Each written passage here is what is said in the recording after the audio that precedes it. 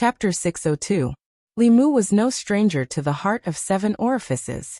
In fact, he was quite familiar with it. It was precisely because of this special physique that the southern and northern sects, Spirit Array faction, and the other sects were relieved to let him comprehend the heavenly book. Every once in a while, Li Mu would give them a portion of the heavenly book he had deciphered. They did not have any doubts about his special physique. In fact, he had only used the clear heart technique. Li Mu had originally believed that the heart of 7 orifices was only a legend. He did not expect that such a constitution really existed. If the princess of Yong, who had been kidnapped by the demonic Tao, truly possessed the heart of 7 orifices constitution, then the worries of this elder from the Yong imperial family were not without reason. Now Li Mu had 10 pages of a heavenly book in his hands. For the last 10,000 years, the demonic path had been searching for and competing for heavenly books. The number of heavenly books they grasped was likely no less than Li Mu's. Although the heavenly books were not extremely powerful offensive magic tools like the sun-shooting bow, every page of a heavenly book was a precious seed. The difference between the sun-shooting bow and the heavenly book was the difference between giving a man a fish and teaching a man to fish. The sun-shooting bow could make a person strong and invincible within the same realm. It could even kill those of a higher realm. It specialized in all kinds of fancy divine abilities, and could break through 10,000 techniques with a single arrow. The heavenly tomes passed down a seed of fire. It wouldn't be of much use in a short period of time, but it would only take 100 years to cultivate a powerful sect and a prosperous country. Compared to the 10,000 years of the demonic path, 100 years was too short. If the demonic path's heavenly tomes were completely deciphered, their strength would undergo a qualitative leap within 100 years. They would sweep away all the other sects and become the only overlord of the 10 continents. Right now, the demonic Tao's strength was not at its peak. Otherwise, even if they chased Li Mu to the ends of the world, they would think of a way to snatch the heavenly book from him instead of just bullying Yong. Hearing the news of the Yong kingdom's heavenly tomes, the 3 grand elders revealed expressions of understanding. The Grand Elder of the Southern Sect, Taoist priest. No wonder. For the past several thousand years, the demonic path has been on the verge of madness in order to obtain the heavenly tomes. Since the establishment of the 6 sects, the 6 sects have suffered large-scale attacks from the demonic path almost every 100 years. None of the 6 sects were fortunate enough to escape. If it weren't for the 6 sects' abundant resources, perhaps they would have long since met the same fate as the state of Yong. The heavenly tomes had been stolen, the princess had been kidnapped, and the secrets of the imperial family had been made known to outsiders. After the matter was resolved, the Yong imperial family immediately gathered their kinsmen and launched a thorough investigation.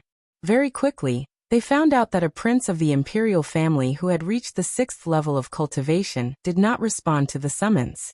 When the experts went to his mansion, they found that he was trapped in the mansion and could not go out. It was from this prince that they found out what had happened.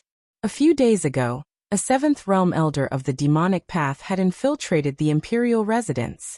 While he was unprepared, the elder captured him and searched his soul. As an important figure of the royal family, he knew all of the royal family's secrets. That 1 page of the Heavenly Sutra as well as the secret of the Princess 7 Orifice's mystical heart had been leaked to the demonic path. The fiend's speed was too fast, and the 5 ancestors had personally taken action. Although Li Mu notified Xianjizi at the first moment, he was still a step too late. That 1 page of the Heavenly Sutra had been stolen was not the most serious matter.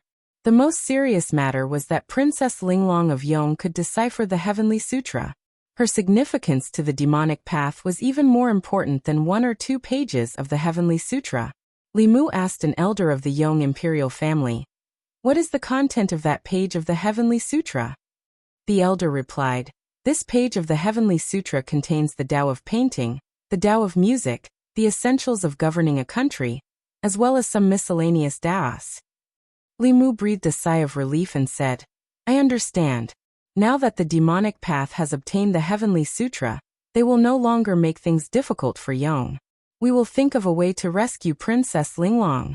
All you need to do is wait patiently." The elder cupped his hands to Li Mu and said, "I will leave Linglong to you, Your Majesty." Princess Linglong had a special constitution and absolutely could not fall into the hands of the demonic path. However, it was unknown where she had been taken. After leaving Yong, Li Mu did not return to the divine capital. Instead, he went directly to the ghost domain. Of all the people he came into contact with, no one was more familiar with the demon sect than Ming Yi. Ming Yi had already handed over his fate soul and boarded Li Mu's pirate ship. Faced with Li Mu's question, Ming Yi had no choice.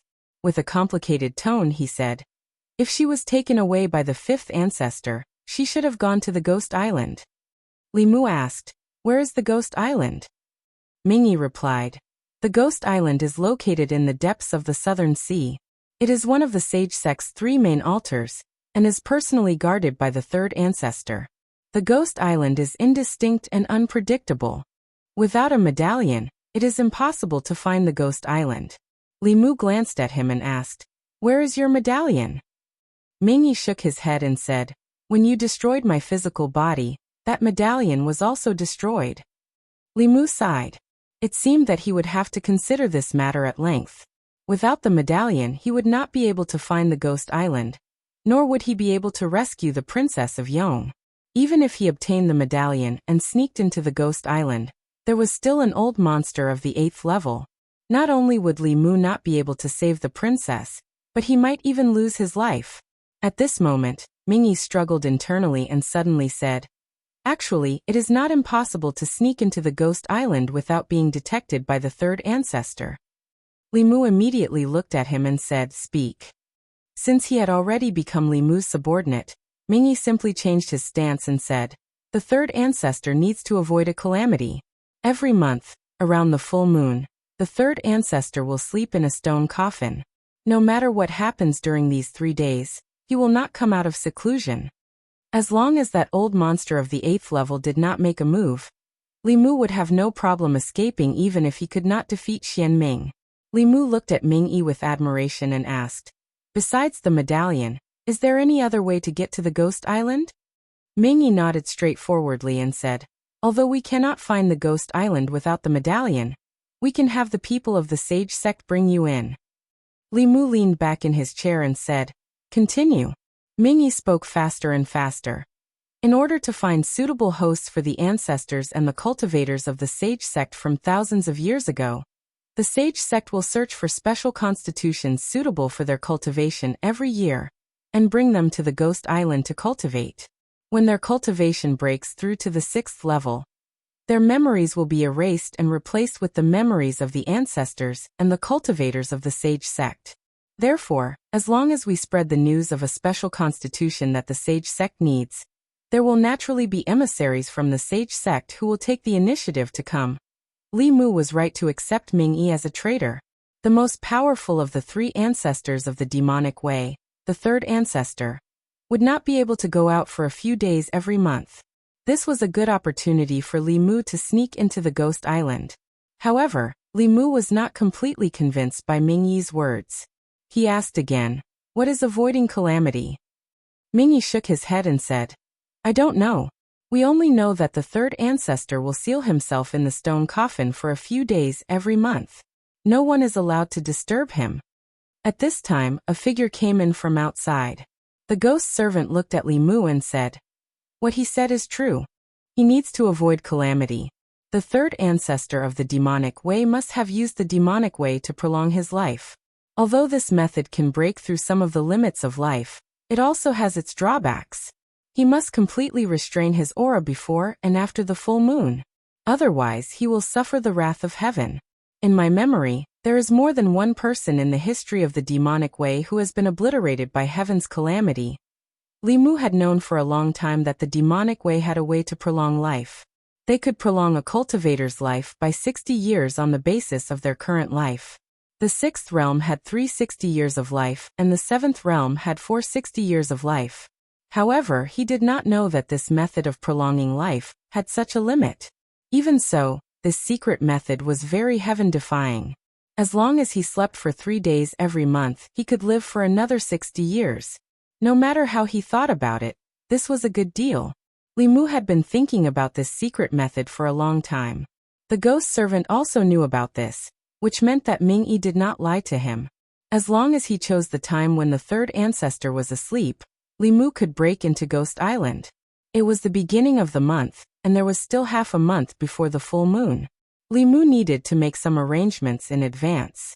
There were many experts on Ghost Island, but the ones that Li Mu truly feared were the third and fifth ancestors of the demonic way. When the time came, the third ancestor would be asleep. As long as the ghost servant was outside, Xian Ming would not be able to do anything to him. Li Mu looked at Ming-Yi with a satisfied expression. He threw a bottle of pills to Ming-Yi and said, "This bottle of soul-nourishing pills is for you." Ming-Yi took the pills and immediately cupped his hands and said, "Thank you, my lord." His injuries had not recovered yet. This bottle of soul-nourishing pills could save him several months of bitter cultivation. Li Mu asked Ming-Yi again, "What other special physiques do the demonic way need?" Ming-Yi thought for a moment and said, "Pure yin, pure yang, 5 elements physique, blood evil physique, etc., have cultivation talent, or are suitable for cultivating a special cultivation method of the Sage Sect. As long as the Sage Sect gets the news, they will definitely send people to snatch them and bring them to Ghost Island to cultivate." Chapter 603. Great Zhou, Hanyang County. Hanyang County was a county on the southern coast of Great Zhou. It was far away from the power, economic, and political centers of Great Zhou. There were not many people in the county, but there were many cultivation sections. There were no major Buddhist sects here, but there were many mountains with abundant spirit qi. It was very popular among itinerant cultivators and small sections. There were more than 100 cultivator sects registered by the Hanyang County government alone. The number of people in these sects ranged from a few to more than a dozen. The largest had about 100 people, while the smallest only had a master and a disciple, each with a single disciple.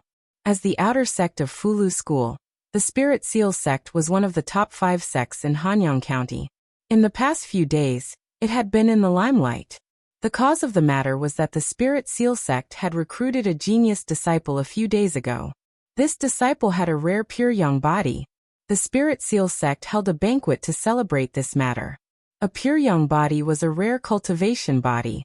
After embarking on the path of cultivation, one's cultivation would naturally progress faster than others, and it would be easier for them to break through to higher realms. It was very popular among the major sections. It could be said that as long as this disciple worked a little harder on cultivation, there was a high chance that he would become a famous figure in the cultivation world in the future. The sect master of the Spirit Seal sect was overjoyed to have such a good disciple. In less than 3 days, this matter was known by everyone in Hanyang County, and it became a topic of conversation among the local cultivators. It's just a disciple. What's there to be proud of? The sect master of the Spirit Seal sect can't wait to let the whole world know. It's easy for you to say. This is a pure young body. If I had a disciple with a pure young body, I would be even more proud than the sect master of the Spirit Seal sect. The banquet would take at least half a month. Some people are born to cultivate. How enviable. The Spirit Seal sect is also lucky. The sect has a bright future. This kind of person will soon be recruited into the ancestral court of Fulu School. The status of the Spirit Seal sect will probably rise in the future. While the entire cultivation world of Hanyang County was discussing this matter, Li Mu waited silently in a room within the Spirit Seal sect. Yi had said that the closer one was to the south, the stronger the demonic path's influence would be and the more spies they would have. For thousands of years, the demonic path had never stopped searching for geniuses with special constitutions. After all, the memories of those demonic path powerhouses could be inherited. But one's cultivation talent depended on the host that inherited the memories. Even the cleverest housewife could not cook without rice. If he randomly found a person to accept the memories, even if he had the experience of these old monsters later on, if he did not have a high cultivation talent and was limited by his physical condition, his achievements would still not be too high. Therefore, the demonic path had extremely high requirements for the host that carried the memories of powerhouses. They would find many geniuses and gather them on the Ghost Island, providing them with unlimited cultivation resources.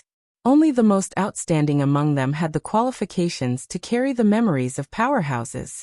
A pure young body was a special physique. Once they received news about it, the Devil Dao people would never let it go. Every time they found a special physique, they would receive generous rewards. Li Mu had already asked the head of the Spirit Seal sect to spread the news for several days. Hanyang County was filled with spies of the demonic path. This news would definitely reach the ears of the demonic path powerhouses. It was late at night.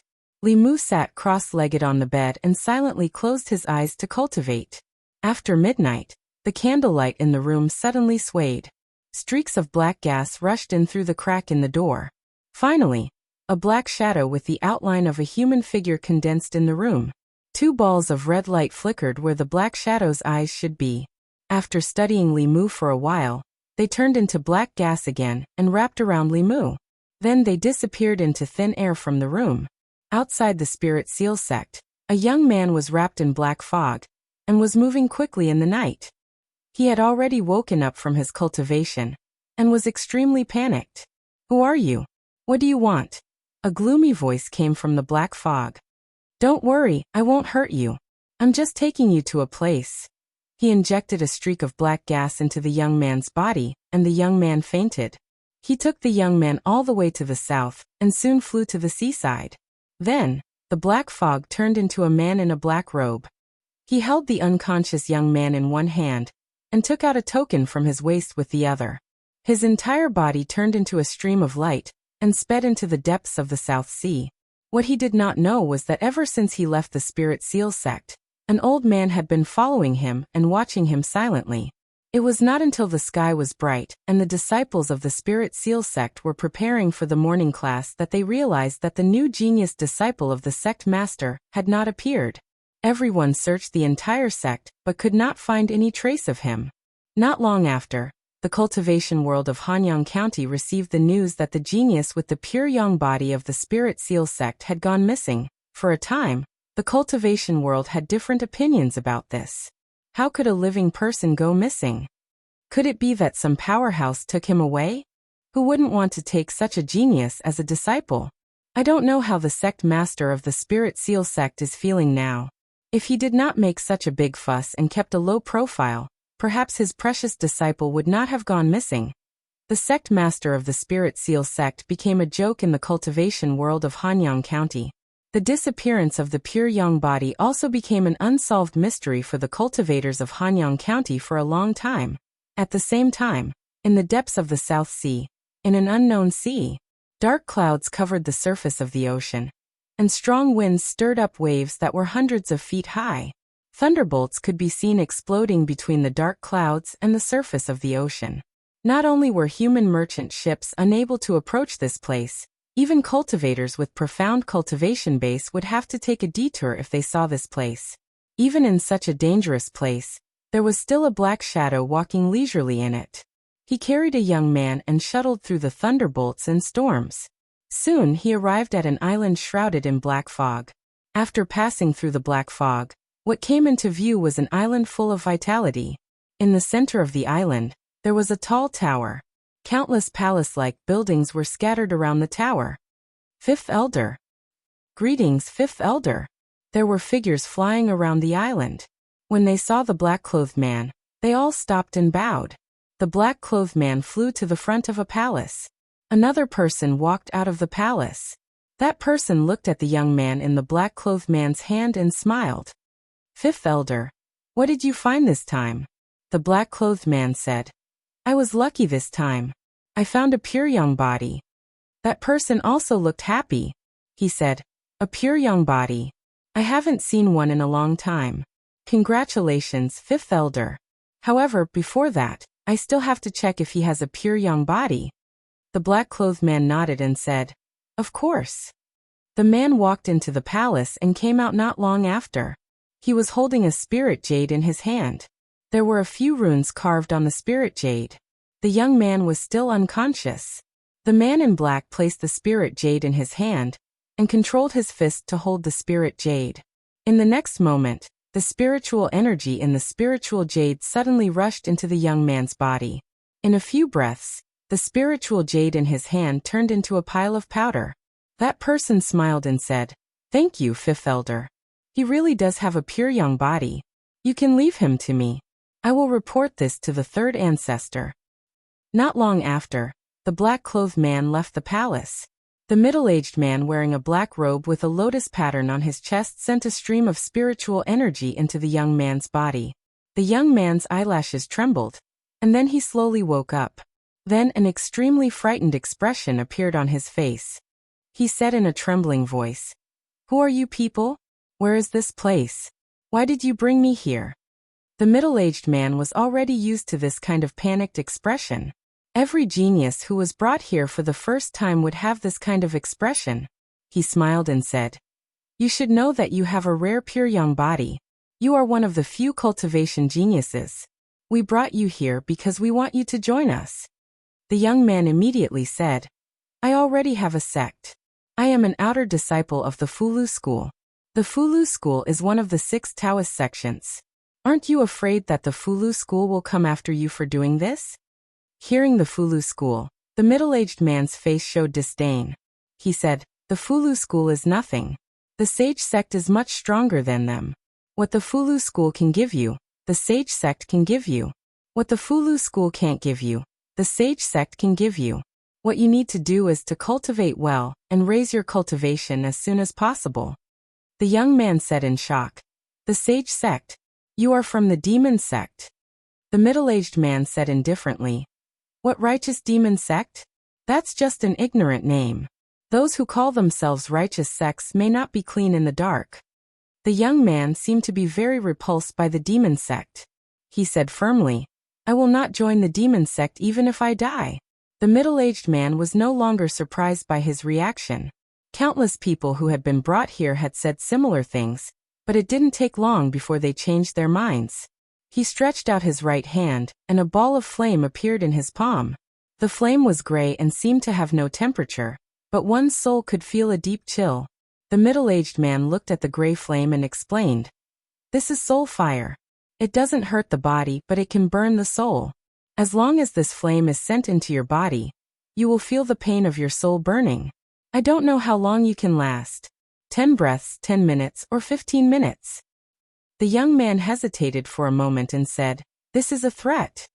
The middle-aged man smiled and said, "This is a threat." The young man looked at him and took a deep breath. He said, "Master said that cultivators must have pride. Even if I die, I can't be threatened by you demon sect people." The middle-aged man said indifferently, "So you want to try?" The young man shook his head and said, "I have never listened to Master." The middle-aged man was stunned for a moment. Then his eyes became playful. He asked, "You mean you are willing to join the demon sect?" The young man looked at the middle-aged man and said seriously, "What demon sect?" "It's the sage sect. From now on, I am a member of the sage sect. Junior greets the sage sect senior." Chapter 604. Ha ha ha. The middle-aged man laughed, then patted Li Mu's shoulder. "It's been a long time since I've met such an interesting junior. What's your name? This seat admires you very much."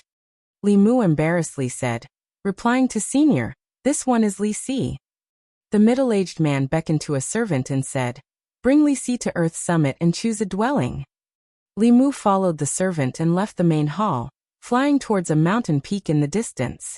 In order to not be discovered, Li Mu sealed the majority of his cultivation within his body. As one of the main altars of the demonic path, Ghost Island had countless experts. He did not dare to release his divine sense to explore. If he was discovered by some old monster, this operation could only be declared a failure. A moment later, Li Mu was brought to a mountain peak by the servant. This mountain was rich in spiritual qi. There were many palace-like buildings on the peak, and at the very front was a large square. Many people were sparring in the square, and when they saw someone flying over, they all looked over. Another newcomer. "I wonder what sort of monster it is this time. Although his cultivation is only at the 4th realm, he's from Earth's summit. His cultivation talent must not be bad. It looks like we'll have another competitor in the future." It's not just one. A few days ago, the woman that Lord Fifth Ancestor personally brought back was actually living in First Hall. I wonder what sort of ability she has to be valued so highly by Lord Fifth Ancestor. Li Mu had already learned from the servant who brought him here that the mountain peaks on the island were divided into 4 grades according to the abundance of spirit chi, heaven, earth, profound and yellow. Among them, the heaven peak was where the elders' immortals' cave residences were located. For a newcomer to be arranged at the earth peak, it was already considered very generous treatment. His gaze swept over the several figures in the square. These people were not very old, about the same age as him. However, the weakest of them was already at the peak of the 4th realm, and there were even some whose auras were no weaker than the 5th realm elders of the Fulu school. If any of these people were placed outside, they would be no weaker than the core disciples of the various large sections. In fact, they might even surpass them. No wonder the demonic path was able to dominate the continent for thousands of years. They had kidnapped a massive number of cultivation geniuses to ensure a steady stream of new blood. The servant led Li Mu through the main hall and came to a Dao palace. He said, "This is where you will be cultivating. Someone will bring you the cultivation resources you need later." With that, the servant bowed to Li Mu and turned to leave. Li Mu held a token in his hand. When he walked into the Dao palace, the token flashed and the doors to the Dao palace opened automatically. Li Mu walked in and found that the interior of the Dao palace was an exquisite little courtyard. There was a garden, a fountain, a fake mountain, and a pond. There was everything one could think of. Cultivating here would make one feel very happy. In addition, the spiritual energy inside the Dao palace was many times denser than outside. Cultivating here for a day was equivalent to cultivating outside for half a month. If one had enough spiritual jades, one's cultivation speed would be even faster. There was no doubt that there was a large-scale spirit-gathering formation under the mountain. Maintaining this spirit-gathering formation required a huge amount of spiritual jades. In order to quickly raise the cultivation of these geniuses, the demonic path had spent a lot of money. The geniuses outside thought that the demonic path had taken a fancy to their talent. Little did they know that the demonic path had taken a fancy to their bodies. The higher their talent, the faster their cultivation would break through, and the closer they would be to death. Li Mu sat cross-legged on a prayer mat in the courtyard, calculating the next step of his plan. He had originally wanted to take advantage of the 3 days the demonic path's 3 ancestors were avoiding tribulation to sneak into Ghost Island and find Princess Linglong of Yong and escape with her. However, his plan had gone awry. The demonic path's 5th elder had appeared later than he had expected. Today was the 2nd day the demonic path's 3 ancestors were avoiding tribulation. After tomorrow, he would come out of seclusion. He would have to wait another month for his next opportunity. When he was outside, Li Mu had inadvertently heard news of Princess Linglong. She was in the 1st Earth Hall, which was also within the mountain. He had to find a way to get in touch with her. Li Mu stayed in the courtyard for a while before someone from the demon sect delivered spiritual jades to him. There were several dozen pieces of spiritual jades, all of which were high grade. He hadn't even made any contributions to the demon sect. Yet he was able to receive resources that not even the core disciples of large sects could easily obtain. It seemed that the demon sect was simply raising these geniuses like pigs. They didn't need to do anything other than cultivate. When the time was right, they would be greeted with a blade. After accepting the spiritual jades, Li Mu went outside. There were still many people sparring in the courtyard. A youth in his early 20s walked over and asked Li Mu, "Newcomer, what is your name and where are you from?" Li Mu revealed a good-natured smile and replied, "Li Si, from the Great Zhou, Hanyang County." The youth also took the initiative to introduce himself. "My name is Jiang Zhua, from the state of Liang." After a simple introduction, the youth asked again, "You've just arrived and you've already moved into the Earth Hall. What is your constitution?" Li Mu replied, "Pure Yang." The youth's face revealed a look of realization. He said, "I see. This kind of constitution is rare. No wonder you can cultivate in the 9th hall." Li Mu pretended to be curious and asked, "What 9th hall? Is there a saying?" The youth said, "Of course there is. You just arrived and didn't know. The rarer the constitution, the higher the Dao Palace, and the more abundant the spiritual energy. Of course, if your cultivation speed is fast enough, you are also qualified to cultivate in the Dao Palaces in front." Li Mu was naturally aware of this. The demon sect chose powerful cultivators to host their memories with the same constitution. This way, after the memories were passed on, they would be able to familiarize themselves with their new body in the shortest amount of time. He looked at the Dao Palace in front and asked, "The person living in the first Dao Palace must have the rarest constitution, or the strongest person, right?" The youth shook his head and said, "I don't know. She just arrived here 10 days ago and has never left. No one knows where she came from. We are all so curious." As the two of them were talking, a few figures suddenly descended from the sky. When the people in the square saw this, they all stopped fighting. After standing still, they respectfully said, "Greetings, fifth forefather elders." Li Mu also followed their example and bowed. When the woman in white with a face like an iceberg walked towards the Dao Palace in front, she suddenly stopped and looked at a figure in the crowd. She said lightly, "Raise your head." In the crowd, a young man raised his head. He looked a little nervous and said respectfully, "Greetings, fifth forefather."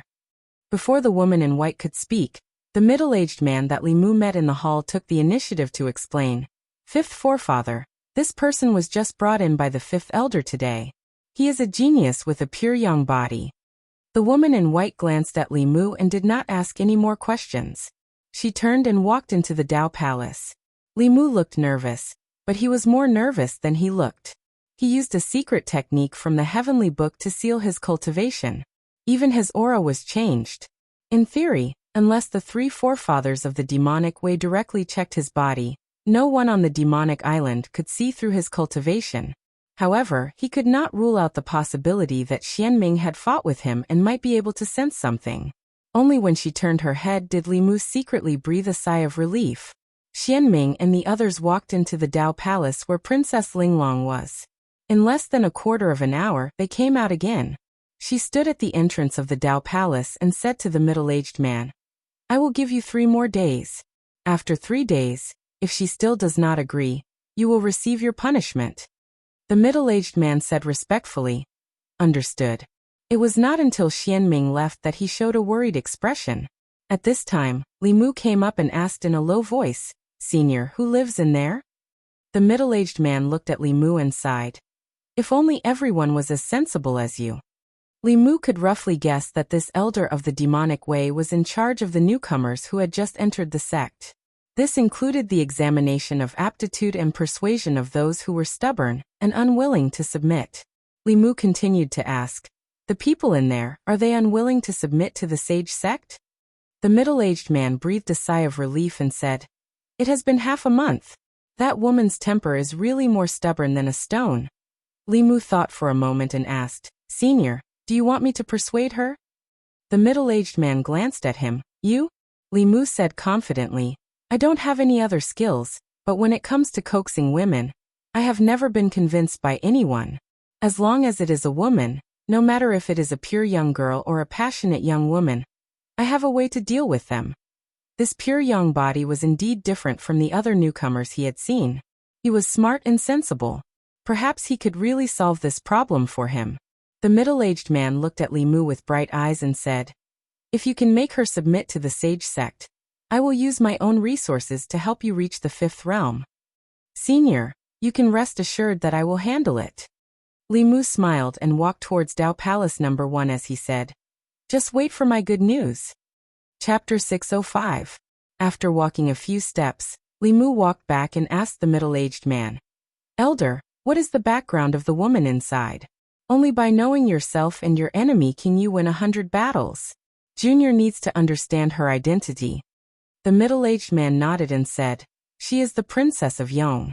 She has a special constitution that is of great use to the sage sect." A moment later, under the gaze of the elder, Li Mu strode into the palace at the very front with his head held high. The doors to the palace were tightly shut. Li Mu glanced back. The elder waved his sleeve, and the doors slowly opened.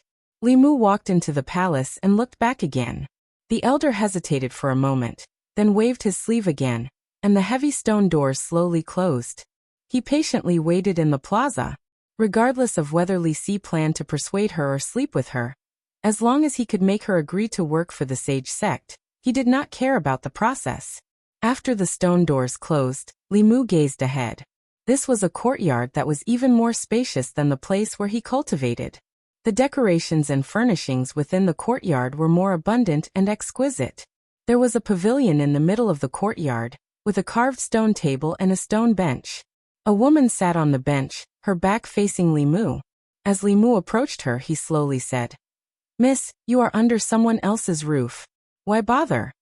The woman did not even glance at Li Mu, coldly replying, "I will not wallow in the mire with the devil sect. You don't need to waste your breath. Get out. This place does not welcome anyone." Li Mu coldly snorted and said, "Do you think you are still the princess of Yong? Let me tell you, this is the sage sect's territory. If you are unwilling to submit to the sage sect, you will suffer in the future. Do you know what it feels like to have your soul burned?" As he spoke, Li Mu had already walked into the pavilion and placed a hand on the woman's shoulder. The woman's body trembled, and her magic leaked out. She angrily said, "What are you doing? Don't touch me." However, in the next moment, her expression froze as a voice rang out in her mind. "Listen, I'm an official of the Great Zhou. This time, I'm here on the orders of the Empress of the Great Zhou to rescue you from Ghost Island. From now on, pretend that you don't know my identity. Don't reveal any flaws. I'll come find you again."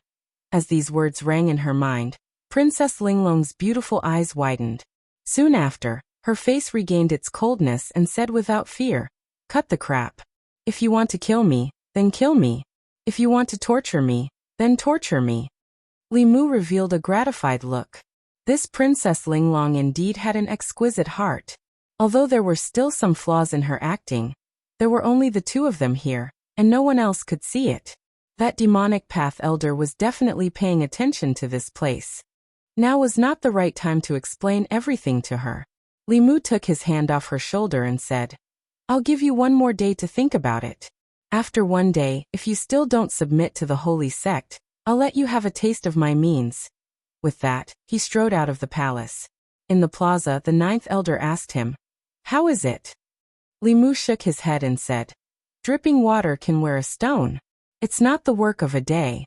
Elder, don't worry. Within 3 days, I'll definitely convince her to change her mind and have her wholeheartedly swear loyalty to the holy sect." As this matter concerned him, the ninth elder was not at ease. He continued to ask, "How do you plan on convincing her?" Li Mu replied, "First I'll use the hard approach, then I'll use the soft approach."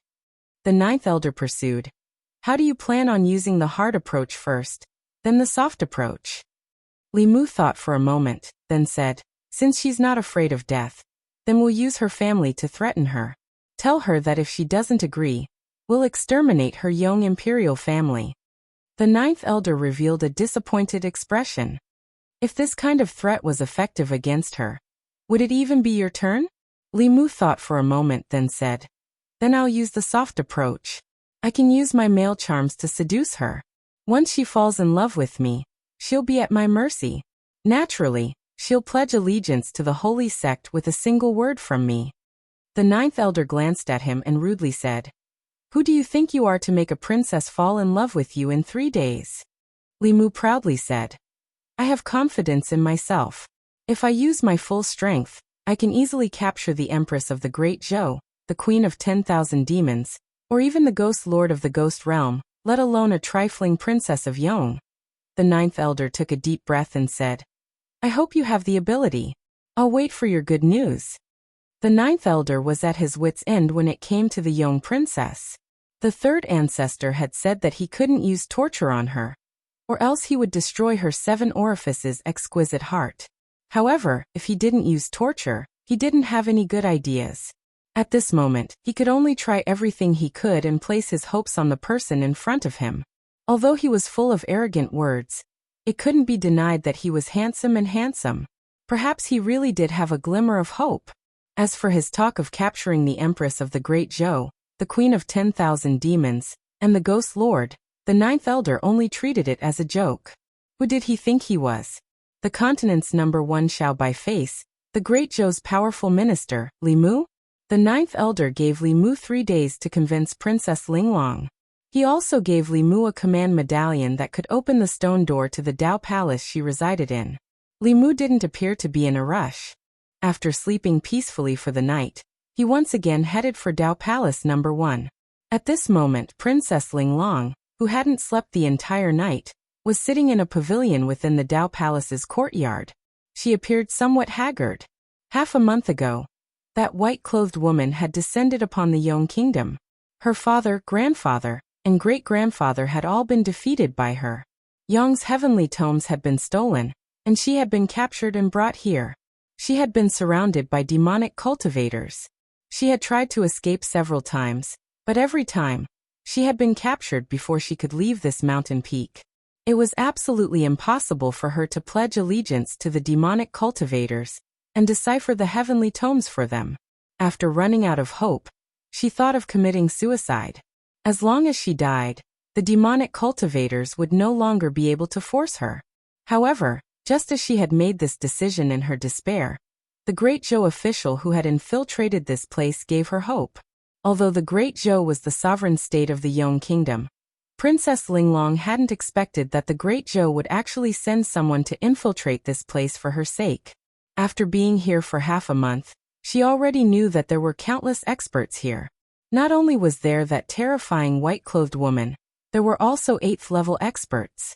Even if the Empress of the Great Zhou came here, she probably wouldn't be able to rescue her. Compared to having another person die in vain, she would much rather have that Great Zhou official never come here. Rumble. The stone doors of the Dao Palace slowly opened, and then slowly closed. The young man who had been here yesterday once again appeared before her eyes. As Li Mu walked towards Princess Linglong, he asked, "A day has already passed. What's wrong? Have you thought it through?" Princess Linglong's voice was still cold. "Even if I die, I won't do anything for the demonic cultivators." Li Mu walked in front of her and shook his head. "You're such a beautiful young lady. It would be a pity if you died. Think about it again." As he spoke, he extended his hand towards Princess Linglong. Princess Linglong immediately understood and extended her small hand to hold Li Mu's hand. This way, the two of them could directly transmit their voices through their bodies and not be heard by anyone else. Princess Linglong transmitted her voice with some uncertainty. "Sir, are you really an official of the Great Zhou?" Li Mu replied. "Other than the officials of the Great Zhou, who else would come to save you? I know everything that happened in the state of Yong. This time, I've come to save you." Princess Linglong took a deep breath and continued transmitting her voice. "This place is filled with experts of the demonic cultivators. You can't save me. You'll only throw your life away." This young lady clearly didn't believe in his strength. Li Mu shot a glance at her and asked, "Then I'll leave?" The faint light in Princess Linglong's eyes dimmed. She nodded and said, "You can leave. If you can return alive, can you make a trip to the state of Yong and tell father and grandfather that Linglong didn't do anything to let them down?" Li Mu said indifferently, "Since I'm already here, I, Li Mu, am not someone who gives up halfway." Princess Linglong suddenly raised her head, her eyes radiating light. She said in disbelief, "Sir, you are Li Mu, Lord Li?" Li Mu looked at her and asked, "You know of me?" Princess Linglong immediately replied, "Of course. Who doesn't know of Lord Li? He helped the Empress pacify the Great Zhou, dealt a heavy blow to the demonic cultivators, established an alliance with the Yao state and the Ghost Realm, and established the peace of the Zhu continent for thousands of years. Many of the officials of the state of Yong view him as a role model." When Princess Linglong spoke of these things, her eyes were filled with light. Li Mu didn't expect that the person he wanted to save would be his own little fangirl. Even though he was thick-skinned, he still felt somewhat embarrassed and said, "You flatter me, you flatter me." Princess Linglong's hand, which was holding on to Li Mu, trembled. She nervously asked, "Sir, are you really Lord Li?" Li Mu nodded and said, "Because I had to sneak into the Ghost Island to save you, I changed my appearance." Princess Linglong's face was filled with anticipation. She asked, "Lord Li, can I ask you a question?" Li Mu knew what she was worried about and said, "Don't worry.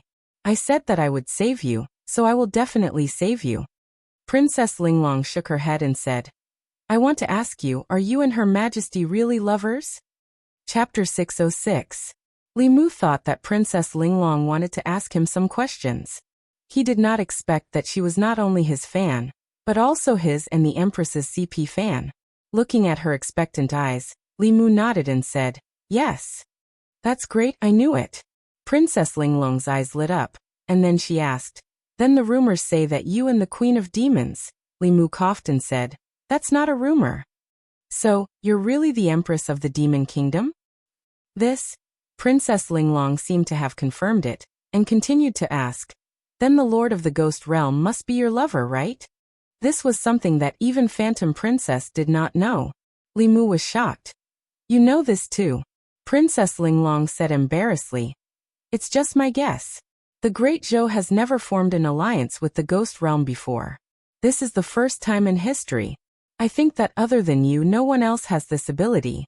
Coincidentally, you were not in the Immortals' capital at that time, and the Lord of the Ghost Realm was a woman." Hearing Princess Linglong's reasoning, Li Mu was speechless. Finally, he could not help but ask, "Even if the Lord of the Ghost Realm is a woman, does that mean that she must be my lover?" Princess Linglong stuck out her tongue and said, "Didn't I guess it right?" Li Mu had to admit that the heart of 7 orifices was indeed the heart of 7 orifices. Her guess was really accurate. This gossip fan of the Yong Kingdom knew him better than he knew himself. Li Mu waved his hand and said, "All right, the most important thing now is to get you out of here." Princess Linglong calmed down and asked worriedly, "This place is so heavily guarded, and there are experts like the woman in white. How are we going to leave this place?" "You don't have to worry about that. Since I can come here, I have a way to get you out of here."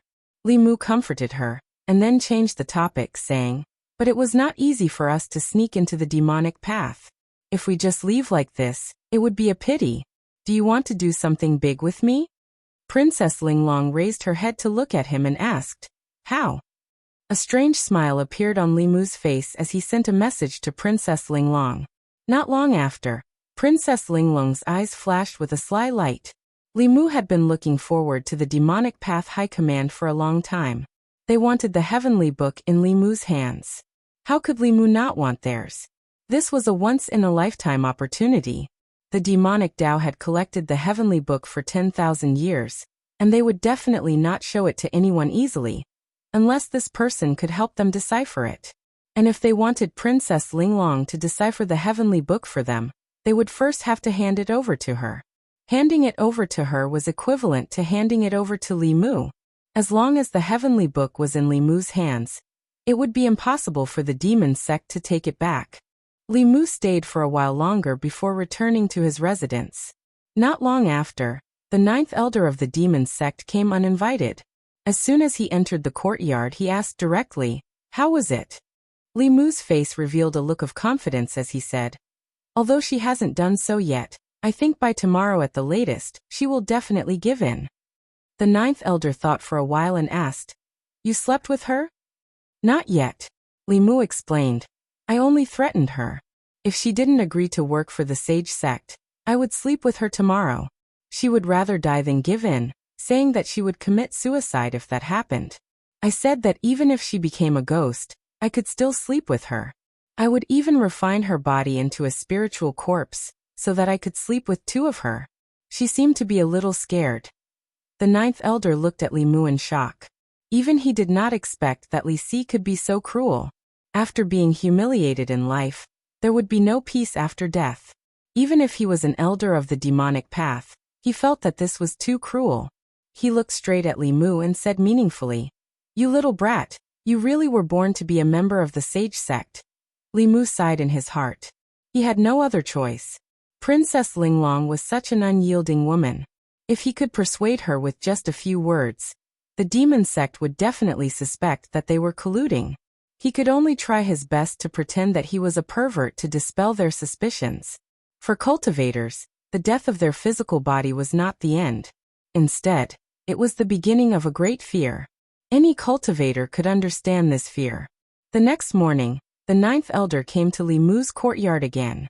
His face was full of smiles as he said, "She has already agreed to work for the sage sect. You really are something." Li Mu said embarrassedly, "Thank you for the praise, 9th elder. You promised me." The ninth elder waved his sleeve and a bottle of pills flew over. Limu reached out and caught it.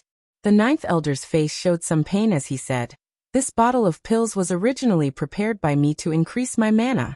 For you, I refined it again and diluted the medicinal power. Take one pill every day and use it carefully. If there are no accidents, you will be able to break through to the 5th level in a month." Limu pretended to be ecstatic and said, "Thank you, ninth elder." The ninth elder waved his hand and said, "Let's put the matter of the pills aside for now. Come with me." Limu asked, "Where to?" The ninth elder looked at him and smiled meaningfully. He said, "Princess Linglong has agreed to work for the sage sect. However, there is one condition. You must accompany her for a month." Limu heard this and his face changed. He immediately said, "Ninth elder, this can't be. This can't be. I said a lot of things to her yesterday. She will kill me." The ninth elder shook his head and said, "Don't worry. At most, you will suffer a little. You won't die." Limu shook his head again and again. His voice was trembling. "Ninth elder, you can't do this. I have contributed to the sage sect. I have contributed to the sage sect." The ninth elder said helplessly, "This is the order of the 5th elder. No one can go against it. You should come with me." After saying this, he put his hand on Limu's shoulder. The two of them disappeared and reappeared in the square outside. In the square, Princess Linglong was already standing there. She held a long whip in her hand and stared at Limu. Her eyes were burning with humiliation. The ninth elder looked at Limu with pity and said, "You may suffer a little. Bear with it and it will be over. The sage sect will compensate you in the future." After saying that, he gently raised his hand and Limu flew towards Princess Linglong involuntarily. Whoosh! The long whip in Princess Linglong's hand was swung over without hesitation. A whip mark appeared on Limu's clothes. After that, she shook her hand slightly, and the sky was filled with whip shadows. They all landed on Limu. On the earth peak, many of the demon sect's geniuses saw this scene and could not help but shiver. What's going on? Fighting is forbidden on the island. Why doesn't the ninth elder do anything? Where did this girl come from? How can she not follow the sect's rules? This girl is not to be trifled with. I must stay away from her in the future. Seeing that the new genius was being beaten up by this girl alone, none of the elders stepped forward. The rest of the people felt a chill in their hearts. They had already listed her as an existence not to be trifled with. Only a few elders knew the inside story. This kid looked handsome and elegant, but his thoughts were cruel and perverted. However, if he had not angered this girl, she would not have agreed to work for the sage sect so quickly. It had to be said that this pure young body was even more demonic than the demonic path. He was born to be a disciple of the sage sect. Not long after, the young man was lying on the ground like a pile of mud. Princess Linglong's chest rose and fell for a long time, before she gradually calmed down. The hatred in her eyes disappeared a little. She said to the girl in white floating in the air, "Give me the heavenly book." The girl in white waved her hand and a page of the heavenly book flew over slowly and landed in her palm. Princess Linglong asked, "This is only one page." The girl in white said, "We will talk about the rest after you finish deciphering this page." Princess Linglong frowned and said, "If I ask you to do only one thing for 24 hours a day, you will also be annoyed. I can only decipher one page of the heavenly book for 4 hours at most. In order to finish it as soon as possible, you better give it all to me." The girl in white did not agree. Princess Linglong said disdainfully, "Are you afraid that I will run away with the heavenly book? What a joke. This is your place. With you, a few 7th-level cultivators, and an 8th-level cultivator, if I had the ability to escape from here, would I still be caught by you?" The girl in white still did not say anything. Instead, 2 rays of light flew over from the tower in the center of the island. When the rays of light flew close, they turned into 2 pages and landed in Princess Linglong's palm. Since the 3rd Grandmaster had already decided, the girl in white did not say anything. She only looked at Princess Linglong and said, "During the period of deciphering the heavenly book, if you have any requests, you can ask at any time." Princess Linglong said, "I don't have any requests. Just don't bother me. If I am annoyed, I will not be able to decipher the heavenly book. The girl in white said. From now on, no one will disturb you. However, every 3 days, you have to engrave the contents of the heavenly book into a jade scroll and send it out.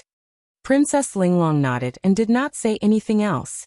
She bent down and grabbed Li Mu by the collar and dragged him into the palace, leaving a clear trail of blood along the way. Seeing this, the group of demonic cultivators could not help but speak. So pitiful.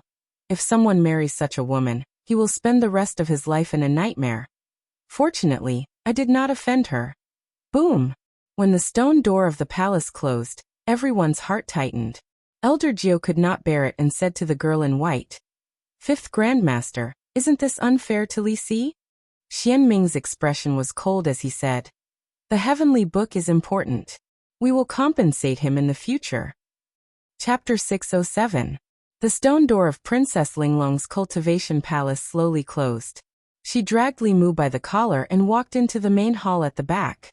Then the two figures disappeared on the spot. On the ghost island on the high tower, Xian Ming looked at the third ancestor and said, "She entered the flask space." The third ancestor said slowly, "It's absolutely quiet there. It's good for her to comprehend the heavenly book. Let her be. She can't escape from our hands." Xian Ming nodded and asked, "Should we inform them to send the rest of the heavenly books?" The third ancestor shook his head and said, "No need to rush. Let's wait until she finishes deciphering the 3 pages of the heavenly book. Is there any news about Feng Yi?" Xian Ming said. The spies of the ghost realm said that Feng Yi has become the subordinate of the ghost lord. The third ancestor thought for a moment and said, "That person has the sun-shooting bow. We can't blame him. When the time is right, I'll personally go to the ghost realm and help him escape." When the sun-shooting bow was mentioned, even the third ancestor of the demonic path showed a trace of fear in his sunken eyes. Even in his 10,000 years of memories, the 3 words sun-shooting bow were the most terrifying. There was no other. The black dragon Ao Xian, who was once a nobody, became the nightmare of an entire generation of powerhouses in the continent with this bow. At this moment, in Princess Linglong's storage space, she touched Li Mu's body in a panic and said in a trembling voice, "Lord Li, are you okay? Did I hit you too hard just now? I should have been gentler." "I'm fine. If you didn't hit me hard, they might not have believed you." There was a price to be paid for being a spy. Li Mu knew this better than anyone else. It was easier said than done to dispel the suspicions of these old monsters of the demonic path. Without paying a price, how could he gain their trust? Compared to the 3 pages of the heavenly book, this injury was nothing. After all, it was not like he had never experienced something like this before.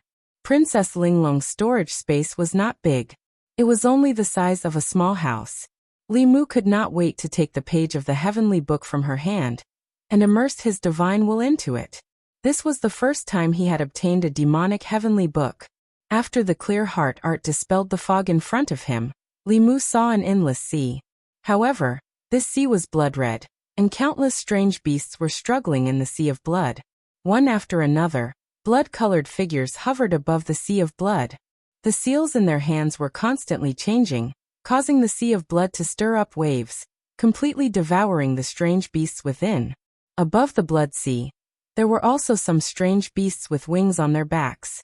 They let out ear-piercing cries and charged towards the crowd above the blood sea. The crowd frantically attacked this strange beast, but it was to no avail. In the end, countless figures flew out. Their bodies turned into balls of bloody light that wrapped around the strange beast. Then, both of them sank into the sea of blood and disappeared without a trace.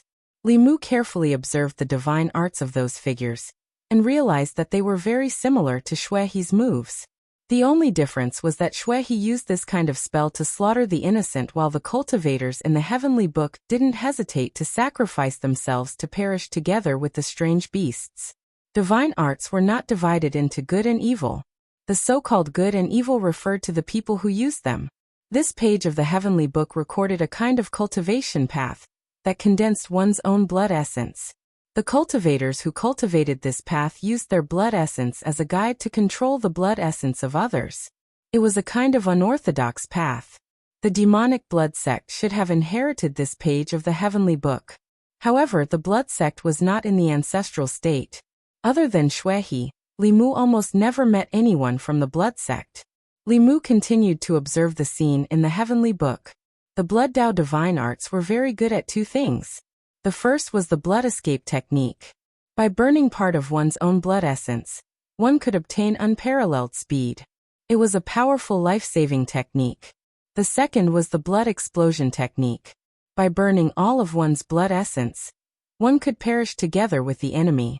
If the timing was right, one could drag an enemy who was a realm higher than oneself to death with them. Every path of cultivation had its weaknesses and strengths. The weakness of the blood Dao divine arts was that using spells would consume one's blood essence. However, the advantage was also obvious. Every opponent of the blood Dao divine arts had to be careful in the process of battle to prevent the blood Dao divine arts cultivator from perishing together with them. In the heavenly book, there were too many strange beasts and they were too powerful.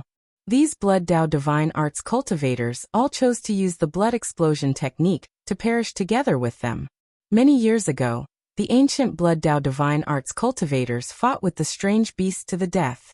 Now the inheritors of the blood Dao divine arts were endangering the continent. If these ancestors knew about this, how would they feel? When Li Mu sat cross-legged on the ground to comprehend the heavenly book, Princess Linglong squatted beside him. She took out a handkerchief from her bosom and wanted to wipe the blood on him. However, she was worried that if she went out, she would arouse suspicion. So, she stretched out her hand several times before finally retracting it. After an unknown period of time, Li Mu slowly opened his eyes.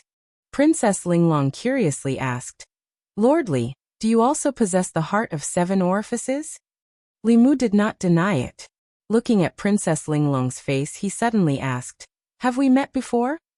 Princess Linglong repeatedly waved her hands. No. I have never left the Yong Kingdom before. How could you possibly have seen me before?" Li Mu did not ask any further. Waving his hand, he said, "You are a princess. There is no need to address me so respectfully." A princess of the Yong Kingdom was still a princess. Li Mu was a subject of the Great Zhou. According to etiquette, unless he became the true empress, her status was still higher. Princess Linglong thought for a moment before gathering her courage. "You should be older than me. Can I call you Big Brother Li?" At this moment, Li Mu felt an inexplicable sense of guilt. What sisters did he have around him? In the end, they all became lovers. The empress had already made him write a small notebook. Li Mu did not dare to casually acknowledge any sisters. At this moment, Princess Linglong continued, "Big Brother Li, can I? I like you and Her Majesty the Empress the most." Since the CP fan had already said so, Li Mu had no reason to refuse. If the Empress knew that the two of them had such a CP fan, she would probably be very happy. Li Mu shrugged his shoulders and said, "If you want to call me that, then call me that." Princess Linglong immediately laughed. Grabbing Li Mu's arm, she said, "Big Brother Li, I really did not expect that you would come to save me. Before you came, I was already prepared to commit suicide." Princess Linglong's age was about the same as Xiaobai and Wanwan. Li Mu treated her like how he treated Xiaobai normally. He gently patted her head and said, "Don't worry. Wait for another month, and I will bring you away." Li Mu handed the Blood Dao Heavenly Book to her and said, "This page of the Heavenly Book. You can comprehend some of the less powerful abilities. When the time comes, you can deal with them." The demonic Dao was also cautious. They wanted her to give feedback every 3 days. It was obviously impossible for her to not give anything after 3 days. Li Mu used Blood River's memories to filter out some of the things that the demonic Dao had already comprehended. At that time, they would not be able to say anything. After that, Li Mu picked up another page of the Heavenly Book. After his divine will entered the Heavenly Book, Li Mu realized that the contents of the Heavenly Book were not unfamiliar to him. This page of the Heavenly Book recorded the corpse cultivation Dao, which was the Dao that Xianming cultivated. At the same time, the corpse sex orthodoxy was passed down from this page of the Heavenly Book. In ancient times, as long as it was in existence with self-awareness, it had its own Dao of cultivation. The corpse Dao was on par with the ghost Dao, the demonic Dao, and the human Dao. It was a supreme great Tao that could nurture a ninth realm expert. This page of the heavenly book was no less useful to the cultivation world than the demonic Tao. The Ghost Tao heavenly book was even more valuable than the heavenly books of the 6 sections. For thousands of years, these heavenly books were controlled by the demonic Tao. As a result, most of the corpse cultivators and blood cultivators came from the demonic Tao. This caused the originally undifferentiated Tao to become the demonic Tao in people's hearts. The contents of the Corpse Tao heavenly book were not much different from the rest of the heavenly books.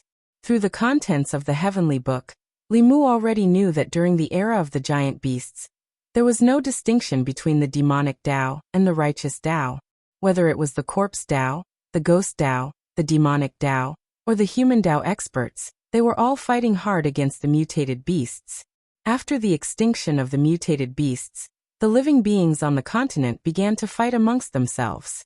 The human Tao gradually evolved into the Buddhist Tao, the Taoist Tao, and the 100 schools of thought, which opposed the demonic Tao and the Ghost Tao. The Corpse Tao, the Blood Tao, and a portion of the Ghost Tao became the demonic Tao. Today Li Mu unified the 4 Buddhist sects, the 5 Taoist sects, the demonic Tao, and the Ghost Tao. If he had 1 or 2 more 8th realm experts, he would be able to suppress the Xuanzong sect and fight against the demonic Tao. Not long after, Li Mu put down this page of the heavenly book. When he turned to look at Princess Linglong, he saw that she was holding the last page of the heavenly book. Her face was red, and he wondered what she had seen. Li Mu patted her shoulder gently. She seemed to be frightened and hurriedly threw the heavenly book in her hand to the ground. Li Mu picked it up and immersed his consciousness into it. After a while, his old face was a little red, and he immediately withdrew his consciousness.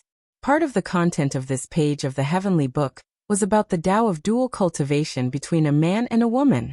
The Hahuan sect of the demonic Tao probably originated from this. If the Tao of dual cultivation were to be shown in an image, the visual impact would be quite big. Ordinary innocent girls would find it hard to control themselves. Li Mu was different. Li Mu had experience in this kind of thing, so he could definitely read it with a learning attitude. Princess Linglong sat cross-legged in front of Li Mu. Her face was red, and her hands were clasped together as if she didn't know where to put them. Li Mu comforted her by saying, "You're still young. The content of this page of the heavenly book is not suitable for you to read. Let me do it." After saying that, Li Mu immersed his consciousness into the page again. The style of this page of the heavenly book was different from what Li Mu had seen before. Ordinary people who didn't have any experience, or whose temperament was not enough, would often find it hard to control themselves. Li Mu looked at it with a learning attitude for a while, and soon discovered that this page of the heavenly book didn't only contain the Tao of dual cultivation. Other than that, it also contained part of the array, illusion, charm, and various other mystiques. Among them, there was a mysterious array that Li Mu had never seen before that caught his attention. A few key positions of this array were filled with huge supreme-grade spiritual jades. A few extremely old men, who looked like they could die at any time, sat cross-legged in the array. With the activation of the array, those supreme-grade spiritual jades instantly turned into dust. At the same time, above the array, a black whirlpool appeared. As the whirlpool continued to spin, the wrinkles on the foreheads of the few old men in the array began to reduce rapidly. The dark spots on their faces gradually disappeared, and their snow-white hair began to return to black from the roots. Chapter 608. Seeing this scene, Li Mu's eyes suddenly narrowed. This was a lifespan extension method. The appearance of these old men was very similar to the Tianjizi that Li Mu had seen before. This was a sign that their lifespan was nearing its end, and they were about to die. But through this formation, they seemed to have regained some of their lost lifespan. This was the lifespan extension method that Li Mu had been longing for a long time. The lifespan extension method of the demonic path was hidden in this page of the heavenly book. Li Mu carefully observed this formation, and gradually more information poured into his mind. This formation was called the sky-stealing formation, which meant to steal the lost lifespan from the heavenly Tao. The formation was extremely complicated, and the resources consumed each time were immeasurable. But the function of the formation was also obvious. It could extend the lifespan of a cultivator who was nearing the end of his lifespan by another 60 years. Most cultivators would be willing to pay any price for this. In addition, Li Mu also saw the memory inheritance method that the demonic path experts had been using.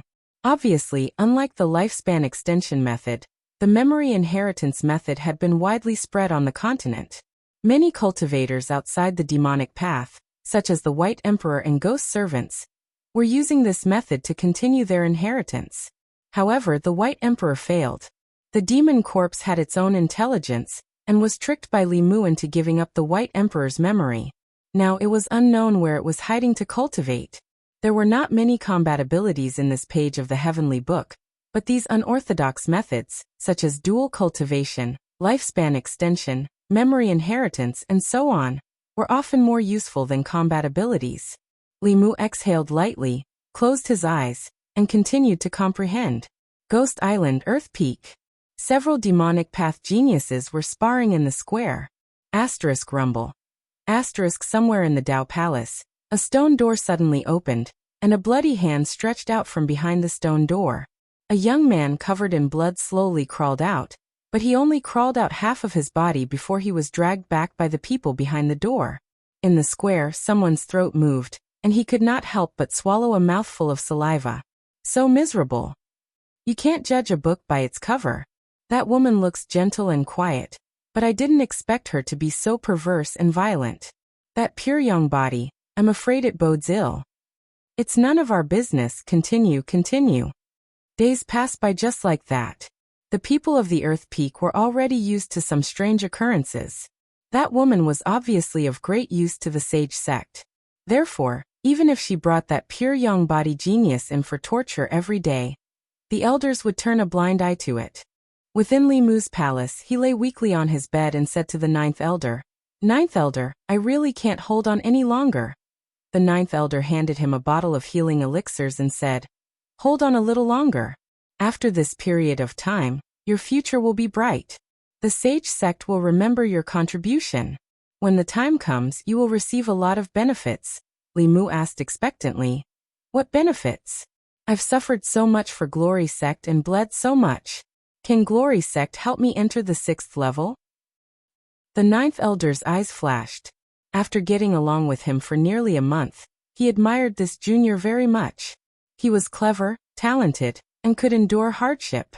There weren't many people like him in the sage sect. The ninth elder even thought of taking him as a disciple. After a moment of silence, he said, "After entering the 5th level, your cultivation must slow down. It's best if you don't break through within 10 years. Li Mu was puzzled and asked, "Why?" The ninth elder shook his head and said, "There's no why. Just remember my words. I won't harm you." With that, he turned and left. Li Mu looked at his departing figure with a trace of surprise in his eyes. The demonic Dao geniuses outside didn't know that the demon sect gave them unlimited cultivation resources to raise them like pigs. The fattest pig that grew the fastest would be the first to be slaughtered. Similarly, the person who cultivated the fastest wouldn't be far from death.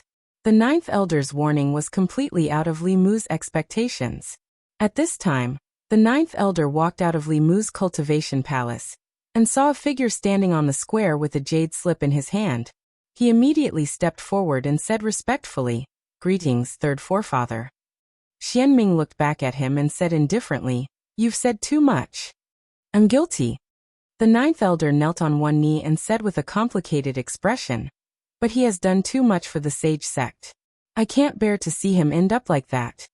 Just this once." Xianming said lightly and flew to the tower. The ninth elder breathed a sigh of relief. When he came to his senses, he found that his back was wet with cold sweat.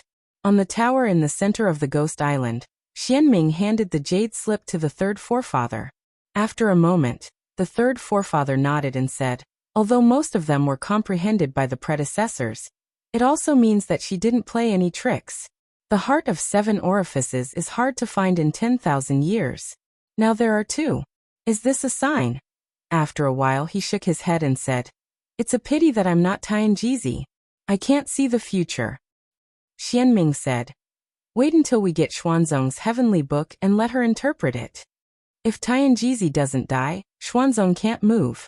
The third forefather closed his eyes and said, "It's about time. I'm going to start avoiding the tribulation. I'll leave this to you." Just after noon, Li Mu stood in the courtyard and saw endless black fog gushing out of the tower in the center of the ghost island, completely enveloping the tower. Having finished reading that page of the heavenly book, Li Mu knew very well that cultivators who obtained lifespan extension through the great sky-stealing array would face a heavenly tribulation every month. They had to conceal their aura and deceive everyone to survive the heavenly tribulation. This tower was used to conceal one's aura and hide from the heavenly secrets. Seeing this, Li Mu walked out of the palace. In the square, several geniuses of the demonic path saw him and couldn't help but mock him. "Yo, you still have the face to come out. Why is such a person still alive? If I were you, I'd rather die." In the past month, they had seen Li Mu being tortured every day. At first, they sympathized with him, but later, they despised him. The existence of such a person was an insult to geniuses like them, and also an insult to men. In the face of everyone's mockery, the ninth elder's face darkened. He said, "Shut up, all of you."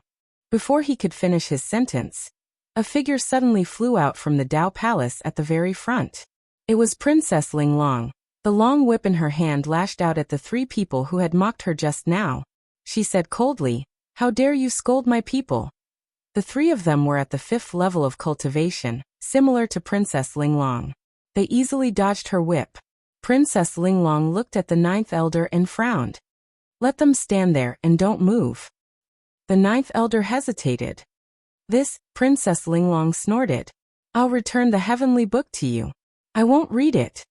The Glory sect had spent a lot of effort, and Li Si had shed a lot of blood and suffered a lot to convince this lady. If she went back on her words, no one present would be able to escape punishment. The ninth elder's face changed. He pointed at the three people and said, "You guys come here and don't move." The ninth elder said. Although the three of them looked sullen, they still stood there obediently. Princess Linglong waved the whip in her hand for a while, and it did not take long for them to become as pitiful as Li Mu. Princess Linglong seemed to be tired. She put away her whip and pulled Li Mu's collar. "Come with me." Seeing Li Mu being dragged into the Holy Ji Palace, the ninth elder had a puzzled look on his face. He muttered, "Have they developed feelings for each other?" He just couldn't figure out what was going on with the youngsters no matter how hard he tried. He tossed 3 medicinal pills to the 3 people who had looks of grief and indignation on their faces and said indifferently, "Idiots, what do you mean by that expression? I'm saving you. If you anger her, the 3rd ancestor and 5th ancestor will blame you. None of you will be able to escape." The 3 people trembled. At this moment, not only did they raise their guard against the lady, but they also placed Li Si in the list of people not to be trifled with. At this moment in the Taoist palace, Li Mu held Princess Linglong's hand and transmitted his voice to her. "You were too impulsive just now." Princess Linglong was still angry. "I just didn't want them to scold you like that." Li Mu didn't expect that in his lifetime, he would have a fan who would blindly defend him. He could only comfort her. "It's all an act anyway. We'll be leaving soon.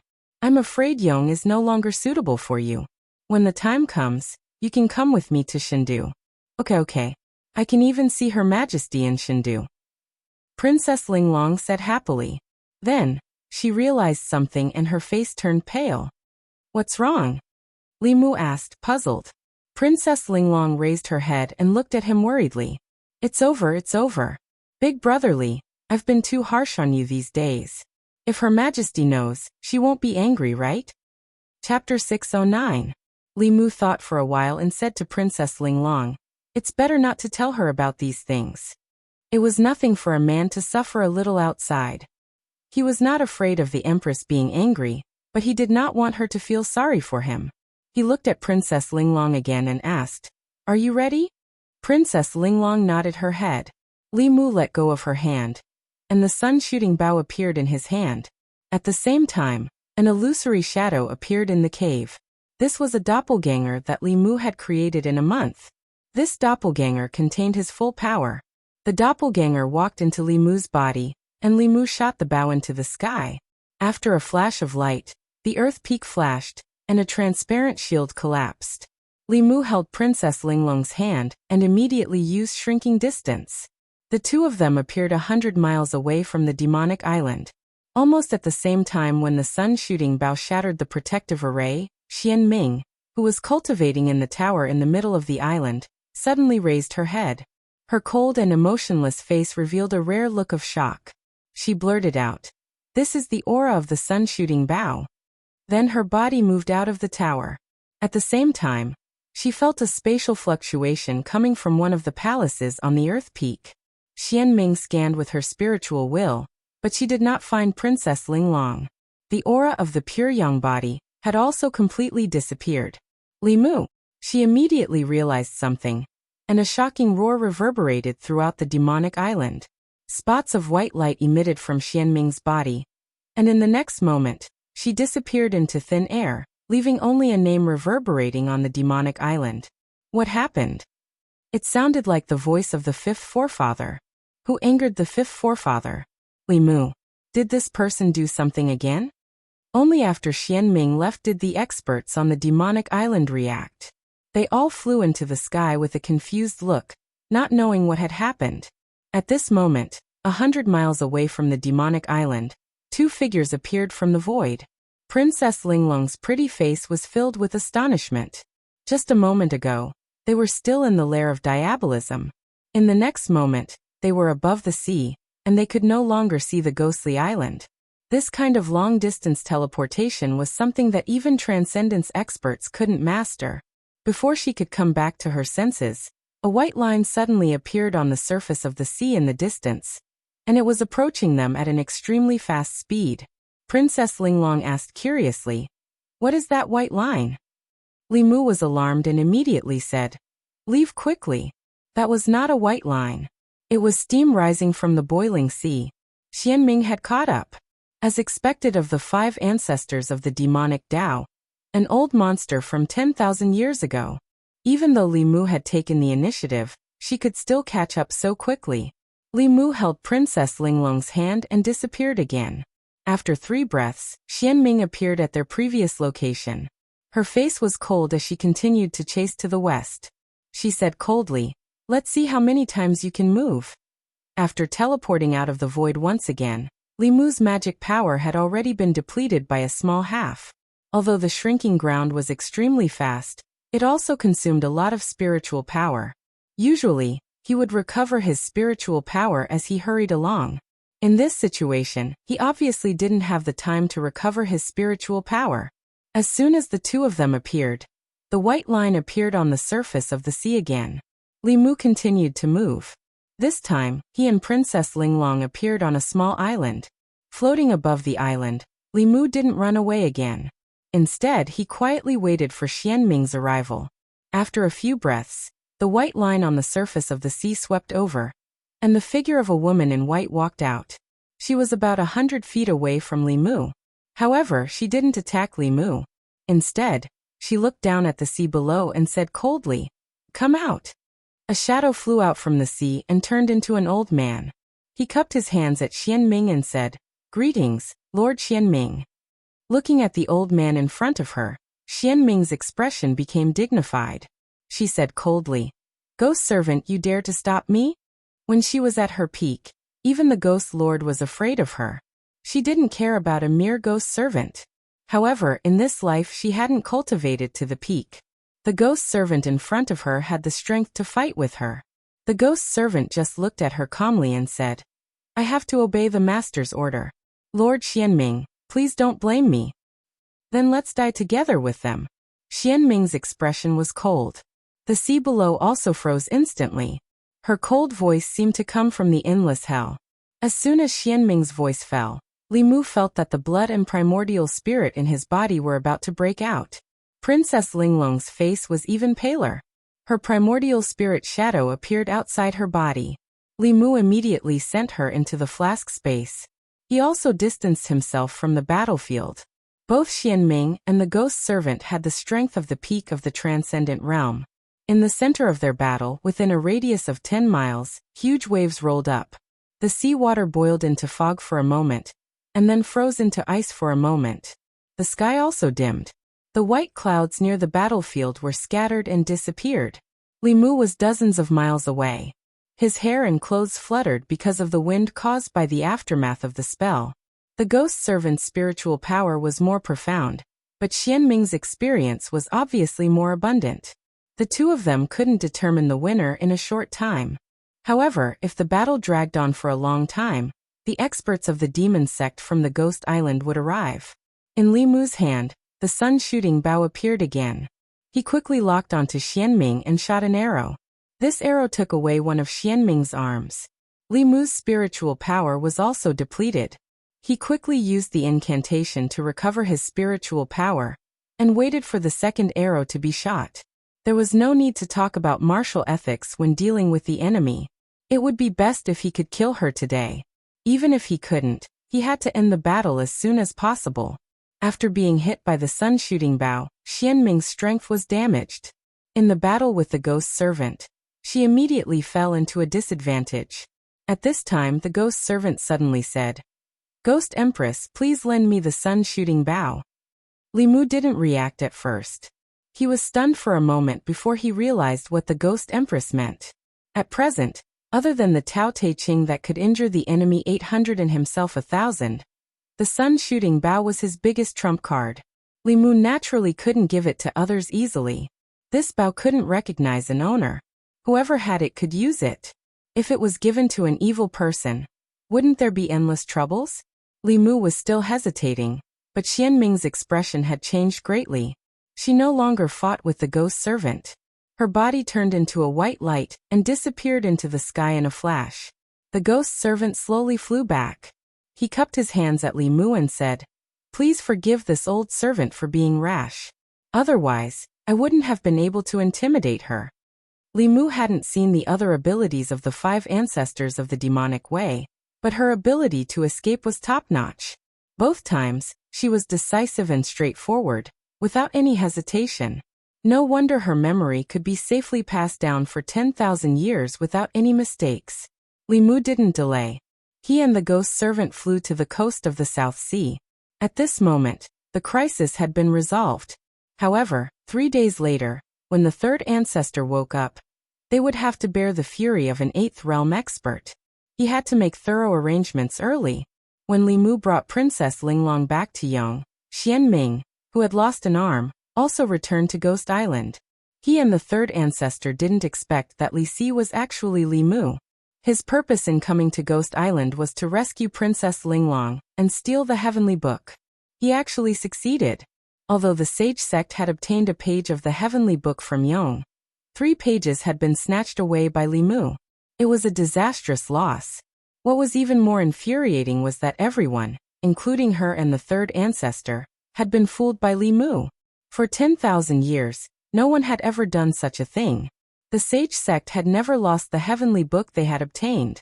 The commotion at the Earth Peak was too great.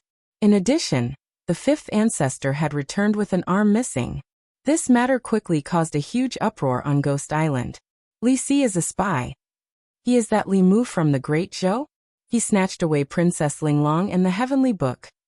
Countless demonic path powerhouses were shocked speechless by this news. No one doubted Li Si because he was brought back by their own people. It was even more impossible for them to think that he was Li Mu. Who was Li Mu? The future headmaster of the Fulu school, the official of the Empress of the Great Zhou, the only demon empress of the Queen of the Thousand Demons, the man behind the Ghost Lord of the Ghost Realm. He single-handedly influenced the situation of the mainland, and was the #1 enemy of the Sage sect. He was the man with the most power and the most prominent status on the mainland. Who was Li Si? A good-for-nothing who was ravaged by women every day. Who would have thought that they were the same person? The 5th elder is in trouble this time. He was the one who brought Li Mu back. He can't escape responsibility. There is no doubt about the 5th elder's loyalty. I'm afraid that the 5th elder had been tricked by Li Mu from the beginning. This person knows when to yield and when to stand tall. He is the most difficult enemy of the Sage sect. If he escapes this time, there will be endless trouble in the future. In the midst of the crowd's discussion, the 5th elder's face was ghastly pale, and he gradually collapsed to the ground. Ninth Elder's face was lifeless as he clenched the medicinal pill he had concocted for Li Si. With a bang, he crushed the jade bottle. Chapter 610. Father. Mother. In the Yong Imperial Palace, Princess Linglong threw herself into the arms of a graceful and noble woman, tears streaming down her cheeks. After being abducted by the demon sect, she never thought that she would ever see her parents again. The woman's eyes were also brimming with tears. Holding her daughter's face, she asked with concern, "My poor daughter. You must have suffered a lot." Princess Linglong gazed at Li Mu. She hadn't suffered at all. The one who had truly endured humiliation and suffering was Li Mu. Wiping her tears, she looked at the woman and said, "Mother, don't worry. With Big Brother Li here, they didn't do anything to me." The young emperor and empress respectfully bowed to Li Mu, gratefully saying, "Many thanks, Lord Li. If it weren't for Lord Li, my daughter would likely have met with misfortune." Li Mu waved his hand and said, "You're welcome. This is what the Great Zhou should do." The Yong Empire paid so much protection money to the Great Zhou every year. This was the purpose of the protection money. Soon after, Li Mu said, "Although I've already brought Linglong back, the danger from the demon sect has yet to be resolved. In 3 days, one of the demon sect's 3 patriarchs, an 8th-level expert, will awaken from his slumber. It's very likely that he will take revenge on the Yong Empire. We need to prepare early." When everyone heard this, their faces were filled with worry. The Yong Empire was already unable to resist the 7th-level demon sect's 5 patriarchs. If an 8th-level demon sect's 5 patriarchs came, the Yong Empire would be in danger of annihilation. Seeing their worry, Li Mu said, "Don't worry. I've already made arrangements. Even if the demon sect's 3 patriarchs really descend upon the Yong Empire, there is no need to fear them." Who was Li Mu?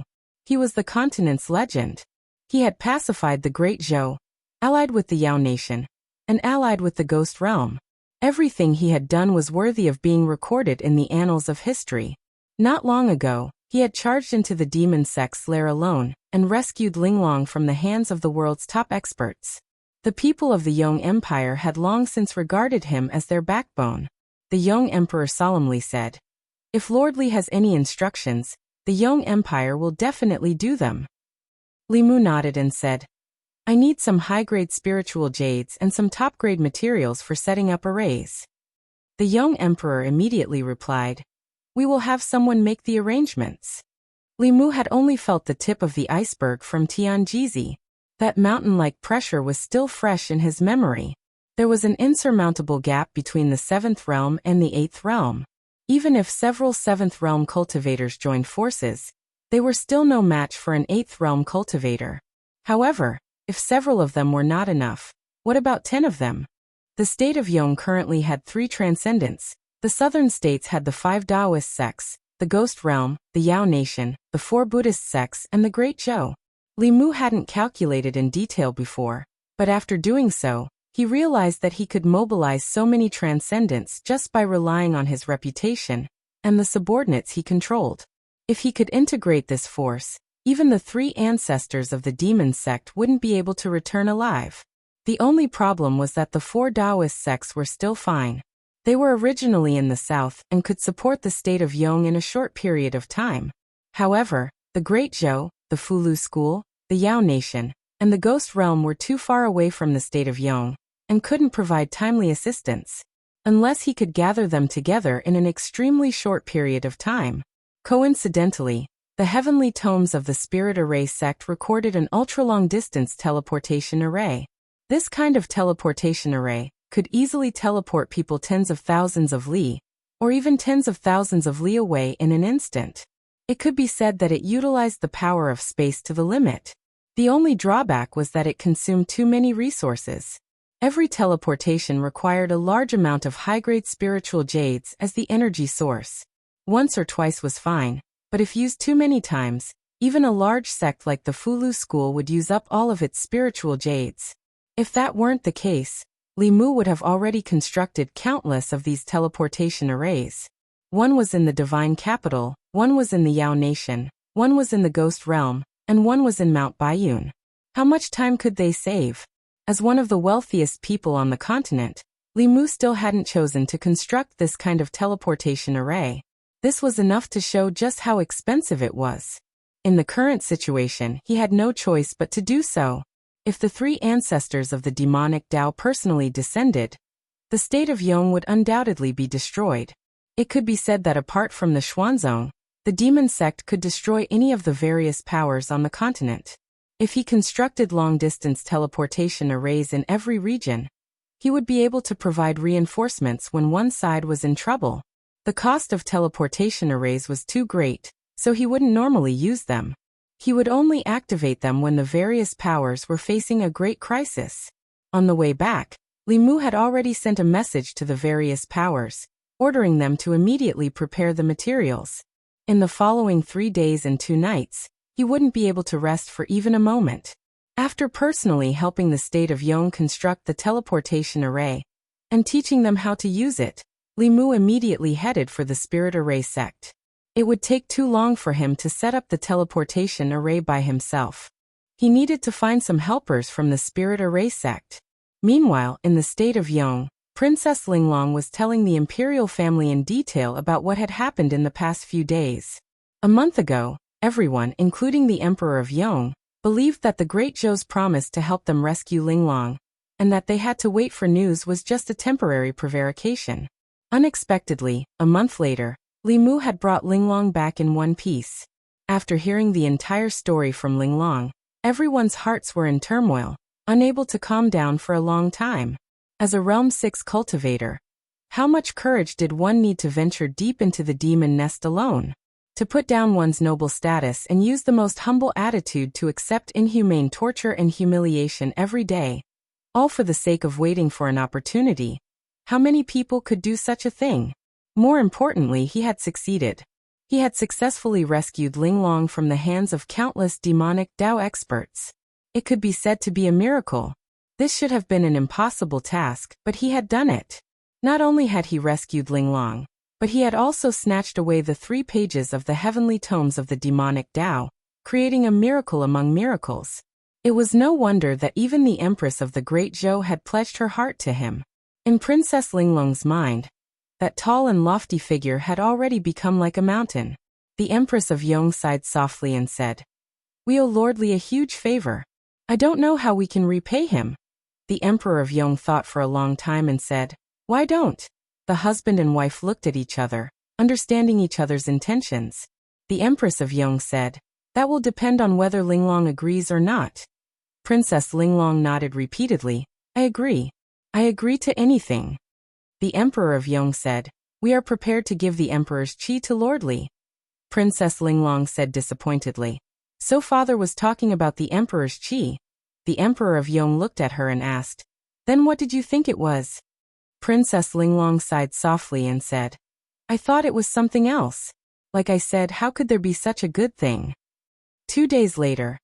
In these 2 days, Li Mu had traveled all over the Zhu continent's Shang continent, going back and forth to the Great Zhou, the Yao Nation, the Ghost Realm, and finally back to Yong. Although he was a little tired, he had at least finished setting up all the teleportation formations, and no longer needed to be threatened by the demonic Tao's 3 ancestors. Although he had spent an immeasurable amount of resources, the effects were obvious. The ultra-long-distance teleportation formations were the foundation of the various factions' mutual support. Henceforth, when the various factions encountered a crisis, they would no longer have to fight alone. They would be able to gather their peak forces at the first moment. Similar incidents like the heavenly tomes of Yong being stolen would never happen again. In the evening, the Yong imperial family held a grand banquet in his honor. After the banquet, the Emperor of Yong cupped his hands and bowed to Li Mu, saying, "Lordly has worked hard." Li Mu waved his hand and said, "As long as all parties can work together to resist the demonic Tao in the future, a bit of hard work is nothing." The Emperor of Yong continued, "Lordly has done a great favor for Yong. We have discussed it with our fellow clansmen, and wish to give Lordly a gift. Please accept it." Li Mu waved his hand again and said, "Yong has paid tribute to Great Zhou, and Great Zhou has protected you. This official does not need any gifts." The Emperor of Yong persisted. "If it weren't for Lordly, Yong would have faced destruction. As the Emperor, We ought to thank Lord Li heavily. As her father, Lord Li has saved my daughter. Please give me a chance to repay you." Since the Emperor of Yong was so insistent, Li Mu found it difficult to refuse. He said, "Since that is the case, I will accept deferentially." The Emperor of Yong revealed a smile and said, "We have discussed it with the madam and have decided to give Ling Long."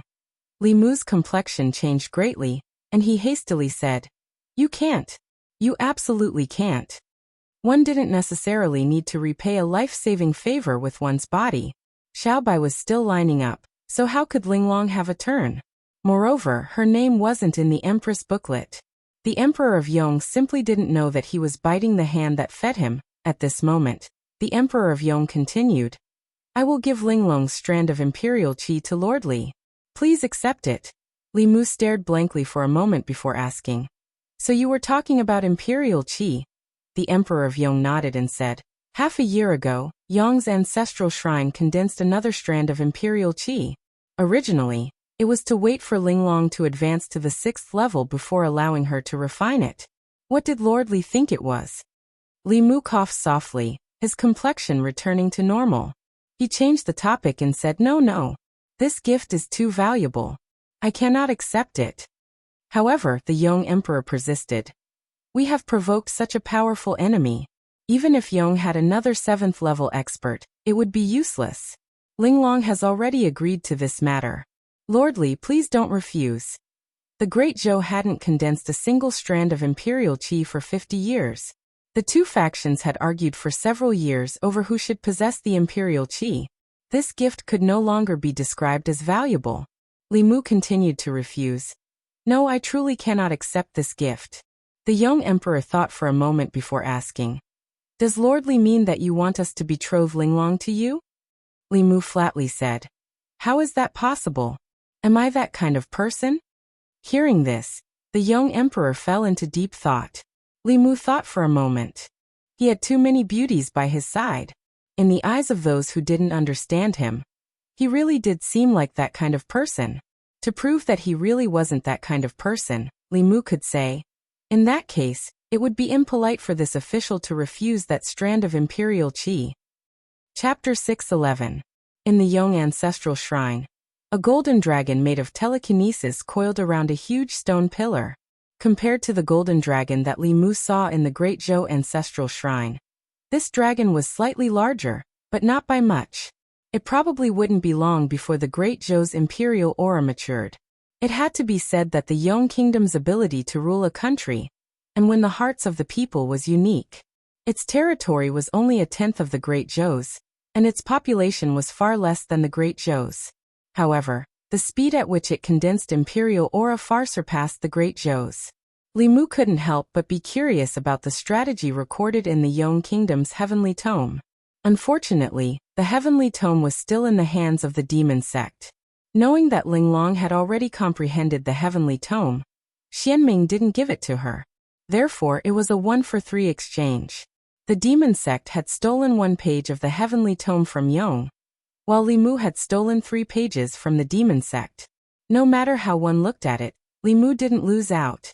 This time, the demon sect had been bullied by Li Mu. If they had 10 pages of the Heavenly Tome, they could only obtain 1 page every 1,000 years. Li Mu had wasted 3,000 years of effort in a single month. When the 3 ancestors woke up from their tribulations and learned of this news, who knew how they would feel? From today onwards, all the factions related to Li Mu were on high alert. As soon as the transmission formation lit up, they would teleport to Yong without hesitation. Li Mu waited in the palace that the Yong imperial clan had arranged for him. Princess Ling Long walked in from outside and said, "Big brother Li, aren't you bored staying here? Why don't I take you to the palace?" After all, this was his first time facing the might of an 8th realm expert. In order to wait for the arrival of the demon sect's 3 ancestors, Li Mu's nerves had been stretched taut. Hearing this, he didn't refuse and strolled around the Yong imperial palace with Princess Ling Long. The two strolled around the imperial gardens before arriving at the front hall of the imperial palace. Coincidentally, it was noon at the moment. The officials of the various yamen left the yamen and headed to the food and beverage department for lunch. When they saw the two of them, they all stopped in their tracks and bowed. "Greetings, Princess Linglong." Princess Linglong smiled and said, "Thank you all for your hard work. Please go and have your meal." The officials cupped their hands and took their leave. One of them walked a few steps and looked back at Li Mu. After a moment of confusion, he suddenly exclaimed, "Could this be Lord Li Mu?" As soon as he said this, all the officials turned their heads and immediately caused a commotion. "What? Lord Li? Where is Lord Li? I've heard that Lord Li rescued the princess from the demon sect and is currently in our Yong. Could this person be?" Facing the excited Yong officials, Li Mu cupped his fists and said, "Nice to meet you, nice to meet you." As soon as Li Mu's voice fell, the atmosphere in the field immediately boiled. "I've long heard of Lord Li's great name. Today, I finally have the fortune to meet you. Lord Li, can you tell us in detail how you allied with the Demon Kingdom and the Ghost Realm? For thousands of years, only you have accomplished such a magnificent feat for the human race. I'm more interested in how Lord Li rescued Princess Linglong. This is like pulling a tooth from the tiger's mouth. It can be called a miracle." Li Mu was escorted to the food and beverage department by the enthusiastic Yong officials and had lunch with them. The imperial kitchen of Yong was not solely responsible for cooking for the imperial family. It was also responsible for the 3 meals a day for the officials.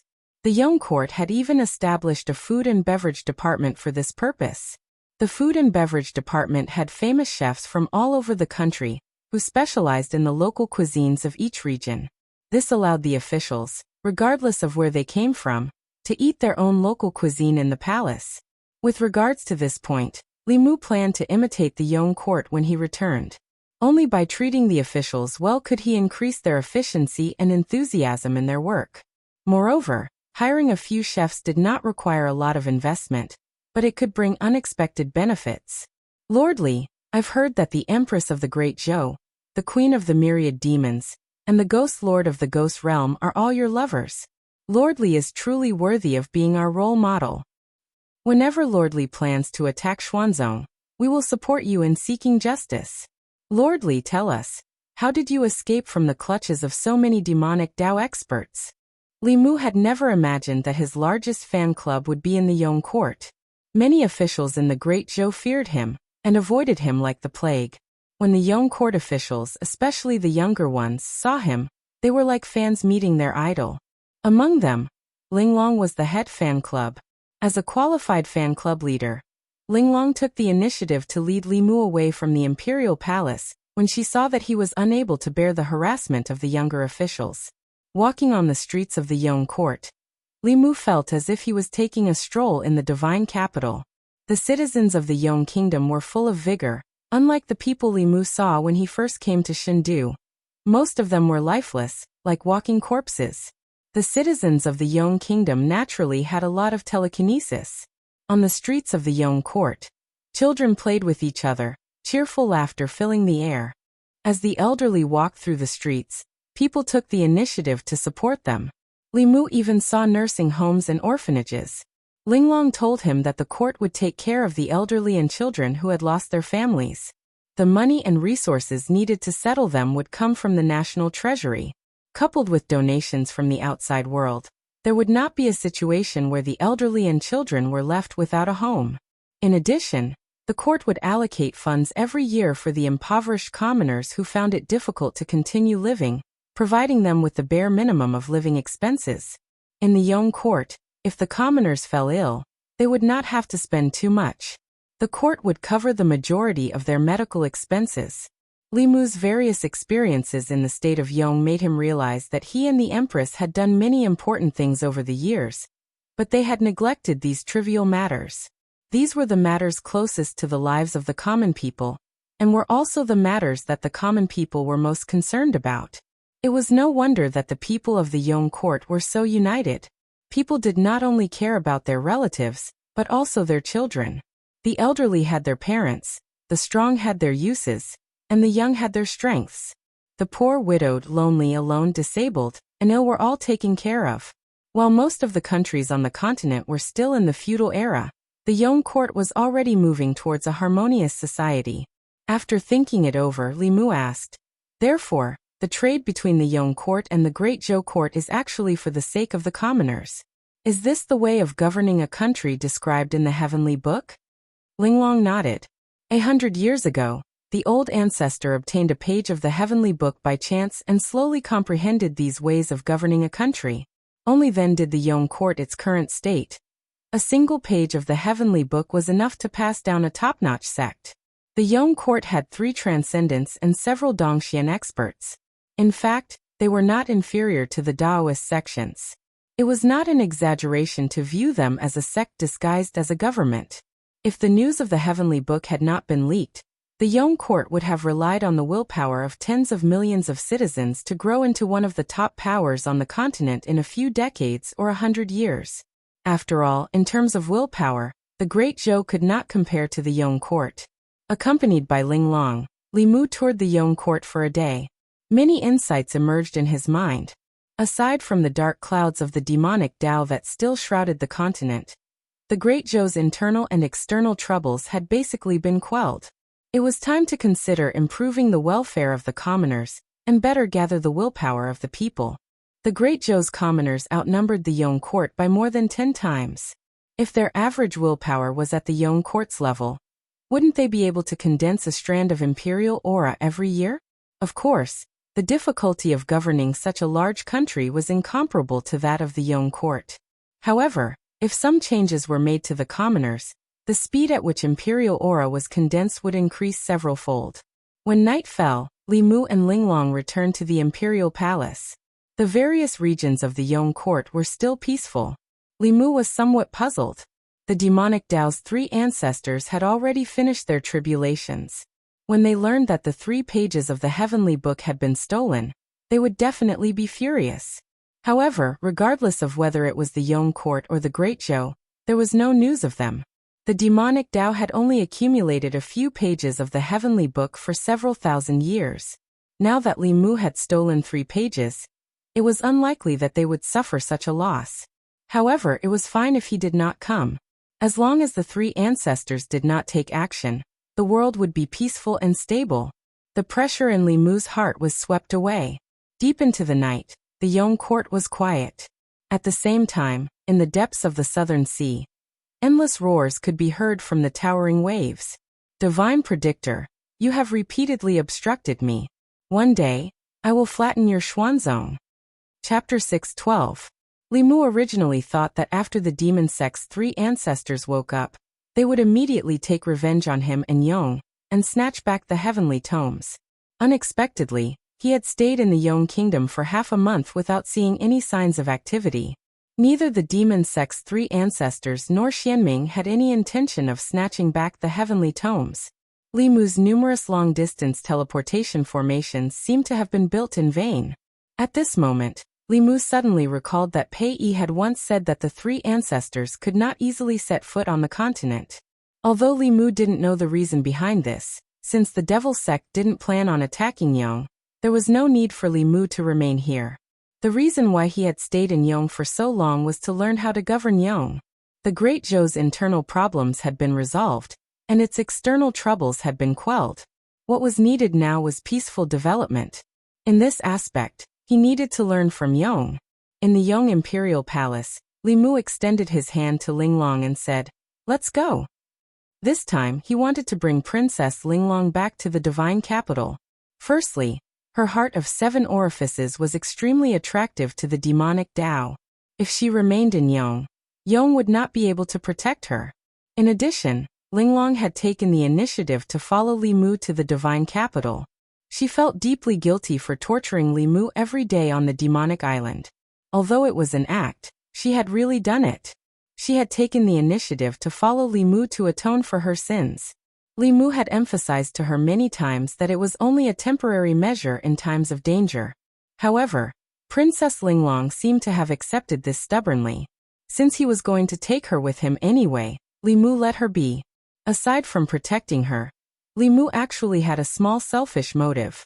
Although the heavenly tomes of Yong had been snatched away by the demonic Tao, Linglong was a walking heavenly tomes. If he brought her to the divine capital, and had her help the Great Zhou implement a series of reforms, wouldn't he and the Empress be liberated? As the group watched the two disappear, the young emperor suddenly realized something and muttered, "Oh no, we fell into a trap." Great Zhou, Shindu. According to past practice, whenever Lord Li Mu disappeared for a period of time, it meant that he was planning something big. The Great Zhou, the Yao nation, and the Ghost Realm had formed an alliance during his absence. This time, news of Lord Li barging into the demon sect's lair alone and rescuing Princess Linglong from Yong under the noses of many demon sect experts spread from Yong to Shindu. Even if the people were already used to his actions, they still couldn't help but sigh in their hearts when they heard about this. Lord Li was forever a god. Ever since he stepped into the divine capital, all the things he did were things that others couldn't do, things that others didn't dare to do, and things that others didn't even dare to do. Even the people he chose to date were like this. In the entire Great Zhou, he was probably the only one who dared to flirt with the Empress. At this moment, in the Changel Palace, Li Mu was preparing to report to the Empress. Zhou Yi sensed that Li Mu had returned and was originally overjoyed. However, in the next moment, he sensed the aura of an unfamiliar woman beside him. Seeing Li Mu and a young woman walk in, the Empress only shot him a glance and didn't say anything. Li Mu understood the Empress so well that he knew what she was thinking with just a glance. Unhurriedly he introduced, "Your Majesty, this is Princess Linglong of Yong. She possesses the heart of 7 orifices, and is one of the important targets of the demon sect. In order to protect her and prevent her from being abducted by the demon sect again, this subject acted on his own initiative and brought her back." Princess Linglong's eyes were filled with stars as she looked at the Empress. She hurriedly bowed and said, "Linglong greets Your Majesty the Empress." Zhou Yi felt uncomfortable under Princess Linglong's gaze. He lightly coughed and said, "Dispense with the formalities. Ali, arrange a palace for Princess Linglong to live in." According to etiquette, the envoys or nobles of other countries should be placed in the Chamberlain of Dependencies. They had never been placed in the palace. Li Mu opened his mouth and said, "Your Majesty, isn't it a little inappropriate to have Linglong live in the palace?" Zhou Yi indifferently glanced at him and asked, "Then where do you think is appropriate for her to live? The Li residence?" Li Mu decisively shut his mouth. Ali and Mr. Mei went to tidy up the palace for Linglong. The Empress walked outside the Changel Palace and pretended to be admiring the scenery. She indifferently said to Li Mu, "Her name wasn't on that paper." Li Mu helplessly said, "Your Majesty, what are you thinking? I only brought her back to protect her. At the same time, I also want her to help the Great Zhou implement some reforms that affect the people's lives. Also, she is an admirer of Your Majesty." Zhou Yi was diverted by Li Mu's change of topic. He asked, "What does she admire about me?" Li Mu said, "Your Majesty is young, but you are already one of the most powerful people in the Zhou continent. You control the most powerful empire in the Zhou continent. You are the idol of countless women, including Linglong. She has told me more than once about her admiration for Your Majesty." At the entrance of another palace, Princess Linglong looked at Li Mu and the Empress standing side by side not far away. She was full of joy and said, "Big Brother Li and Your Majesty are a perfect match. Seeing them together makes me happy." Mr. Mei was puzzled and asked, "Your Majesty and Li Mu are together. What makes you happy?" Princess Linglong said, "I don't know.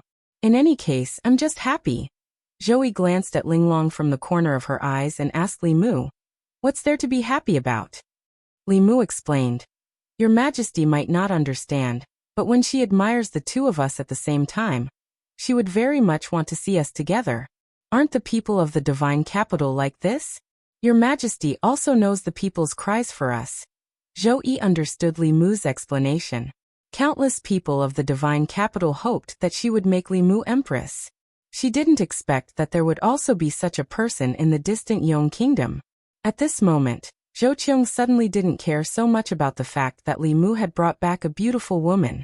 She glanced at Li Mu and said, "Follow me." Li Mu followed behind the Empress and soon arrived in front of the ancestral shrine. The Empress entered the ancestral shrine, and Li Mu followed her in. Inside the ancestral shrine, 36 cauldrons of psychokinesis shone with an abnormally resplendent golden light. The golden threads extending from each cauldron were at least twice as thick as the ones Li Mu had seen last time. Li Mu was astonished for a moment, but he soon understood. The Great Zhou of today was no longer the Great Zhou of the past. After Li Mu helped Su He unify the Ghost Realm and establish a peace treaty with the Great Zhou, the Zhou continent's situation had completely changed. Apart from the demon sect, which the common people couldn't come into contact with, the Great Zhou's internal and external troubles had been resolved. The common people could completely relax and live in peace and contentment. This was the best time that the Zhou continent had experienced in the past several thousand years. And the Great Zhou was destined to be the dynasty that the common people trusted the most and recognized the most. When the common people trusted the country and were proud of the people of the country, the psychokinesis of the people would naturally reach a peak. Within the large cauldron in the center of the ancestral shrine, the psychokinesis dragon was napping. Its body was abnormally thick and solid, not inferior to the one given to him by the young emperor. This meant that the psychokinesis spirit within the ancestral shrine of the Great Zhou had matured. Li Mu recalled this matter and said to the empress, "There is one more thing that this subject forgot to tell your majesty." In order to thank this subject, the young emperor gave this subject a valuable gift. Zhou looked at him and asked suspiciously, "He wants to marry his daughter to you." Li Mu was speechless. "What is your majesty thinking?" He gave this subject a strand of emperor's qi. Li Mu extended his hand, and another golden dragon flew out from the cauldron. The moment this dragon appeared in the ancestral shrine, the enormous dragon within the cauldron opened its eyes. 2 rays of golden light flashed as it looked at Li Mu. To be exact, it was looking at the other golden dragon beside him. The golden dragon released by Li Mu paused for a moment before letting out a roar, and flying towards the golden dragon in the cauldron. The 2 dragons instantly intertwined with each other, biting each other with their dragon heads. Chapter 6:13. Li Mu didn't expect that the 2 golden dragons would fight and devour each other as soon as they met. It was only then that he realized that the Emperor Qi was the spirit of telekinesis. They were formed from telekinesis. Whenever 2 spirits of Emperor Qi met, they would devour each other to strengthen themselves. This was an instinct of telekinesis spirits. Li Mu and the Empress wanted to stop them, but it was too late. The 2 bodies of Emperor Qi had already merged together, and there was no distinction between them. Only the heads were still biting and devouring each other. Later, they even plunged into the cauldron. The cauldron at the center of the ancestral temple shook violently. Soon, a deafening dragon roar came from within. A blinding golden light shot out from the cauldron. It passed through the roof of the ancestral temple and tried to escape into the depths of the clouds. The Empress reached out and clenched her hand. An invisible hand seemed to appear in the void and captured the golden light. In the next moment, the telekinesis spirit in the ancestral temple showed its original form again. The golden light on its body was even more dazzling. Its body was also thicker than before. However, only one of the original 2 golden dragons was left. It was obvious that one of them had been devoured by the other. Li Mu and the Empress had already discussed who the Emperor Qi belonged to. The Empress had already refined a strand of Emperor Qi, so a new one was useless to her. Li Mu had his own telekinesis cultivation, so he didn't need the Emperor Qi to break through to the next level. The first strand of Emperor Qi in the ancestral temple was originally prepared for Lu Hanyan. A few years later, the second strand of Emperor Qi was left for Li Qing. After Linglong's father gave Li Mu a strand of Emperor's Qi, there was no need for them to split it evenly. Now that one strand of Emperor's Qi had been devoured, there was only one left. Who should he give it to? Moreover, after the 2 strands of Emperor Qi merged, a new telekinesis spirit was born. It was twice as strong as before. With their current cultivation, they couldn't bear the impact of such a huge telekinesis. The Empress saw this and said, "It seems that only you can refine this strand of Emperor Qi." Li Mu thought for a while and nodded. In the past, he did not consider refining it himself because he would reach the 7th realm sooner or later. He did not want to waste a strand of Emperor's Qi. The sooner the people around him reached the Transcendence realm, the sooner he could rest assured. However, his experiences during this period of time made Li Mu gradually realize that his cultivation was still not enough. Now that he was at the 6th realm, his previous enemies were no longer a threat to him. However, new enemies were constantly appearing. Not to mention the 3 ancestors of the demonic Tao in Tianjizi. Even a peak transcendent expert like Xianming could only run away if he saw them.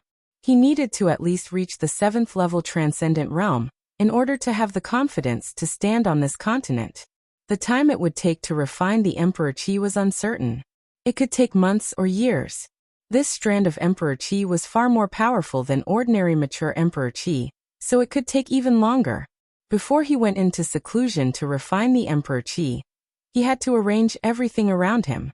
Li Mu left the palace. When he returned home, the people of the divine capital were still discussing the dragon roar that came from the palace, as well as the golden light that shot into the sky. In a certain mansion of the Xiao clan, several members of the Xiao clan reluctantly looked away from the palace. King Ping's expression was solemn as he said in a deep voice, "The Emperor Qi has formed." It had only been a few years since the last strand of Emperor Qi was formed. This was the fastest strand of Emperor Qi to form since the establishment of the Great Zhou. It should have been something to be happy about, but the Xiao clan could not bring themselves to be happy. This was because the Emperor Qi in the Xiao clan's ancestral temple no longer belonged to them. As they gradually moved away from the center of power in the Great Zhou, they had long lost their former glory. At the same time, a few sighs came from the Zhou mansion. 3 days later, at Mount Baiyun, in the ancestral court of Fulu School, Xianjizi looked at Li Mu with some doubt and asked, "Junior brother, what's the matter that requires you to invite all the Grand Supreme Elders of our 5 sects to the sect?" Li Mu was about to go into seclusion to refine the Emperor Qi. He did not know how long it would take for him to come out of seclusion. Before he went into seclusion, there was still an important matter to take care of. The 2 Grand Supreme Elders of Fulu School were nearing the end of their lifespans. The Grand Supreme Elders of the other 4 sects were not much better off than them. Before he went into seclusion, Li Mu planned to use the Great Sky Stealing Formation to extend their lifespans. Although they might not be able to reach the 8th level, as long as they were alive there would be endless possibilities. Spirit Array Sect. The sect master of Spirit Array Sect had just received a voice transmission from Xianjizi. He asked, "What's the matter that requires the Grand Supreme Elders to go to Mount Baiyun? Can it be a few days later? The Grand Supreme Elder just went into seclusion yesterday." In the voice transmission artifact, Xianjizi said faintly, "Junior brother Ling Jizi obtained a lifespan extension technique from the demonic Tao. It can extend the Grand Supreme Elder's lifespans by 60 years.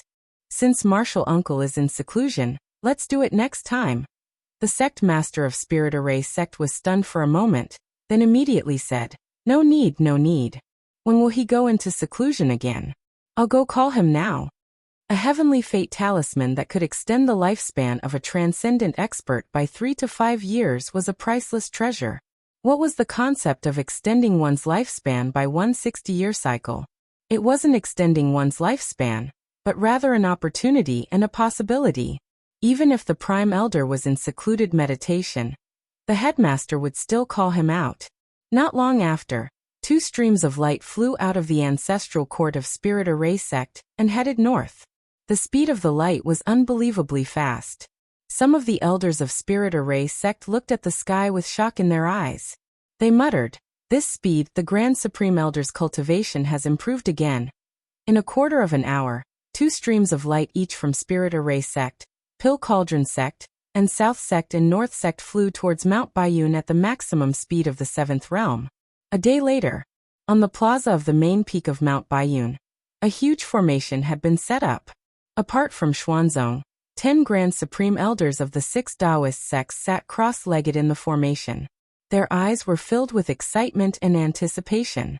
Each formation could extend the lifespan of 10 people at most, which was the number of Grand Supreme Elders of the 5 sects. Li Mu originally wanted his nominal master, Fu Daozi, to come along.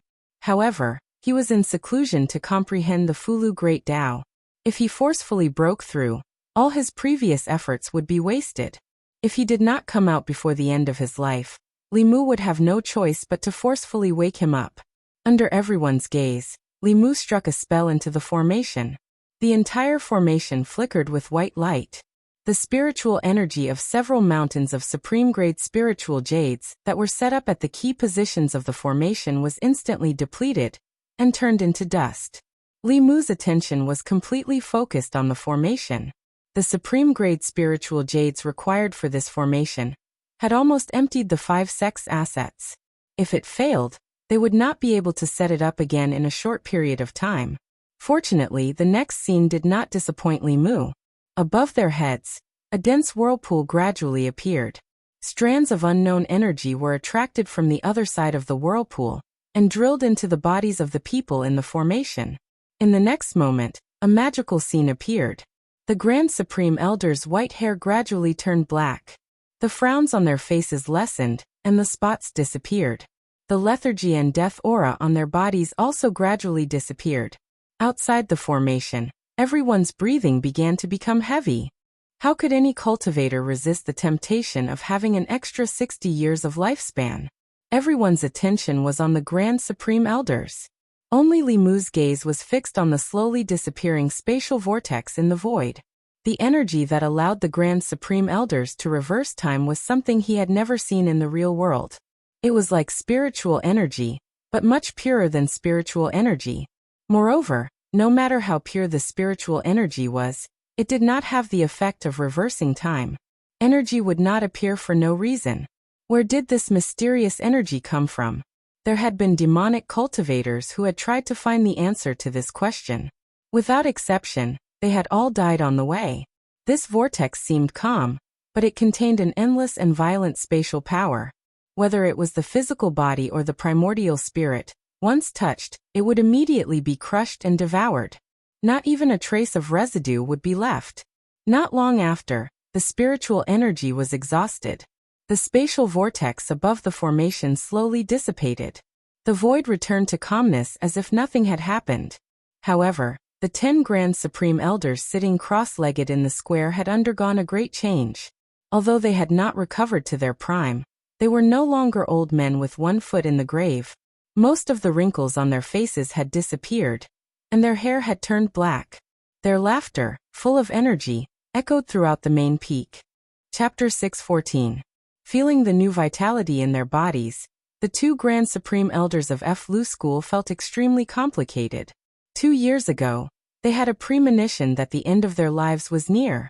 They had planned to pass on their cultivation to the disciples of the school and make one last contribution to the school before they died, passing on their lifetime's cultivation and comprehension. If Li Mu had not advised them at that time, they would not be where they were today. At the same time, they felt pity for the ancestors of the school who had died because of the end of their lifespans. If Li Mu had been there at that time, they would not have had to sacrifice themselves. The two of them looked at Li Mu, their eyes filled with gratification. These old fellows had already been surpassed by the younger generation of the school. But this was a good thing. The future of Fu School rested on his shoulders. The other elders also looked at Li Mu, then cupped their hands together and said solemnly, "Many thanks, Martial Nephew." He had helped them extend their lifespans by 60 years. This was a debt that could not be repaid. In addition to the debt of deciphering the heavenly tomes, they had unknowingly owed Fu School so much. Li Mu smiled at the crowd and said, "We're all family.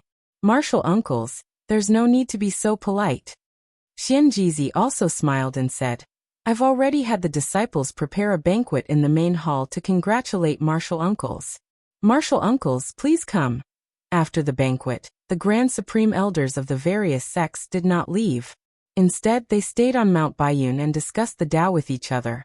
Every few days, they would give lectures on the Tao at the various peaks. Any disciple of Fu School could go and listen according to their interests. Some cultivators who came to Mount Baiyun to buy Fu could also listen if they wanted to. Although Fu School also had experts in the Tao of pills, formations, artifact forging, and body refining, their attainments could not compare to the Grand Supreme Elders of the various sections. Originally, the top experts of the various sects would only give lectures during the Taoist conference. At that time, the various sects would at most send experts at the level of first seat. The Grand Supreme Elders of the various sects would personally give lectures. This was a treatment that even Xuanzong had never received. Unknowingly, Fulu School had replaced Xuanzong as the invisible leader of Taoism. Once the news of the Grand Supreme Elders of the various sects preaching at Mount Baiyun spread, countless cultivators flocked to Mount Baiyun. It was an unprecedented event. The news quickly spread to Xuanzong. Ever since Li Mu had caused a ruckus at the exchange meeting, Xuanzong's situation had deteriorated day by day. Great Zhou did not allow Xuanzong to open a training ground in the country. Without a training ground, it would be very difficult to recruit new disciples, and the sect would not have fresh blood flowing in. A huge market had been built outside of Luoyang. Because of its unique geographical advantage and the unconditional support of various sects, almost 90% of Xuanzong's business was taken away. A month ago, Xuanzong's market had been closed. Not only that, but in such a short time, Xuanzong had gone from being the #1 sect of Taoism that everyone envied to being hated by humans and demons. Now, not only the Yao Kingdom, but even the Ghost Realm had forbidden Xuanzong disciples from entering. Before offending Li Mu, no one had thought that things would turn out this way. No one had thought that he could make the Empress of Great Zhou, the Queen of Demons, and the Master of the Ghost Realm stand against Xuanzong. What did he rely on? Now the Grand Supreme Elders of the various sects were preaching at Fulu School. This was tantamount to directly admitting that Fulu School was the true leader of Taoism. For the disciples of Xuanzong, this was something that was difficult to accept. In the past few days, many different voices had appeared within Xuanzong. More and more people were dissatisfied with Grand Supreme Elder Dao Chengzi's actions, and demanded that Qing Qingzi be handed over to redeem Xuanzong's reputation. However, Grand Supreme Elder stubbornly insisted on having his own way. After severely punishing several elders who had opposed him, no one dared to bring up the matter again. On the surface, Mount Penglai appeared to be peaceful, but everyone knew that Xuanzong was no longer the Xuanzong of the past. In a Dao palace floating on the highest mountain peak, Dao Qingzi sat on the sect master's chair. Half of his hair was black, and the other half was white. His entire person gave off an evil aura. The white-haired half of his face hesitated and said, "Let's hand over Qing Qingzi. This was our fault in the first place." The black-haired half of his face snorted coldly and said in a cold voice, "As long as Uncle Master is here, Xuanzong will still be the #1 sect in the world, even if the 5 sects join forces. When we step into the Dao integration stage, we will destroy the demon Dao and unite Taoism. That's not what I want." You never fight for what you want. Otherwise, the sect master's position would have been yours long ago. Listen to me from now on. Only I can lead Xuanzong to greatness again. In the main hall, the same voice alternated with different tones, making the atmosphere of the main hall particularly gloomy. On Baiyun Peak of Fulu School, Li Mu was enjoying his last moments of comfort before going into seclusion. He had already told Lu Hanyan and Li Qing that he was about to go into seclusion to refine the Emperor Qi.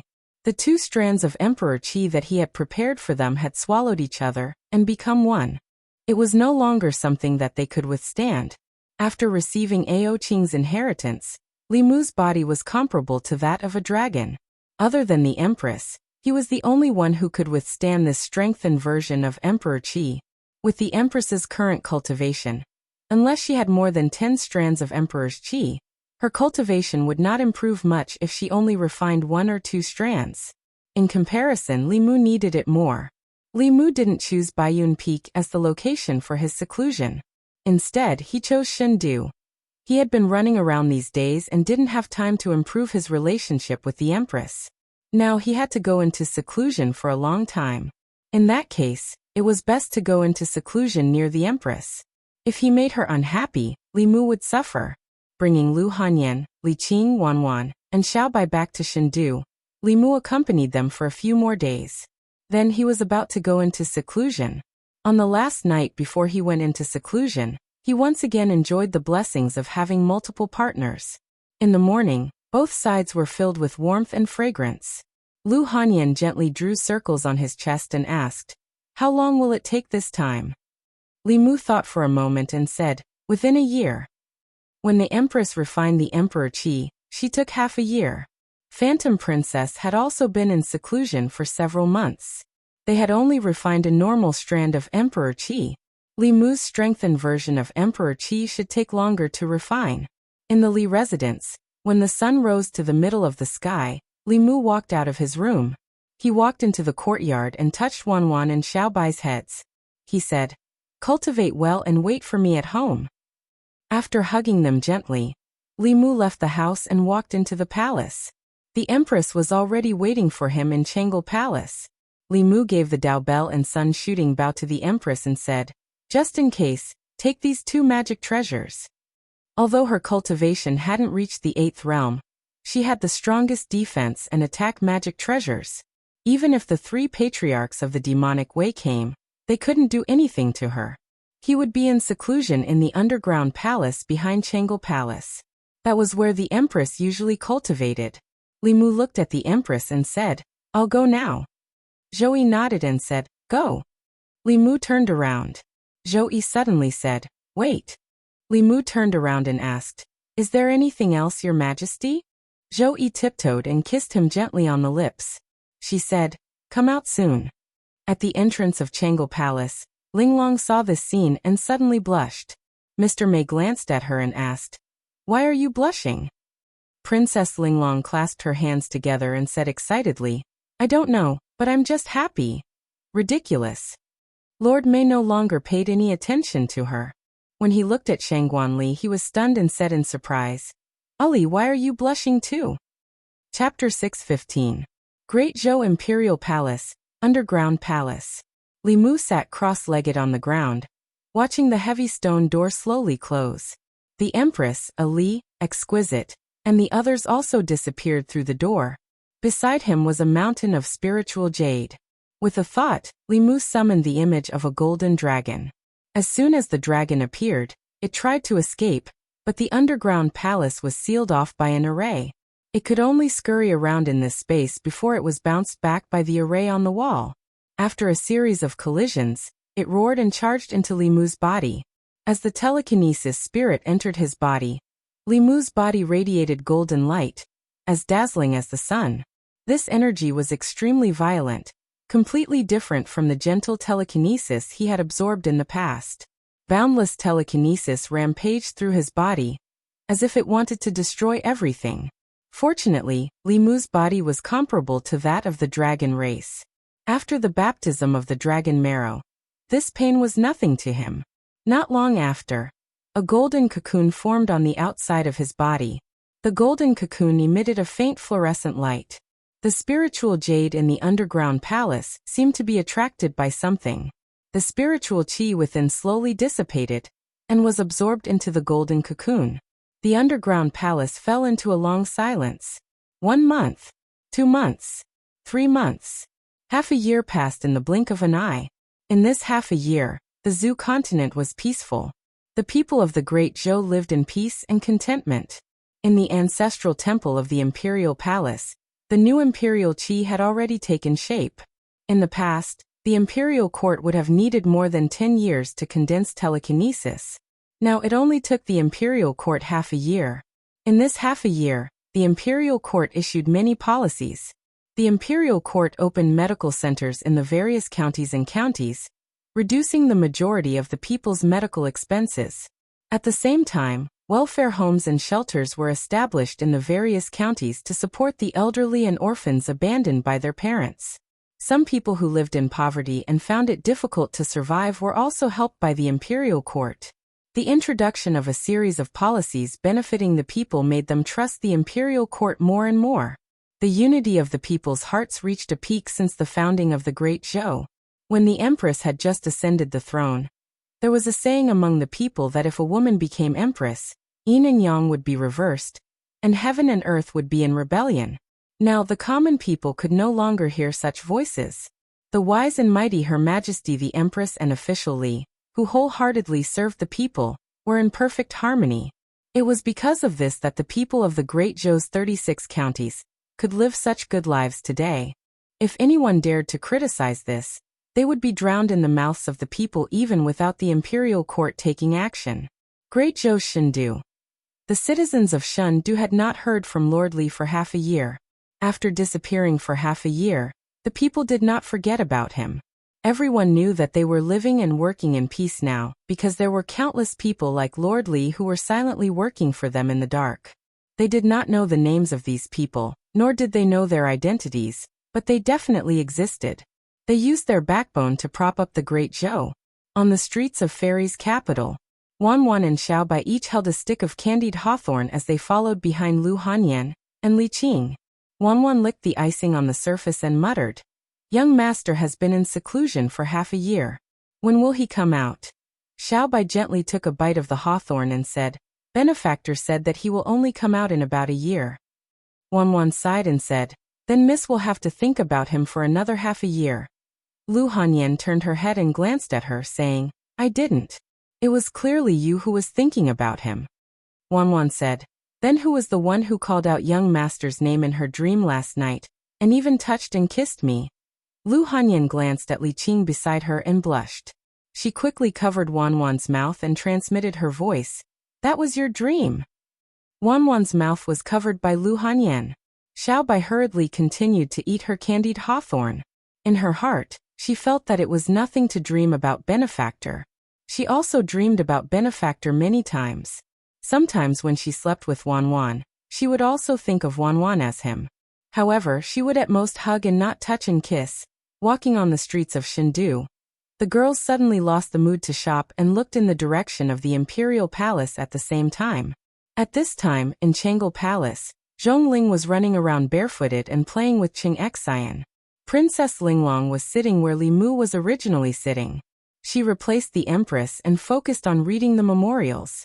Zhou Yi leaned on the dragon throne, her eyes lost. No one knew what she was thinking. Shangguanli stood behind her, her eyes also unfocused. Mr. Mei stood behind Zhou Yi on the other side. He was bored and mumbled, "It's been half a year. I wonder when Li Mu will come out of seclusion." Without Li Mu, the Imperial Palace was extremely quiet. In this half a year, the Empress and Ali's smiles had decreased. She also felt that everything was boring. The atmosphere in Changle Palace was quiet and cold. Until a certain moment, a powerful aura suddenly appeared and rushed into the sky from underground. At this moment, Zhou Yi looked up. A long-lost smile finally appeared on her face. At the same time, all the people in Chengdu felt their hearts suddenly palpitating.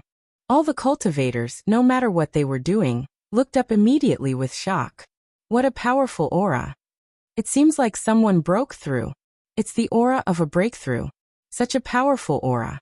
Is it a breakthrough to the 6th or 7th level? The aura coming from the Imperial Palace shook Chengdu. The deans of the 4 academies also felt this aura immediately. 4 streaks of light flew into the sky and gathered together. An old man asked, "It's him?" Another middle-aged man said, "It's him." A middle-aged scholar said, "Other than him, who else could it be?" The 4 of them were familiar with this aura. When the Empress refined the Emperor aura and broke through, they had already seen it once. The difference was that this aura was even stronger than the Empress back then. Although most people didn't know, it wasn't a secret to them that the Empress had given the mature Emperor aura in the ancestral temple to Li Mu.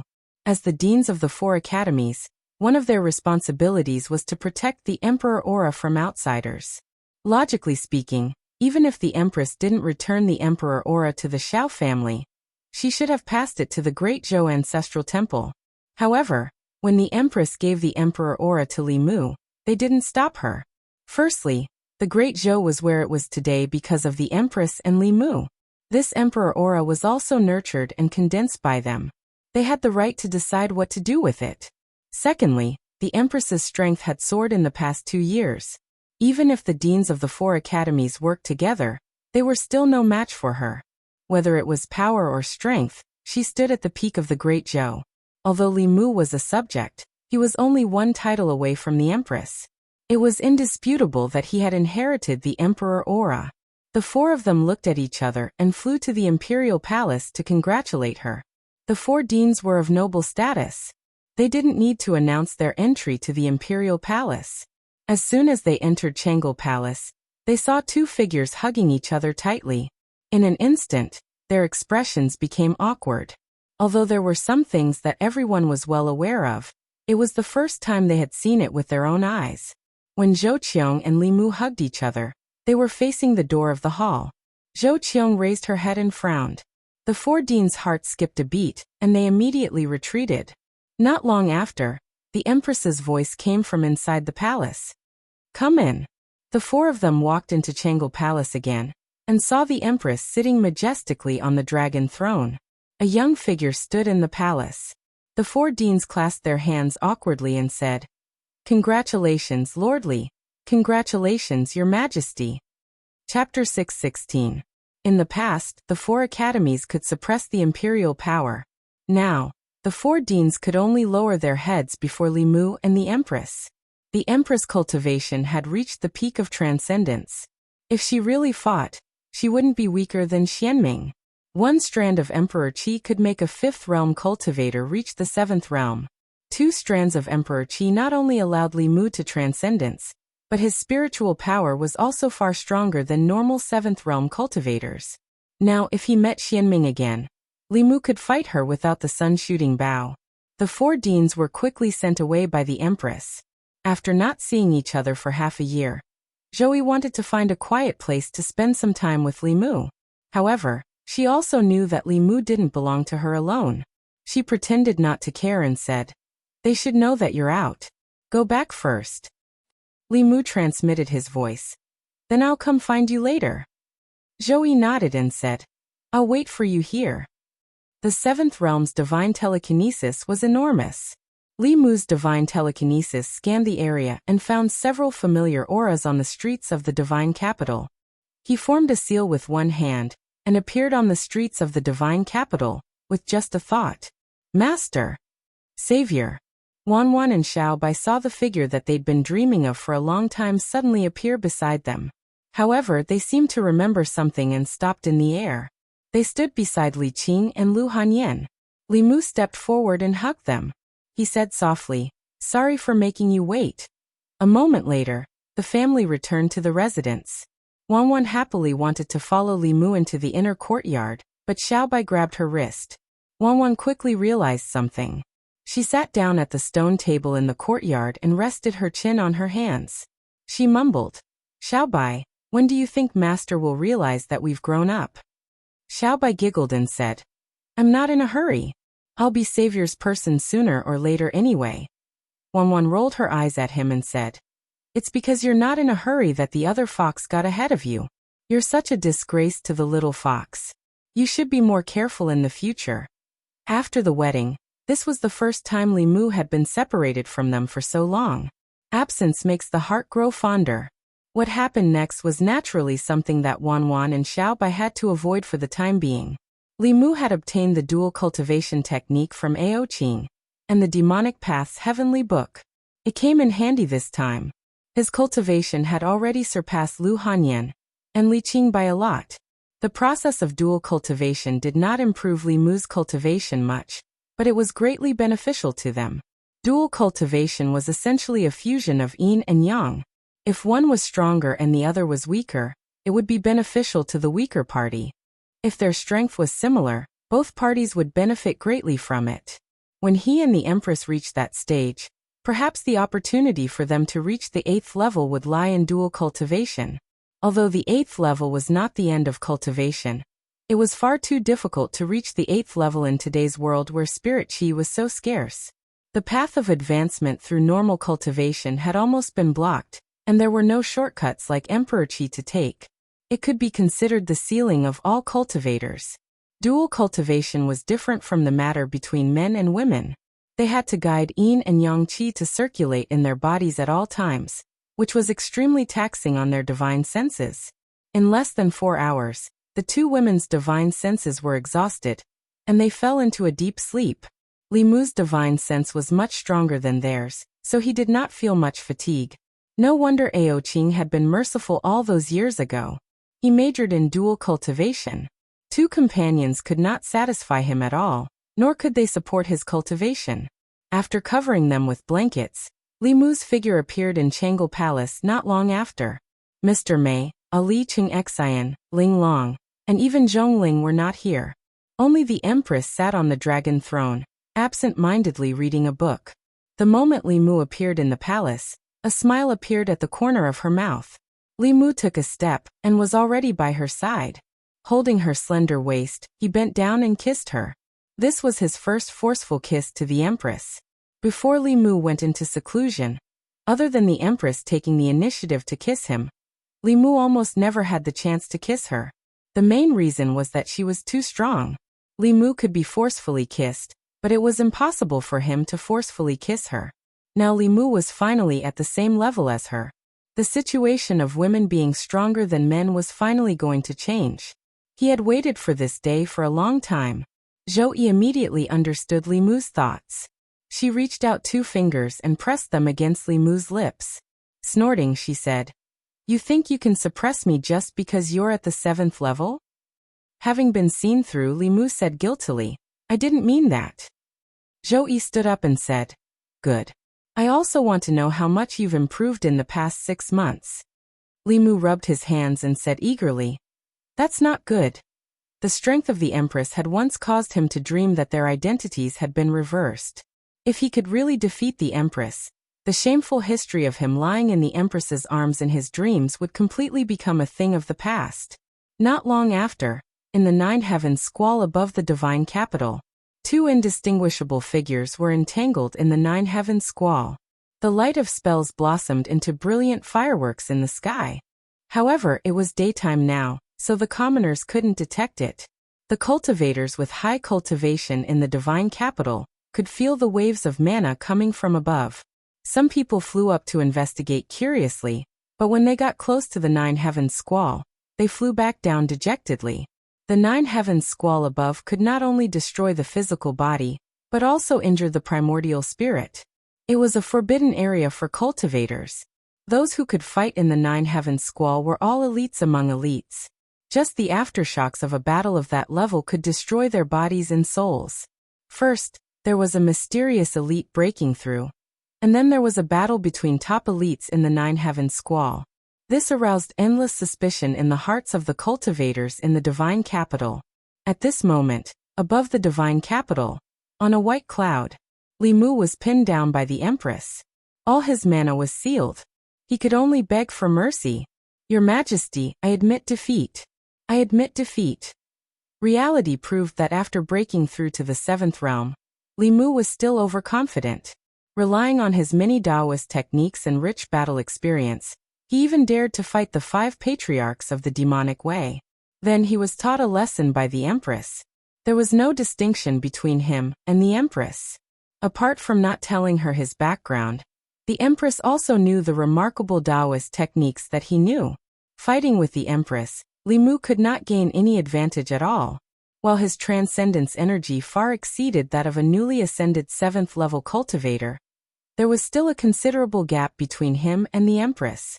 From the very beginning, he had been firmly suppressed by the Empress. Now even his body was being pressed beneath her. Facing the Empress, he could not take out the sun shooting bow, so he could only admit defeat. Zhou Yi looked down at him and said indifferently, "If you want to suppress me, wait until your cultivation surpasses mine." With that, she leaned down and kissed him domineeringly. Walking on the streets of the divine capital, Li Mu sighed softly. That dream of his would probably last for a while longer. The Empress was different from others. She was a woman and also an Empress. She was unwilling to be under anyone at any time, even if that person was Li Mu. If there was a forced kiss between them, then the one who had the strength to take the initiative would definitely be her. On the way back to the Li residence, Li Mu passed by a street corner. Suddenly, he felt something and looked ahead. There was a flag erected at the corner of the street with the words, "Divine Strategy and Wondrous Calculation," written on it. A sloppy Taoist priest sat behind the flag, leaning against the wall and looking listlessly at the pedestrians on the street. Compared to when he first met the sloppy Taoist priest, the current him was filled with a thick aura of lethargy. More of his hair was white, and brown spots appeared on his face. This was a sign that his lifespan was reaching its end. Looking at the sloppy Taoist priest, Li Mu could not help but sigh in his heart. When he first met the sloppy Taoist priest, he was only a mortal. If it were not for his reminder, Li Mu would probably have died from the scattering of his 7 souls. Later, Li Mu recruited him into the Department of Worship and gave him a talisman of divine secrets, which allowed him to temporarily extend his lifespan. But now, it seemed that he would not be able to break through before his lifespan ended. On the other hand, Li Mu had already broken through before him. Sometimes, the path of cultivation was just this cruel.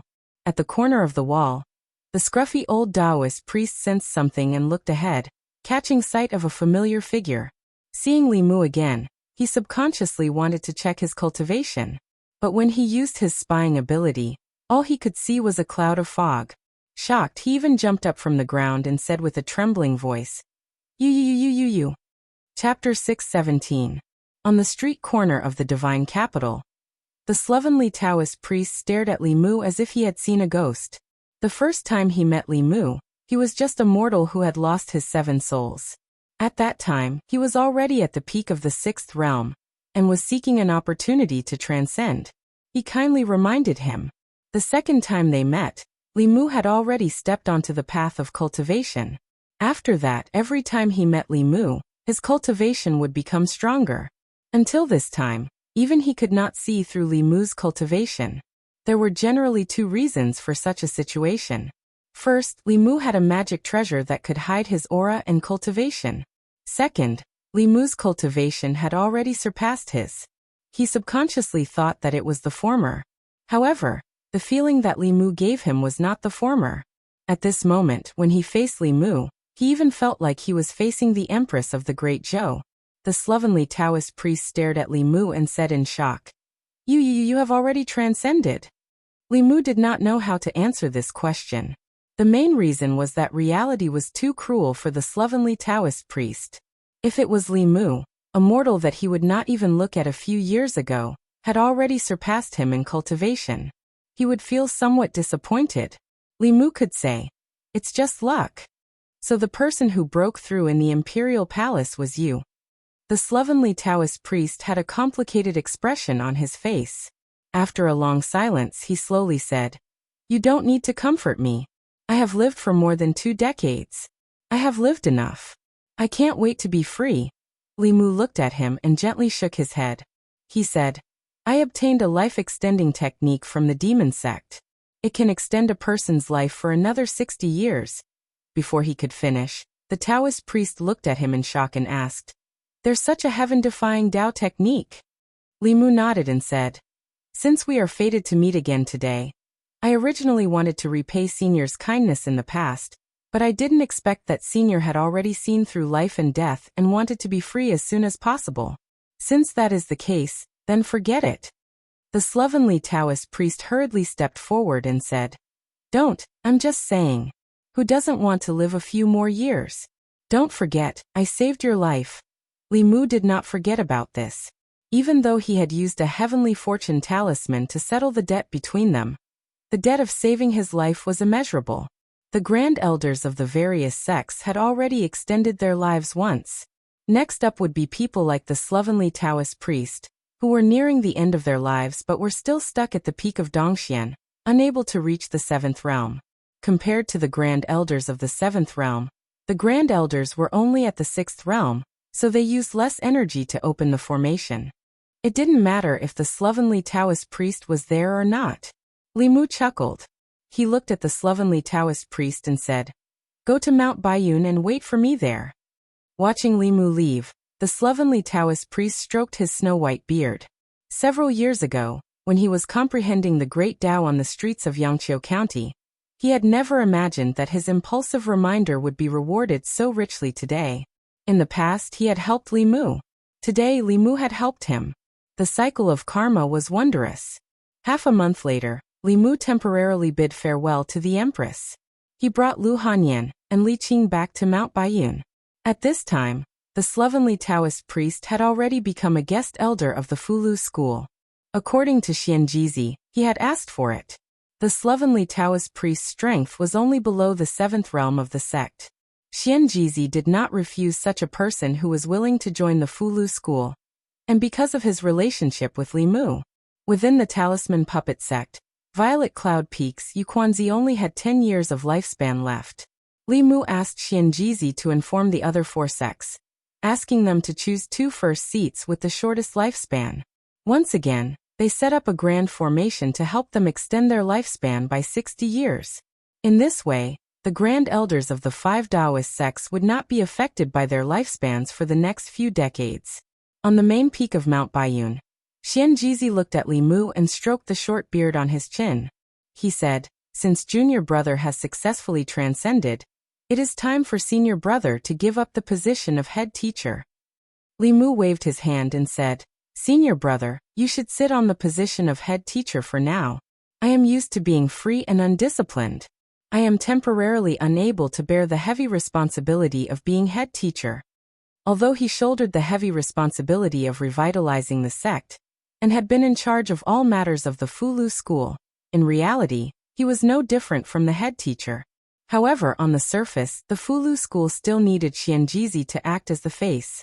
After all, Xianjizi's image was that of an immortal Taoist senior. He was not like Li Mu, who had no other good points other than his good looks. Although Xianjizi was helpless, he did not raise any objections. On the surface, he was still the head teacher of the Fulu school, but in reality, Li Mu was the one in charge. As a disciple of the Fulu school, he could only obey Li Mu's arrangements. After arranging the matters of Mount Baiyun, Li Mu went to the Yao Nation. A month before he came out of seclusion, Phantom Princess had already come out. Now, she was a 7-tailed fox and was the true queen of the demons. The 4 great tribes of the Yao Nation had already completed the incorporation of the demon clans. Since the White Emperor, the Yao Nation, which had been in chaos for 3,000 years, was once again unified. For some reason, both Phantom Princess and the Empress wanted to conquer Li Mu in terms of strength. After half a year, this was the first time he met Phantom Princess. The two of them did not linger and reminisce about old times. Instead, they engaged in a battle under Phantom Princess's request. Although Li Mu was helpless, he could only agree. There was no doubt about the result. They both advanced to the 7th level. Phantom Princess only refined 1 spirit of telekinesis, while Li Mu refined 2. The difference between her and Li Mu in terms of spiritual power was like the difference between Li Mu and the Empress. However, Li Mu's attitude towards Phantom Princess was different from the Empress. In terms of strength, Li Mu had never conquered the Empress. All along he had been the one being conquered. Therefore he was very eager to conquer the Empress once. Whether it was strength, intelligence, or other aspects, he had already conquered Phantom Princess countless times. He did not have any desire to win against her. In order to take care of her emotions, Li Mu tied with her. Phantom Princess said with some dissatisfaction, "I thought I could finally win against you this time. Why did you advance so quickly?" Li Mu held her hand and asked, "If I don't increase my cultivation, how can I protect you in the future?" Phantom Princess only acted coquettishly in front of Li Mu. Then she asked expectantly, "Tell me, between me and Zhou Yi, who is stronger?" She did not have a clear understanding of how strong the Empress was. That was why she asked such a question. Li Mu revealed an awkward but polite smile and said, "She is she, you are you. You both have your strengths. Don't compare everything." Chapter 618. Li Mu had only stayed in the Yao Nation for 3 days. Although the Queen of Demons was fragrant, the Master of the Ghost Realm was not to be trifled with. If Su He knew that Li Mu had come out of seclusion but had not gone to find her, and was instead fooling around with Phantom Princess in the Yao Nation, things would get serious. The more beauties around him, the more Li Mu wanted to be impartial. He could not let anyone feel that he was neglected. The Ghost Realm was shrouded in that strange fog, and could not send messages directly. Unlike Phantom Princess and the Empress, who could contact Li Mu at any time, she still did not know that Li Mu had come out of seclusion. After leaving the Yao Nation, Li Mu headed southwest. Fengdu City, which originally belonged to the Rakshasa King, was now the ghost capital of the Ghost Realm. It was the closest to the Great Zhou, and the space there was the most stable. The teleportation formation of the Ghost Realm was built 200 miles outside of Fengdu City. Li Mu had wanted to build it directly in Fengdu City, but the space of the Ghost Realm had been shattered after the ancient war. It could not withstand the power of space. Once the teleportation was activated, it would be swept into the space-time turbulence due to the collapse of space. Considering this reason, Li Mu built the teleportation formation at the edge of the ghost realm. 200 miles was not a long distance for the 7th realm Rakshasa King, King Yanluo, and the others. If one of them was in trouble, the ghost realm would only be delayed in providing support. Li Mu's current speed could not be compared to half a year ago. Soon the fog-shrouded ghost realm appeared in front of him. He stopped shrinking Earth into an inch and turned into a stream of light, flying into the fog. At this time, the fog outside Fengdu City was abnormally tumbling. Ming-Yi, Ming-Er, and Ming-San faced each other from a distance. Ming-San looked at him and said in a low voice, "We know that you were forced. This time, the 5th ancestor came to save you. Get out of the way." Ming-Yi's expression was complicated. If the 5th ancestor came to the ghost realm to save him, she would not have abandoned them when she was threatened by Li Mu's bow. Him coming here was nothing more than taking advantage of Li Mu's close seclusion to obtain the Ghost Domain Heavenly Book. The past half a year in Ghost Realm was completely different from when he was on Ghost Island. When working under the 3rd and 5th Patriarchs, he had to be respectful at all times and carry out all kinds of dangerous missions. But here, the Ghost Lord and Li Mu did not order him around. Although he did not get along well with the Rakshasa King and the other ghosts at first, they became friends as they interacted more often. Every few days they would get together for a drink. He had never had such a leisurely and comfortable experience before. Although he didn't say a word, he stood in front of Ming-Er and Ming-San and didn't retreat. A soul spear condensed in his hand, and he pointed it at the two from afar. Seeing this, Bayer asked angrily, "Bayer, have you betrayed Glory Sect?" Ming-San's expression also darkened. He said, "Don't talk nonsense with him. Capture him and hand him over to the 5th ancestor." As soon as he finished speaking, the two rushed toward Bayer. The Yu and Ming elders' cultivations were about the same, so Bayer was soon at a disadvantage. At this moment, a cloud of black fog flew over from afar, and Rakshasa King's voice came from the fog. "Old ghost, don't be afraid. I'm here to help you." With Rakshasa King's help, the pressure on Ming-Yi decreased, but Yanluo King, Yaksha King, and Azura King were a little flustered. The 5th ancestor of the demonic path came prepared this time. They knew the strength of Fengdu, and there were 6 7th realm cultivators with them, which was one more than them. In a battle of the same level, one more person could determine the outcome of the battle.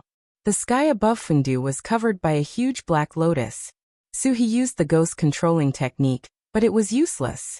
With her current 6th realm cultivation, she could not participate in such a battle. Ming-Yi and the 4 ghost kings were held back, while Xianming and another black-robed man suppressed the ghost servant. Xianming's strength was about the same as the ghost servant's, and the black-robed man's strength was not ordinary either. Even the powerful ghost servant was not a match for the two of them. He was injured several times, and his aura kept weakening. At a certain moment, Xianming whispered to the black-robed man, "You hold him back." As soon as he finished speaking, he left the battle and flew toward Suhi, who was standing on the city wall of Fengdu. The ghost servant's expression changed.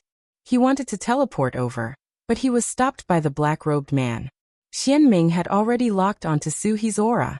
He reached out his pale and slender hand to grab Suhi. Just as he was about to touch Suhi, a fist appeared from the void. Boom! The fist and palm collided, and a huge wave of dermic power swept out. It was absorbed by the array on the city wall, but the ground outside the city caved in. A man's figure appeared in front of the woman on the city wall. Xianming's expression changed slightly. The dermic power in this fist was not weaker than hers. Moreover, from the fist just now, she felt that the opponent's physical body was not weaker than hers. Other than corpse cultivators and dragons, she had never met anyone with such a strong physical body. After seeing the person's face clearly, Xianming's expression changed drastically. She retreated quickly, but the person followed closely behind her like a shadow. Li Mu was in seclusion to refine the emperor's qi. This was not a secret in the sage sect. However, Xianming did not expect that he would succeed so quickly. With a level 7 cultivation and that terrifying sun-shooting bow, she was no longer Li Mu's opponent. Facing Li Mu's close approach, her fingernails grew rapidly. Like 10 sharp swords, they stabbed toward Li Mu. For corpse cultivators, the most powerful thing was always their bodies. Xianming wanted to fight hand-to-hand, but Li Mu did not use any supernatural powers. Golden light flashed on his body. Golden light radiated from his arm and met Xianming's fingernails. Then a string of fire burst out in the void. Both of them retreated hundreds of feet. This attack was evenly matched. Li Mu let out a long breath. From now on, the history of him being suppressed by Xianming was gone. He did not take out the sun-shooting bow. With the sky-breaking spear in hand, he disappeared instantly. At the same time, a long sword appeared in Xianming's hand. She stabbed forward without any hesitation. Cold light flashed in the void. The tip of the sword and the spear collided. The aftershock spread out and even affected the other people's battle. Whether it was Luo Shaking and the other cultivators of the demonic path, they all stopped fighting at the same time. They stood on two sides with clear lines of shock in their eyes. Ming Er and Ming San did not expect that Li Mu, who had to run away from them not long ago, could actually be on par with the five forefathers. Luo Shaking and the others were even more shocked. More than half a year ago, Li Mu still had to rely on that terrifying bow to force the woman in white to retreat. However, in just half a year he was able to fight the woman in white head-on without using that bow. Such speed of growth was truly shocking. In an instant, these two figures became the focus of everyone's eyes. Obviously, the outcome of this battle would determine the outcome of the two forces. Everyone in the field had a tacit understanding not to interfere. Li Mu felt a huge force coming from the tip of the spear. His body was bounced back again. The sword in her hand was obviously a magic treasure that was not inferior to the sky-breaking spear. Even Ao Xian would have to avoid a peak Xianming cultivation. Li Mu did not underestimate his opponent. He used the demon-slaying protection incantation, and summoning wind and rain at the same time. In an instant, the space where Xianming was filled with wind and lightning. The rain was mixed with wind and lightning, and it swept towards her. The power of a past magic power executed by a level 7 cultivator was naturally extraordinary. Ming Er, Luo Shaking, and the others looked at the area from afar and shuddered. This was a magic power that could seriously injure, or even kill a level 7 cultivator. In the face of this magic power that even a level 7 cultivator would find difficult to resist, a wave of heat surged out of Xuanming's body. The wave of heat swept over, and the rain that fell on her evaporated instantly. The dark clouds above were also affected and dispersed. The wind that blew on her body could only make her hair flutter. Wherever the wave of heat passed, the wandering souls in the surroundings also disappeared instantly. The Azura King and the others who were watching the battle from afar were forced back into Fengdu City. White light flashed outside Li Mu's body. It formed a spherical shield that protected his body. Although this wave of heat could not hurt his body, Li Mu's clothes could not withstand it. If he was not careful, he would be naked with everyone present. In the two short exchanges, neither Li Mu nor Xianming had the upper hand. In a fight between cultivators of the same level, especially those at the peak of their cultivation, it was hard to determine the winner in a short time. There was almost no magic power that could be executed by a level 7 cultivator that could end a cultivator of the same level in an instant. The terrifying thing about the sun-shooting bow was its instantaneous explosive damage. No magic or Dao technique could achieve that. Li Mu and Xianming were hundreds of feet away from each other. They did not attack again. Both of them knew very well that under normal circumstances, neither of them could do anything to the other. They could only keep exhausting each other and gamble on who would be the first to die. Of course, this was only under normal circumstances. When Li Mu extended his hand and retrieved the sky-piercing spear, Xuanming's expression changed drastically. He waved his sleeves and swept up the few demon Dao cultivators beside him. His figure gradually faded. Freeze! At this moment, Li Mu said softly. His fading figure paused for a moment, and then disappeared. But beside him, there were two figures who were left behind. Ming Er and Ming San stood in place stunned. The Azura King, Yanluo King, Rakshasa King, Yiksha King, Gue Yi, and the ghost servant slowly looked at them. Chapter 619. I'll leave these two to you. Senior Ghost Servant, follow me. After handing Nightmare 2 and Nightmare 3 to Luosha King and the rest, Li Mu waved his sleeves. His and the ghost servant's figures gradually faded and disappeared. Above the West Sea, A white line rapidly headed south. Along the way, the seawater evaporated, and countless fishes and prawns died. When the aquatic demons felt those powerful auras, they were so frightened that they fled into the deep sea, not daring to show their faces. Wherever the white line passed, a 6th-level flood dragon lay on the bottom of the sea, trembling. After cultivating for close to 100 years, he had never seen such a huge formation. The 5 auras that passed by just now gave him a strong sense of oppression. They were undoubtedly 7th-level powerhouses. Those powerhouses left quickly. Before he could heave a sigh of relief, another 2 powerful auras swept over from behind. This flood dragon did not dare to reveal any of its aura. It waited until the surface of the sea calmed down before it dared to show its head. Looking in the direction where those powerhouses disappeared, its eyes were filled with shock. At this moment, it finally realized that the 2 people who came later seemed to be chasing after the 5 people. 2 7th-level powerhouses chasing after 5 7th-level powerhouses. What was going on? Although he was very curious, he was still afraid of those powerhouses' auras. He did not dare to go closer to watch. Swinging his tail, he swam towards the deep sea. Xianming brought a few subordinates and escaped from the ghost realm of the Shang continent to the West Sea. From the West Sea to Yanzhou, she flew all the way to the South Sea. In her 10,000 years of cultivation, she had rarely been in such a sorry state. When Li Mu was at 6th level, he could already hurt her with the sun-shooting bow. Now that he was at 7th level, his dermic powers were 10 times stronger than before. He only needed to shoot an arrow with all his strength to kill her on the spot. 10,000 years of inheritance would be destroyed by one arrow. With the sun-shooting bow in hand, the only one in Sage Sect who could kill Li Mu was the 3rd Elder. But the moment the 3rd Elder stepped out of Ghost Island, he would be stopped by Tianjizi. This was why Li Mu could do whatever he wanted on the mainland.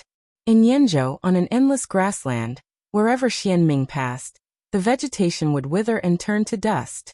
Her speed was extremely fast, but in the path she had to pass, there was a ripple in the void and 2 figures appeared. Li Mu's shrinking technique allowed him to cross hundreds of miles easily. In the past, he had been unable to escape the pursuit of the mysterious underworld being. However, the situation was reversed now. The 5 demonic Dao ancestors would not be able to escape his grasp. Li Mu gave the sky-breaking spear to the ghost servant for the time being. He held the sun-shooting bow in his hand. Before he could draw the bow, Xianming said in a cold voice, "After shooting the arrow, do you still have the power to resist?" She wasn't exaggerating. Li Mu was sure that if he shot an arrow with all his strength, even if Xianming didn't die, he would be like Blood River and lose all his fighting power. However, at that time, Li Mu would not have a single drop of magic power left. The ghost servant would be besieged by the others, especially with the black-robed man around. It would be difficult for him to win. At that time, Li Mu's magic power would not have recovered, and he would be in a dangerous situation. Exchanging one with Xianming was obviously not a smart decision. He thought for a moment and suddenly shot the bow at the black-robed man. He only used 10% of his magic power for this arrow. It was enough to kill an initial transcendent realm expert. The black-robed man's expression changed when he was targeted by the sun-shooting bow. However, he couldn't dodge. A black light flickered on his body. Suddenly, a scale flew out from his chest and met the arrow. Boom! The golden arrow and the black scale collided and exploded. A spatial crack swept out. Xianming quickly retreated with the others. The black-robed man only spat out a mouthful of blood. He actually blocked the sun-shooting bow's arrow. Dragon race. Li Mu recognized the black-robed man from the scale. He was actually a 7th realm black dragon. The dragon race's strength was already higher than those of the same realm. In addition, they had strong bodies and powerful supernatural powers. Human and Yao cultivators of the same realm couldn't do anything to them. The scale that flew out from his body was one of the dragon race's life-saving supernatural powers. The only reverse scale on their body was refined into a magic treasure.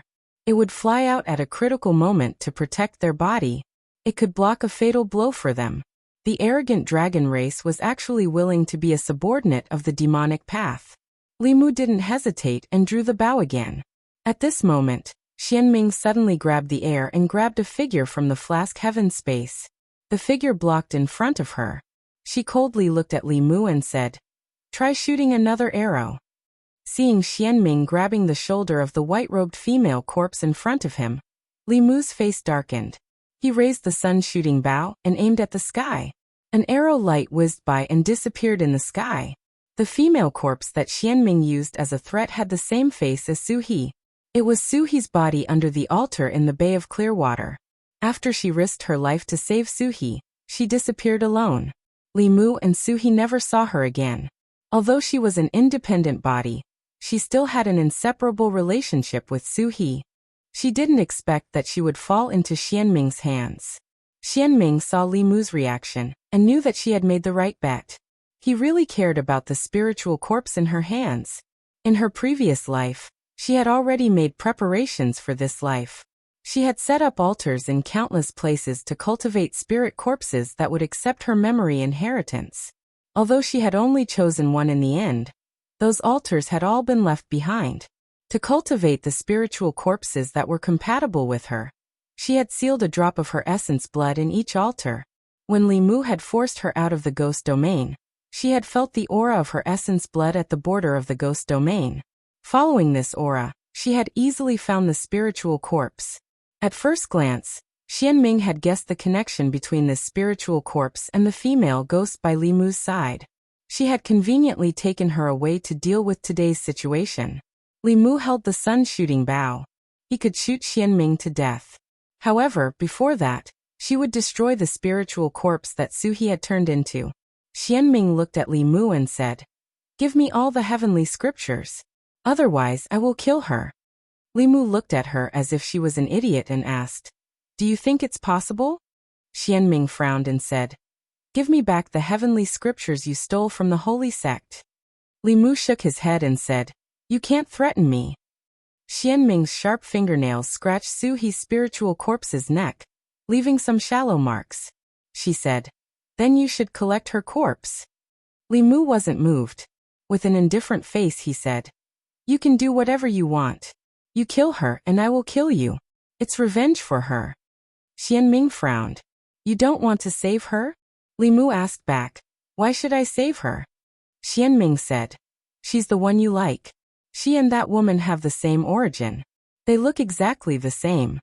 Li Mu looked at her and said indifferently, "Shallow. The appearance is only the appearance. The inner beauty is the real beauty. If you really like someone, you shouldn't just like her appearance. Besides, I already have one with such an appearance. What's the point of having another one? Is she worth exchanging the heavenly scriptures for?" Although Xianming had cultivated for 10,000 years and had rich experience in fights of magical powers, she knew nothing about the relationship between men and women. The bodies that she inherited the memories from were all adult women. Their memories were erased. After receiving her inheritance, only battles and expansion accompanied them. She thought that the reason why Li Mu would yield was because of the memories about Ao Qing from thousands of years ago. Ao Qing had many companions. Not only were there sisters who looked similar, but there were also female cultivators who had the same origin as Ao Qing. Li Mu's temperament was very similar to Ao Qing's to a large extent. She thought that Li Mu would yield because of this, but she realized that she was wrong. At this moment, Li Mu looked at Xianming and said, "Or, you can choose to let her go. I will let you go." There was only Li Mu and the ghost servant. It was not realistic to keep Xianming and these people. It was better to exchange for Su He's spiritual corpse, which could solve one of her worries. Li Mu's words made Xianming sink into contemplation. Apparently, in Li Mu's heart, the heavenly book was more important than the woman's spiritual corpse. And this spiritual corpse was more important than her. If Li Mu didn't care about this spiritual corpse, one arrow could destroy her 10,000 years of effort. At that time, although Xianming's spiritual power would be exhausted, the ghost servant could protect him and retreat safely. Xianming pondered for a while and suddenly pushed Su He's spiritual corpse towards Li Mu. Then, he led the few people beside him and fled towards the south. Li Mu couldn't chase after Xianming because Su He's spiritual corpse was unconscious. Her body was burning red. Before Xianming left, he had planted the corpse fire poison in her body. If Li Mu didn't care about her and went to chase after Xianming, She would be burned to ashes by the corpse fire poison from the inside out. She was worthy of being one of the few old monsters who had lived for 10,000 years. She only used this trick to delay Li Mu. Li Mu held the spiritual corpse. Her eyebrows and hair were covered with white frost. Her body was gradually frozen. However, the ice layer close to her body quickly melted into water, and then condensed again. Li Mu kept dispersing the corpse fire in her body and said to the ghost servant, "Let's go back first." He held the spiritual corpse and disappeared in a flash. At this time, Xianming's face was as cold as ice among the figures who were rushing to the South Sea. Because of Li Mu's appearance, the operation led by her had failed again. Every time she met Li Mu, he would become stronger. Now, in terms of spiritual power, he wasn't weaker than her. With the sun shooting bow, even she had to run away. Unknowingly, Li Mu's threat to the sage sect had surpassed Xuanzong. He had become their biggest enemy. After returning to the Ghost Island, she went straight to the high tower in the center. Not long after, on the high tower of the Ghost Island, the third forefather heard Xianming's words and slowly opened her closed eyes. She said, "Whether it's Xuanzong or Li Mu, don't worry about them. The two senior brothers are about to come out. You should also immediately go into seclusion to increase your cultivation. The curtain is about to open." Xianming's face was filled with joy. Senior brothers have finally come out. The third forefather nodded. Then, she looked at the horizon and said in a low voice, "We have waited for 10,000 years for this day. Tianjizi, let's see how you will stop them when the time comes." Soon, Xianming flew out of the high tower. She looked at the man in black and said, "Ao Xian's sun shooting bow is in Li Mu's hands. You know what to do, right?" The man in black nodded and said, "I will return to the clan and inform the elders." Chapter 620. Ghost Domain Fengdu. In a quiet room, Li Mu placed his palms on the back of the spirit corpse. The cold air from his palms continuously flowed into her body. Around the two of them were countless fulu. The fulu produced endless cold air, and the entire room was covered in a layer of ice. The poison of Xianming's corpse fire was extremely overbearing. Li Mu spent several hours to help her get rid of it. When the last trace of fire poison was removed, the spirit corpse's eyes suddenly opened. Feeling that there was someone behind her, she seemed to have recalled something. Her face quickly became alert. Her body suddenly turned, and the two sharp teeth at the corner of her mouth shone with cold light. She bit towards Li Mu's neck. Li Mu reached out and pinched her mouth in time, saying, "Don't bite, it's me." When she saw Li Mu, the spirit corpse's expression froze. Her alert expression gradually disappeared. Her rapidly growing nails also retracted. She began to look around with a confused gaze, until she saw Suhi standing at the door of the quiet room. A trace of joy naturally appeared on her face. Li Mu stood up, clapped his hands, and left the quiet room. He said to Suhi, "You talked to her." Since the day the spirit corpse was born, she had been in the underground altar. It had only been a few years since she came out. Her intelligence was about the same as a child's. Perhaps only Suhi could communicate with her without hindrance. Li Mu came outside. Ming Er and Ming San had already been captured. Although they were hooting loudly just now, they were now like ostriches with their heads lowered. Before Li Mu came back, Ming Yi had already persuaded them. Before the three elders of Yu and Ming submitted to the demon sect, they were brothers with different surnames. They had been together for dozens of years and knew each other very well. Ming Yi's actions saved Li Mu a lot of effort. He ordered the two to hand over their soul blood, and then began to think about something. Due to the special geographical environment of the ghost domain, communication and support were extremely inconvenient. This time Li Mu happened to arrive, but the next time might not be so coincidental. After careful consideration, he decided to move Fengdu to the edge of the ghost domain near Great Zhou. In this way, if the mysterious underworld race were to make a comeback, as long as the teleportation formation was activated, everyone would be able to provide support immediately. After waiting for a while, Suhi walked out of the hall with a spirit corpse that looked exactly like her. The spirit corpse followed closely behind her, as if treating her as its backbone. Her spiritual intelligence was no more than 10 years old. There were two identical Suhis. One was mature and charming, while the other looked somewhat silly. When they walked together, the contrast was huge. Li Mu had asked Su-hee about it.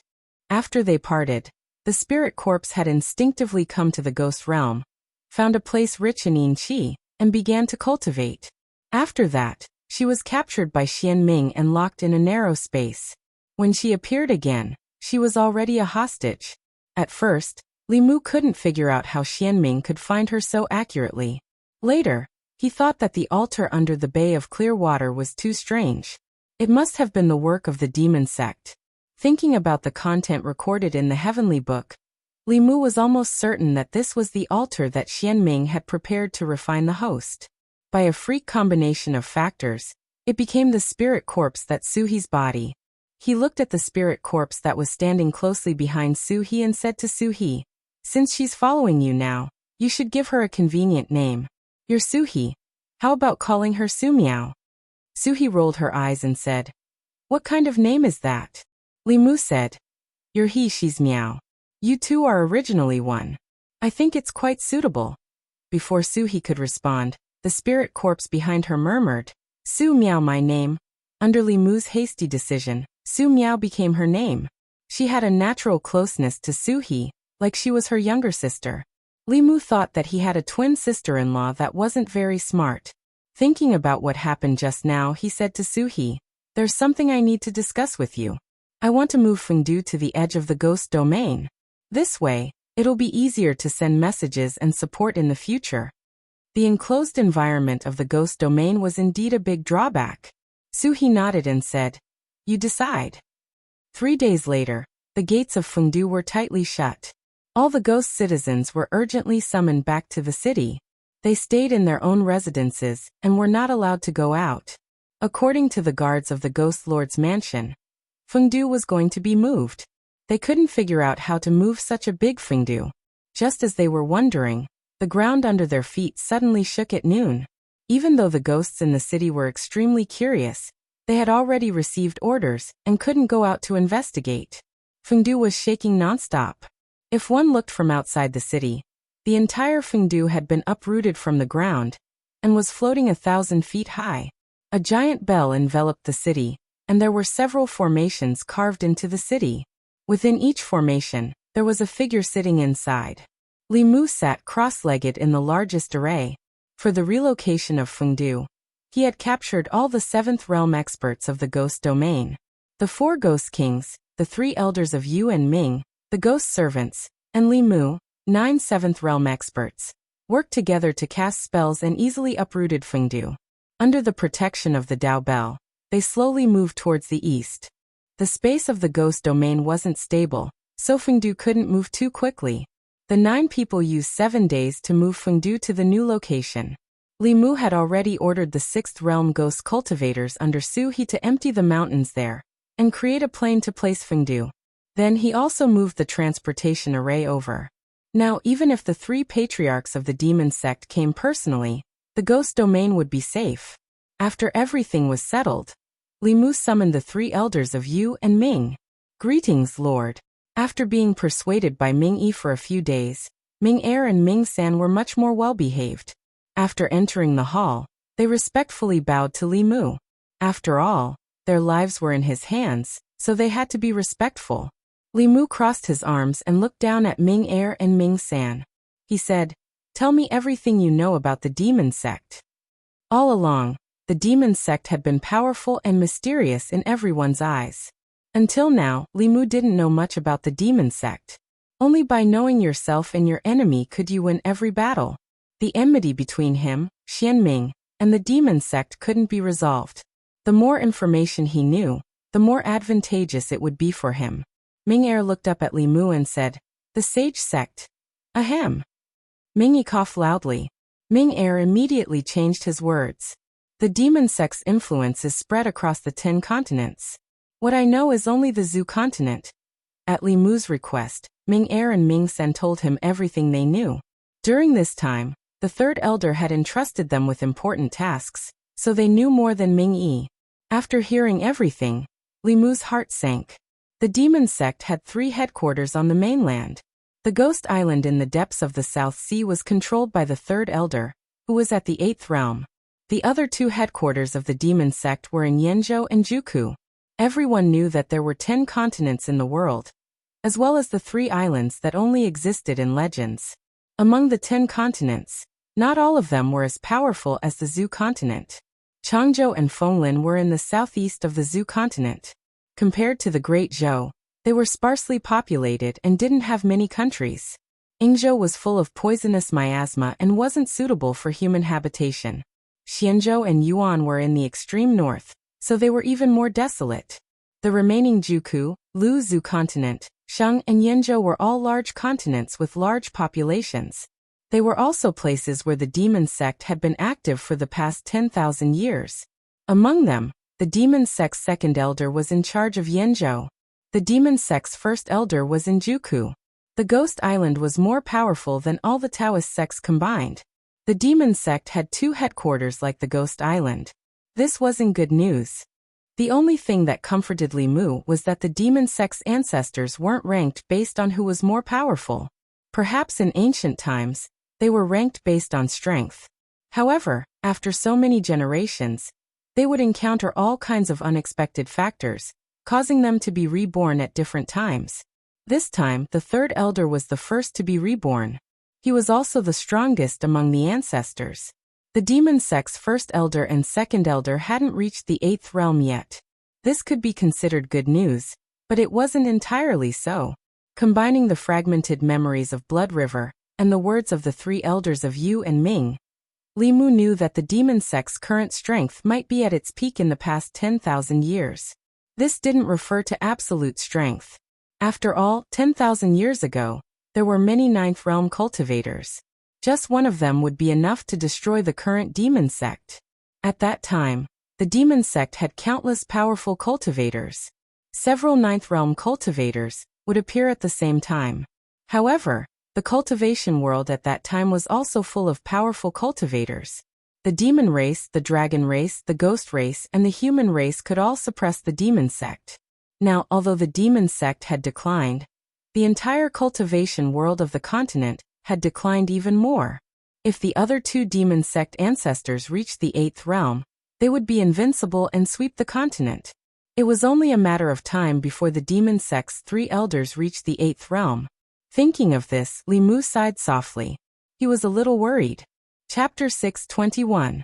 The reality in front of Li Mu was that if 3 8th-level cultivators appeared in the demonic path, even if he counted Xuanzong, the righteous path would not be a match for the demonic path. In terms of relative strength, the demonic path was in its best era in the past 10,000 years. Although the speed of his strength increase could be called miraculous, in front of the demonic path, it was far from enough. The Fulu school, the various Taoist sects, and everyone around Li Mu urgently needed to increase their strength. Only then would they have the strength to face the calamity that could befall them at any time. Li Mu unreservedly imparted to Su Miao the supernatural abilities of the corpse cultivator from the demonic path heavenly book. Then he left her a mirror-breaking pill. The ghost realm was very suitable for her cultivation. With Su He's help, she should be able to reach the 6th level in the near future. After discussing with Su He, she also planned to teach some important ghost techniques in the demonic path heavenly book to the 4 ghost kings and Feng Yi. This could not quickly increase their strength, but it could increase their combat strength. When facing enemies of the same level, they would be able to fight 5 against 6 or even 7. At the same time, under the arrangement of the ghost servant, Su He also prepared to go into seclusion to break through. Her method of breaking through was similar to Huan Ji's, but also different. Huan Ji was the same as Li Mu and the Empress. In essence, she broke through by refining the spirit of psychokinesis. Su He had the heavenly book. She was the master of the countless ghosts in the ghost realm. Through the demonic path heavenly book, she could borrow the power of the billions of souls in the ghost realm to break through. In a way, the significance of her advancement was more important than Li Mu's advancement.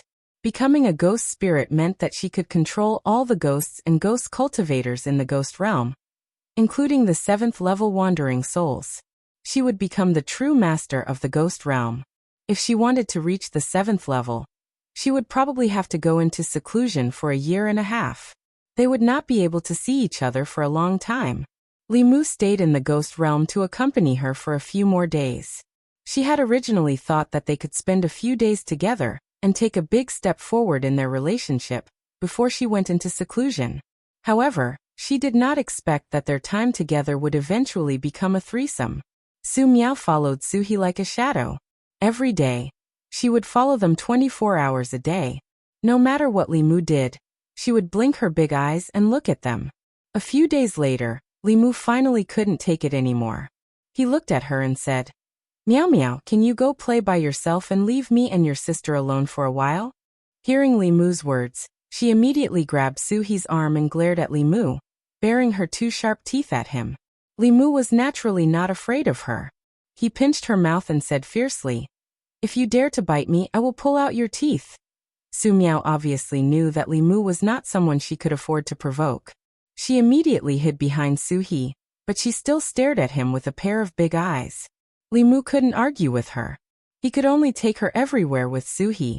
However, he couldn't help but think that if the two of them slept together in the future, she must accompany them.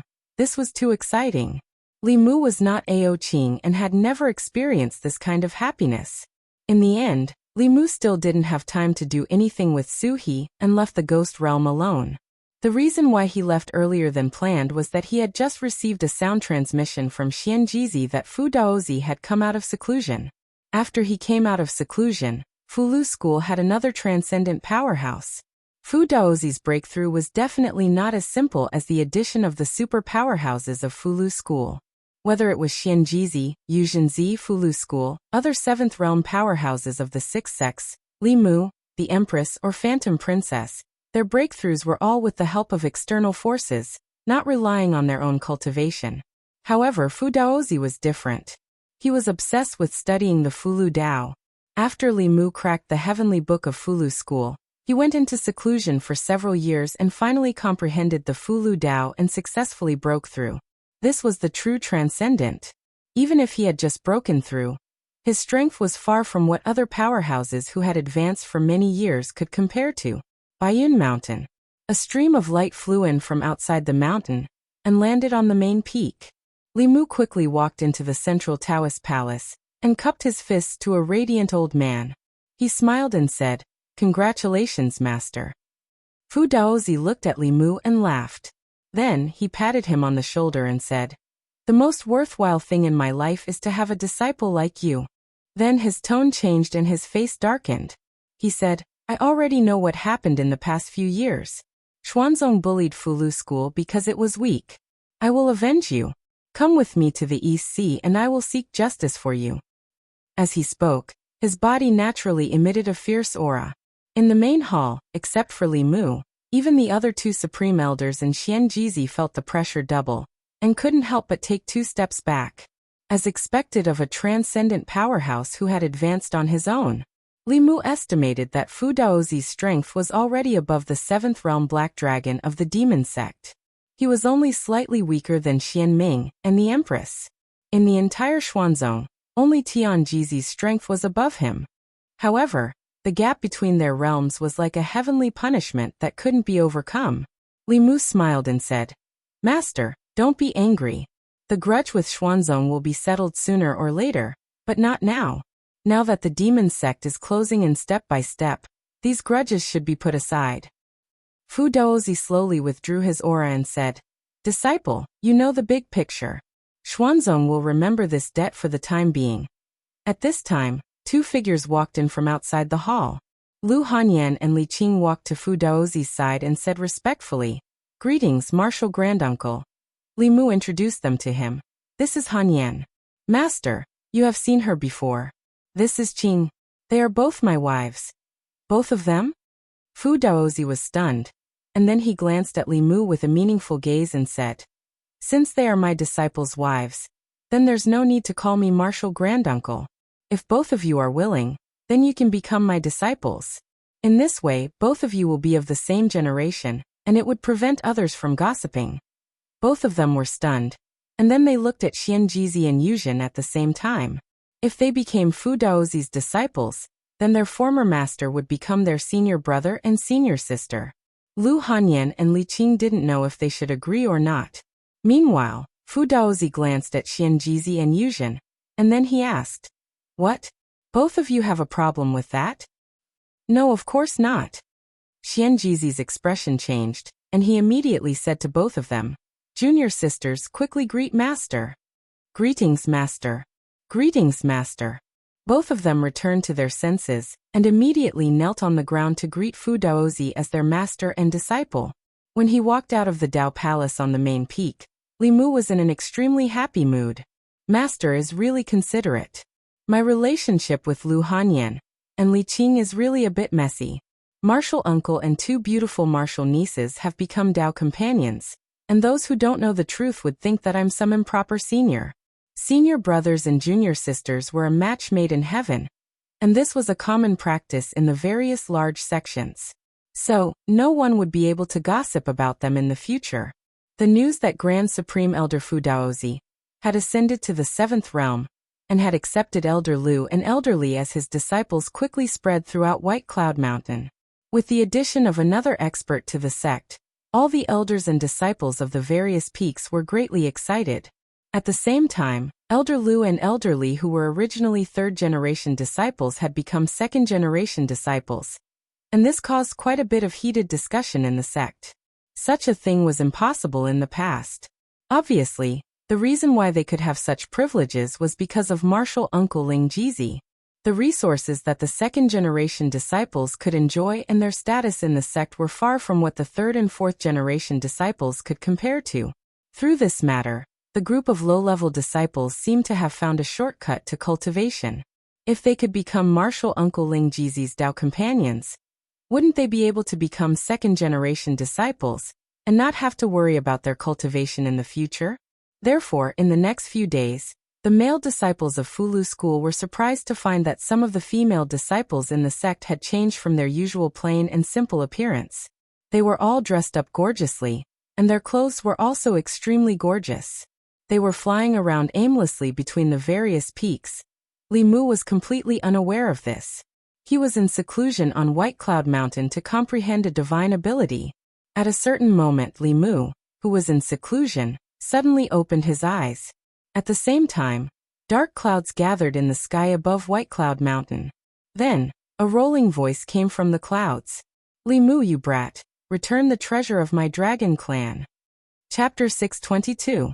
Dark clouds covered the sky above White Cloud Mountain. Lightning snakes danced in the clouds, and a few black shadows could be vaguely seen shuttling back and forth. Li Mu left the cave abode and flew into the sky as soon as he heard the voice. At the same time, several figures also rose into the sky from the various peaks. Fu Daozi looked angry and shouted, "Who are you? How dare you behave atrociously in my White Cloud Mountain?" As his voice fell, a sound wave spread out. Wherever the sound wave passed, the dark clouds in the sky dissipated, and 3 black dragons that were hundreds to hundreds of feet long appeared. The 3 black dragons hovered above White Cloud Mountain, emitting a strong pressure. The low-level disciples of the ancestral court were in an uproar when they saw this. What are those things in the sky? Deer horns, snake body, eagle claws, fish tail. Oh my god, they're dragons. What are the dragons doing here? They seem to be looking for trouble with our White Cloud Mountain. In the sky, the 3 black dragons flashed with black light and turned into 3 black-robed figures. The 3 of them had dragon horns on their foreheads. 2 of them had old faces and white hair. The last one was the black dragon that Li Mu had seen before. He was Xian Ming's subordinate. An elder from the dragon clan widened his eyes and asked, "Who is Li Mu?" Li Mu's figure floated to the front and asked indifferently, "Why are you looking for me?" The old dragon said coldly, "Hand over my ancestor Ao Xian's sun-shooting bow." These 3 black dragons were indeed here for the sun-shooting bow. Ao Xian had accidentally obtained the sun-shooting bow back then. Before Ao Xian died, he did not pass it to the Black Dragon clan. Instead, it was buried with his corpse in the underwater cave abode. From this point of view, it seemed reasonable for the Black Dragon clan to come and ask for the sun-shooting bow. However, the truth was that the sun-shooting bow was not created by Ao Xian. He had also obtained it by chance. It was like a heavenly book that could only be obtained by those with strength and opportunity. There was no reason for these dragons to come and ask for it today. Moreover, how could Li Mu hand over such a powerful treasure to others? If this treasure fell into the hands of the demon sect, they would be able to unify the 10 continents with the help of the sun-shooting bow before the other 2 ancestors of the demon sect could ascend. When facing the threat of the demon sect, Li Mu relied on this treasure the most. He glanced at the old dragon and said, "Don't think I don't know that the sun-shooting bow doesn't belong to you dragons." Aofeng breathed out 2 streams of hot air from his nostrils. The dragon clan had always snatched the treasures they wanted. This time, someone else had snatched the treasures that used to belong to the dragon clan. He couldn't stand it anymore. He looked at Li Mu and asked coldly, "You mean you don't want to return it?" As soon as he finished speaking, he gritted his teeth and said, "Oh, you take him back." A black light flashed in front of Li Mu, and the figure of another dragon clan elder suddenly appeared. He stretched out a dragon claw and grabbed Li Mu's neck. The dragon clan was the strongest clan in the world. Even a newborn dragon had the strength of a human at the 4th realm. With the dragon clan's strong physical body and special abilities, they could often suppress human or demon experts of the same level. This old dragon was extremely fast. When he appeared beside Li Mu, no one could react in time. If he could capture Li Mu in one move and bring him back to the Dragon Palace to interrogate him slowly, with the speed of the Dragon Clan, no one present would be able to stop him. However, just as his dragon claw was about to touch Li Mu's neck, a white fist met it. Seeing that Li Mu had overestimated himself, a cold smile appeared on Aou's lips. The Dragon Clan was most proud of their bodies.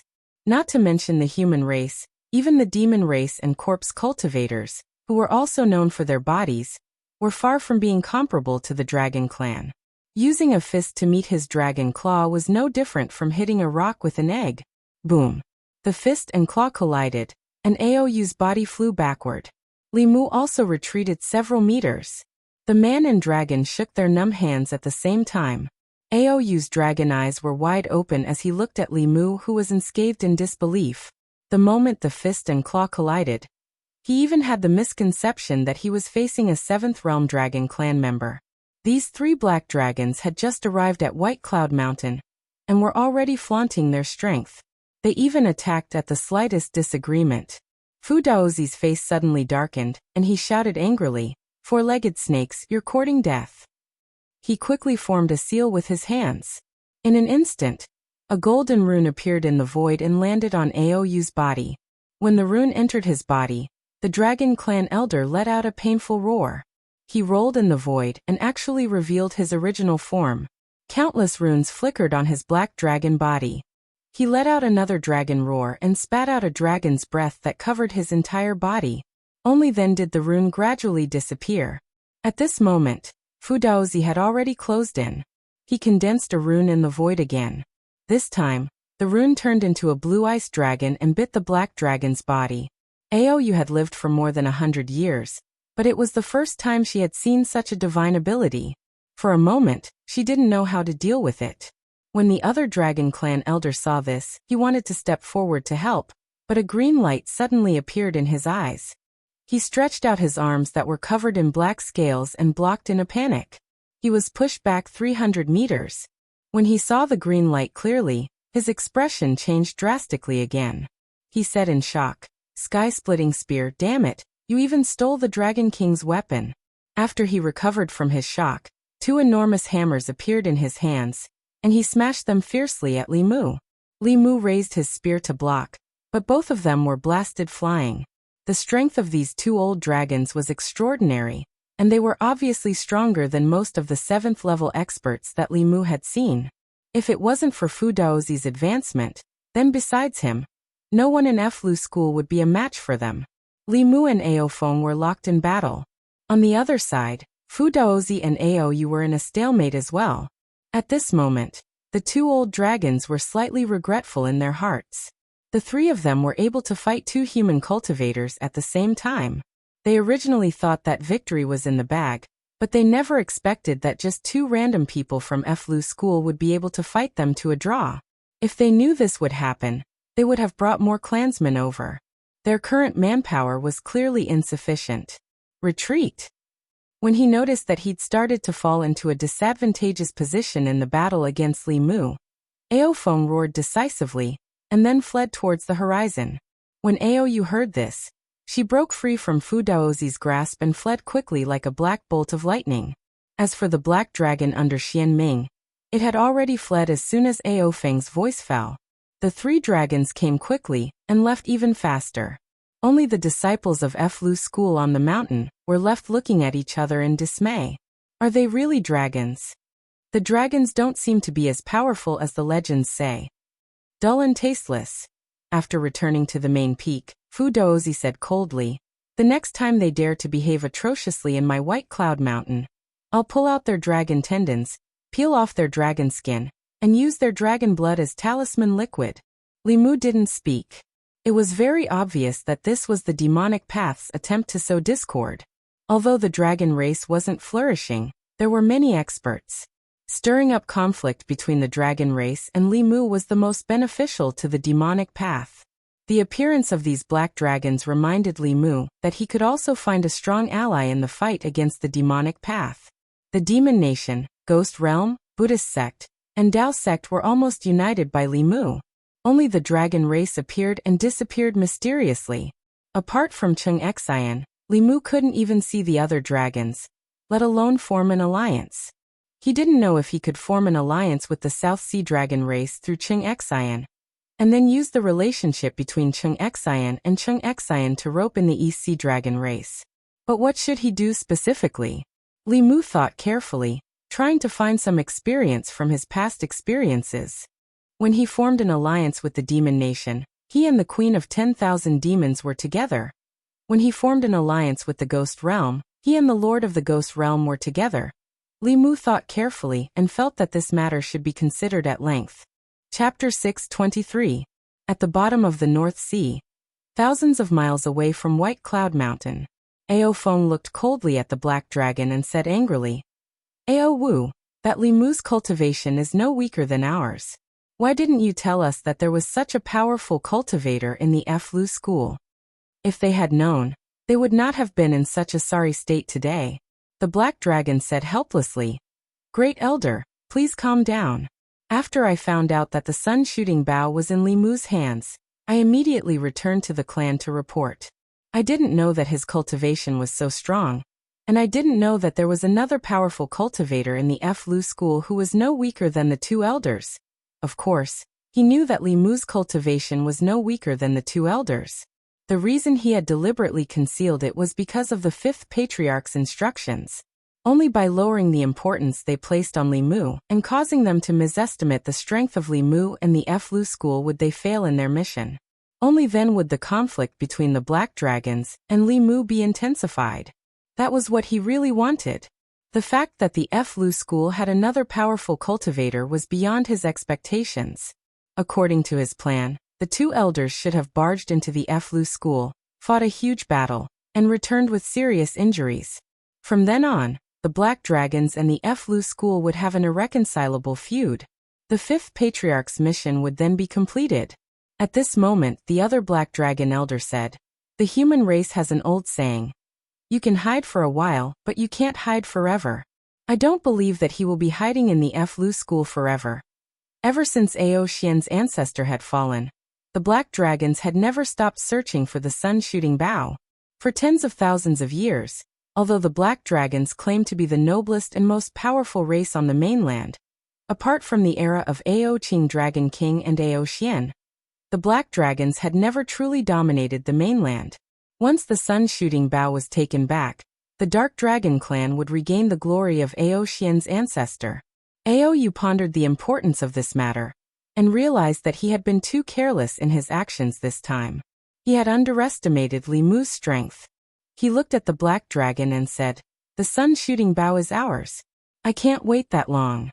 Ao Wu, return to the West Sea and invite the other two elders, Aoen, and the other Tier 6 juniors. It's time to let them know the strength of the dragon race." "Yes." Ao Wu cupped his fists respectfully. The moment he turned around, his lips curled up slightly. Baiyin Mountain. Li Mu did not chase after the three black dragons. Based on his understanding of the dragon race and the fatal attraction of the sun-shooting bow, they would return sooner or later. In order to fight against the demonic Tao, the Dragon Clan was a force that must be won over, but that did not include the Black Dragon Clan. Because of the existence of the sun-shooting bow, the Black Dragon Clan and Li Mu were destined to be like fire and water. If he captured the three dragons now, it would inevitably alarm them, which would be detrimental to his plan of catching them all in one fell swoop. In the next few days, Baiyun Mountain was peaceful as usual. There were no unusual movements.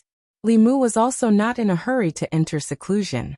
Instead, he went back and forth between Baiyun Mountain and Purple Cloud Peak, guiding the cultivation of the elders and preaching to the low-level disciples. In terms of cultivation knowledge, there was probably no one in the world who could compare to Li Mu. These young disciples represented the future of Fulu School. At the beginning of their cultivation, it was very necessary to guide them on the correct path of cultivation and prevent them from taking the wrong path. Li Mu did not just teach Fulu blindly. He talked about alchemy, artifact refinement, body refinement, mystical abilities, and the path of cultivation. Interest was equally important. He hoped that the disciples in the sect would be able to find the path of cultivation that they liked at the beginning of their cultivation. Every time he preached, there would be no empty seats in the training hall. Most of the disciples could only float in the air. The disciples of the other peaks could only envy Baiyun Mountain and Purple Cloud Peak. This was because the heads of these two peaks were Elder Lu and Elder Li.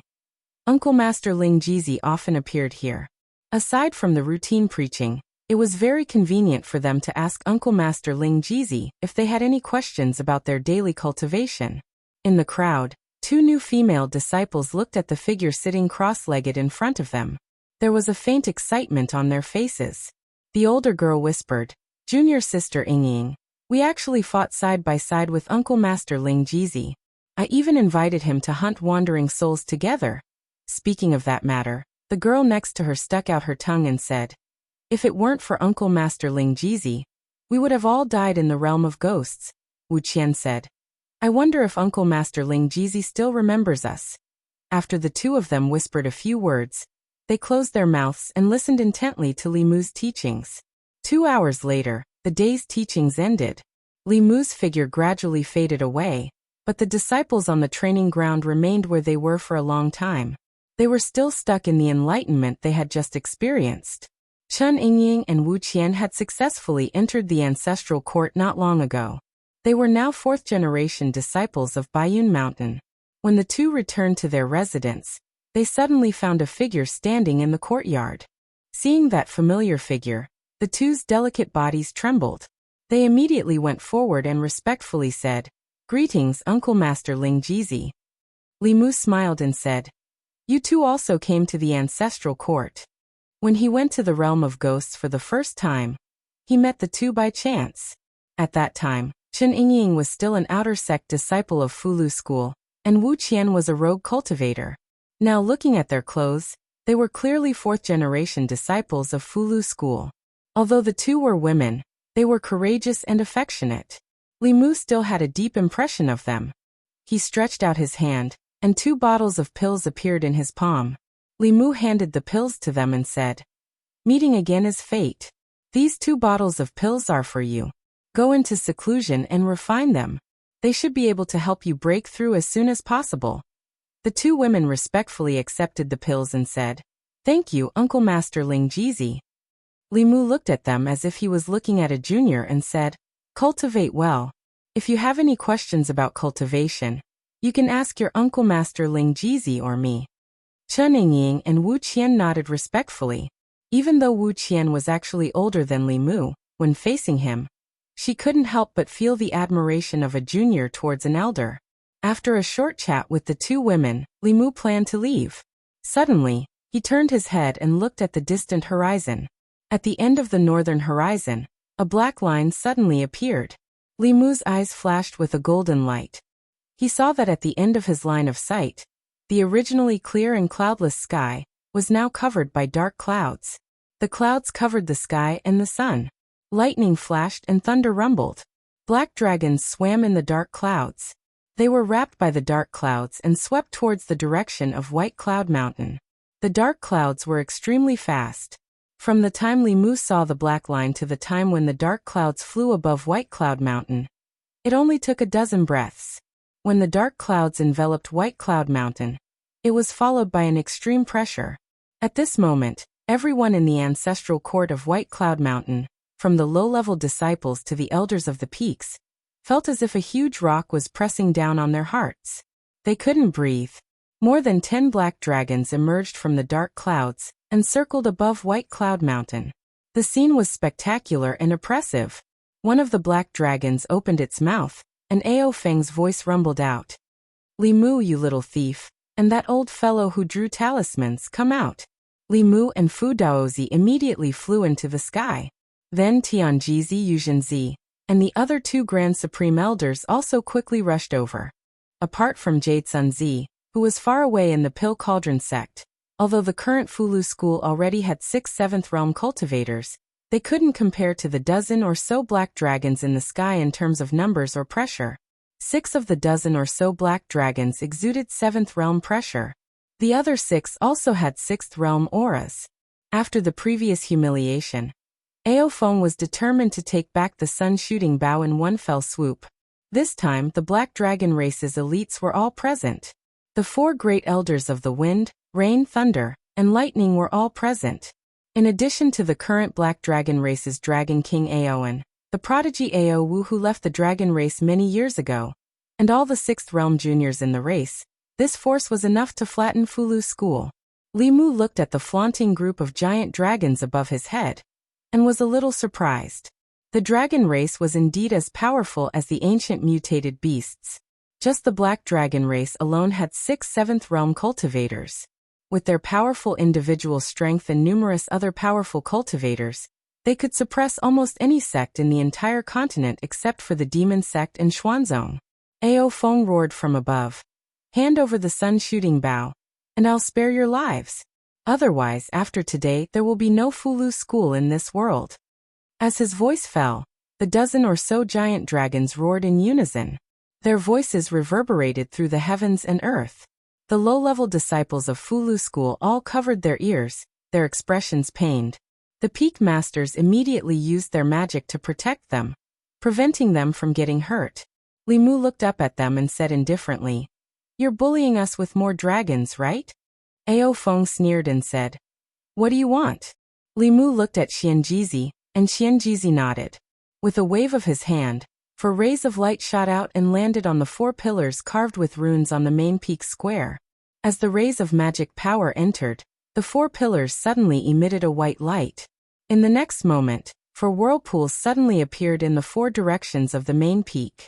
The Pill Cauldron sect's sect master, Wuchen Zi, walked out from one of the whirlpools with Jade Sun and 2 Grand Supreme Elders. The Spirit Array sect's sect master and 2 Grand Supreme Elders walked out from another whirlpool. The Southern sect's sect master and 2 Grand Supreme Elders, and the Northern sect's sect master and 2 Grand Supreme Elders appeared in the last 2 whirlpools. The 5 Taoist sects had a total of 19 7th realm cultivators. They surrounded the dozen or so giant dragons in the middle. Finally, a giant bell descended from the sky. While it covered everyone, it also completely sealed off the entire area. Looking at the Black Dragon race that was completely stunned, Li Mu said indifferently, "Do you think that you're the only ones who know how to bully with numbers?" Chapter 624. Li Mu guessed that the Black Dragon race wouldn't give up. He had been waiting for this moment for a long time. White Cloud Mountain's long-distance teleportation array was originally built to guard against the Demon Dao. At this moment, it came in handy. They didn't even need to activate all of them. Just the 5 Taoist sects were enough to capture all of them. In a battle of this level, those 6th realm black dragons were of no use. They could be ignored. The ones that were slightly more troublesome were the few level 7 black dragons. Among them, the 3 dragons that came to White Cloud Mountain last time were the strongest. The 3 extra dragons were only equivalent to the transcendent initial realm. Even if the dragon race had a natural advantage, the 5 sects experts were more than enough to deal with them. Without giving the Black Dragon race any time to react, the 5 sects supreme elders and sect masters attacked at the same time. In front of them, Those 6th realm black dragons couldn't even withstand a single blow. 7 black dragons were immediately captured. Their cultivation was sealed, and they were casually thrown to the side of the mountain. The remaining 5 7th realm black dragons, and Xianming's black dragon, saw that the situation wasn't good. They all slammed their dragon heads against the Dao Bell. Even though the dragon clan was formidable and was capable of suppressing humans of the same cultivation realm, they couldn't stop their numbers from bullying the dragon clan. There was utterly no hope of victory in this battle. How could Ao Feng have imagined that the Talisman sect would actually be able to gather so many experts in an instant? Even if the Dark Dragon clan utilized all their strength, they were unable to deal with so many experts at the same time. Dong! The 6 dragons' huge bodies slammed against the Dao Bell, creating a loud boom. If it was just Li Mu alone, he might not be able to trap them. However, more than 10 7th realm experts from the 5 sects were currently inside the Dao Bell. Everyone's magic power was added to the Dao Bell. Even if the Demon Dao's 3 ancestors were trapped, they wouldn't be able to escape easily. Talisman Daozi's hands flickered with runes. He sneered. "You dare to come back?" As soon as he finished speaking, his figure disappeared. When he reappeared, he was already on Ao Feng. Talisman Daozi held the dragon horns with both hands. Talisman Daozi's palm surged into the dragon's body. Ao Feng's body rolled and couldn't break free. Li Mu was even more decisive. He took out the sun-shooting bow and shot an arrow. A black light flickered in front of Ao Feng's chest. The reverse scale that he had refined for many years blocked the fatal arrow. However, he also lost his only trump card. Li Mu used 20% of his dermic powers for this arrow. Whoosh, whoosh, whoosh, whoosh. Li Mu shot 5 arrows in a row, exhausting all the magic power in his body. Then he flew to the side and quietly recovered his magic power, leaving the battlefield to the others. The Dragon Clan was indeed the only ancient beast clan that had survived. Their innate abilities were extremely powerful, and their physical bodies were also incomparably powerful. In a situation where their magic power was about the same, it would take 2 human powerhouses of the same level to deal with them. However, even without Li Mu, there were still 18 7th realm cultivators here. Fu Daozi alone could fight the Black Dragon race's Great Elder alone, while the rest of the cultivators could deal with 1 7th realm cultivator with 3 people. In addition, Li Mu's 5 arrows had already depleted a lot of 7th realm cultivators. The situation inside the Dao Bell was almost one-sided. Talisman Daozi's body was surrounded by golden runes, suppressing Ao Feng. He said loudly, "Four-legged snake, I still lack a mount. If you are willing to become my mount, I will spare your life today. How about it?" Ao Feng said coldly, "Don't even think about it. The Dragon Clan will never be slaves." He let out a long roar and his 2 dragon horns flickered. A ball of lightning condensed between his dragon horns. This ball of lightning was black, and as the ball of lightning condensed, the black color on Ao Feng's body even became lighter. Almost instantly, the ball of lightning flashed in front of Fu Daozi. He wanted to teleport away, but he was entangled by Ao Feng's dragon tail and couldn't move at all. At this moment he felt a strong sense of danger.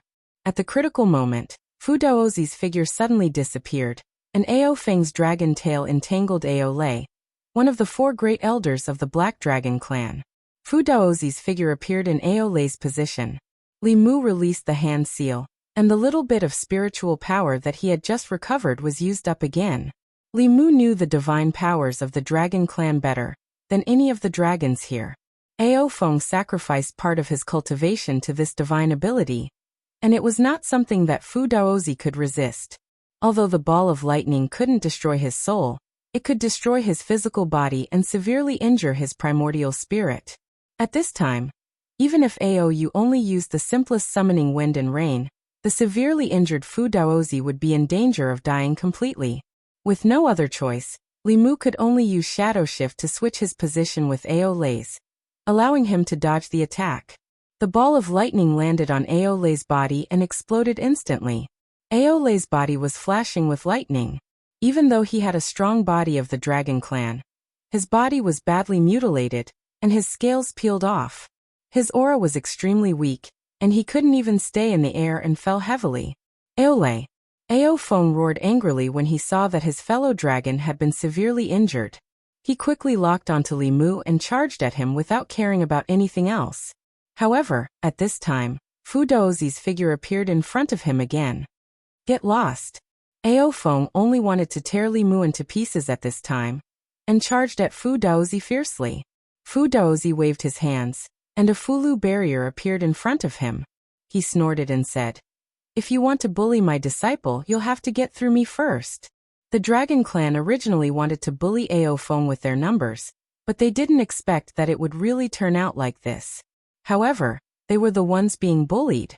On the other side, Ao Wu's expression gradually became determined. At this point, Ao Wu knew that the mission given by the fifth ancestor had failed. Even he couldn't protect himself.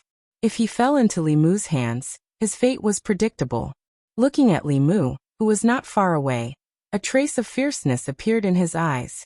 He activated 100% of his spiritual power, and temporarily broke away from the three people surrounding him. He turned into a black thunderbolt and shot at Li Mu. If his death could be exchanged for Li Mu's death, then everything would be worth it. In the process of rushing towards Li Mu, an extremely strong spiritual power fluctuation suddenly came from his body.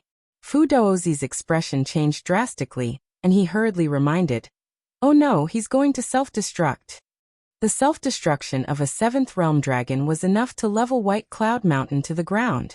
At this moment, all the low-level disciples of White Cloud Mountain below the fifth realm would be buried with him. This dragon wanted to drag Li Mu down with him while destroying the ancestral court of Fulu School. Of course, Li Mu wouldn't let him do as he wished. With a thought, the Dao Bell flashed and then shrunk rapidly, trapping the dragon inside. Following a dazzling ray of light, the Dao Bell started to expand outwards and then shrunk again. A moment later, the Dao Bell returned to normal, but a black hole appeared in the space. As time passed, the black hole slowly closed. Everyone present, including Fu Daozi, felt a chill run down their spines. If they didn't stop this dragon from self-destructing, only 5 of the 6 Dao sects would be left. Not only were the Dao sect members shocked, but even the Black Dragon race didn't expect Ao Wu to be so unyielding. They were filled with grief and humiliation. At this moment, they actually wanted to emulate Ao Wu and defend the dragon race's dignity. At that moment, Li Mu suddenly reached out and grabbed a ball of light from the Dao Bell. He scanned the ball of light with his divine consciousness, and instantly understood why Ao Wu would do such a thing. This dragon called Ao Wu was no longer the prodigy of the Black Dragon race from the very beginning. His memories had been forcefully erased, and he had received another person's memories. This person's identity was a trusted subordinate of Xianming from 10,000 years ago. Back then, not only did the Demon Dao ancestors inherit their memories, but also their own trusted subordinates. He was under Xianming's orders to sow discord between the Black Dragon race and Li Mu.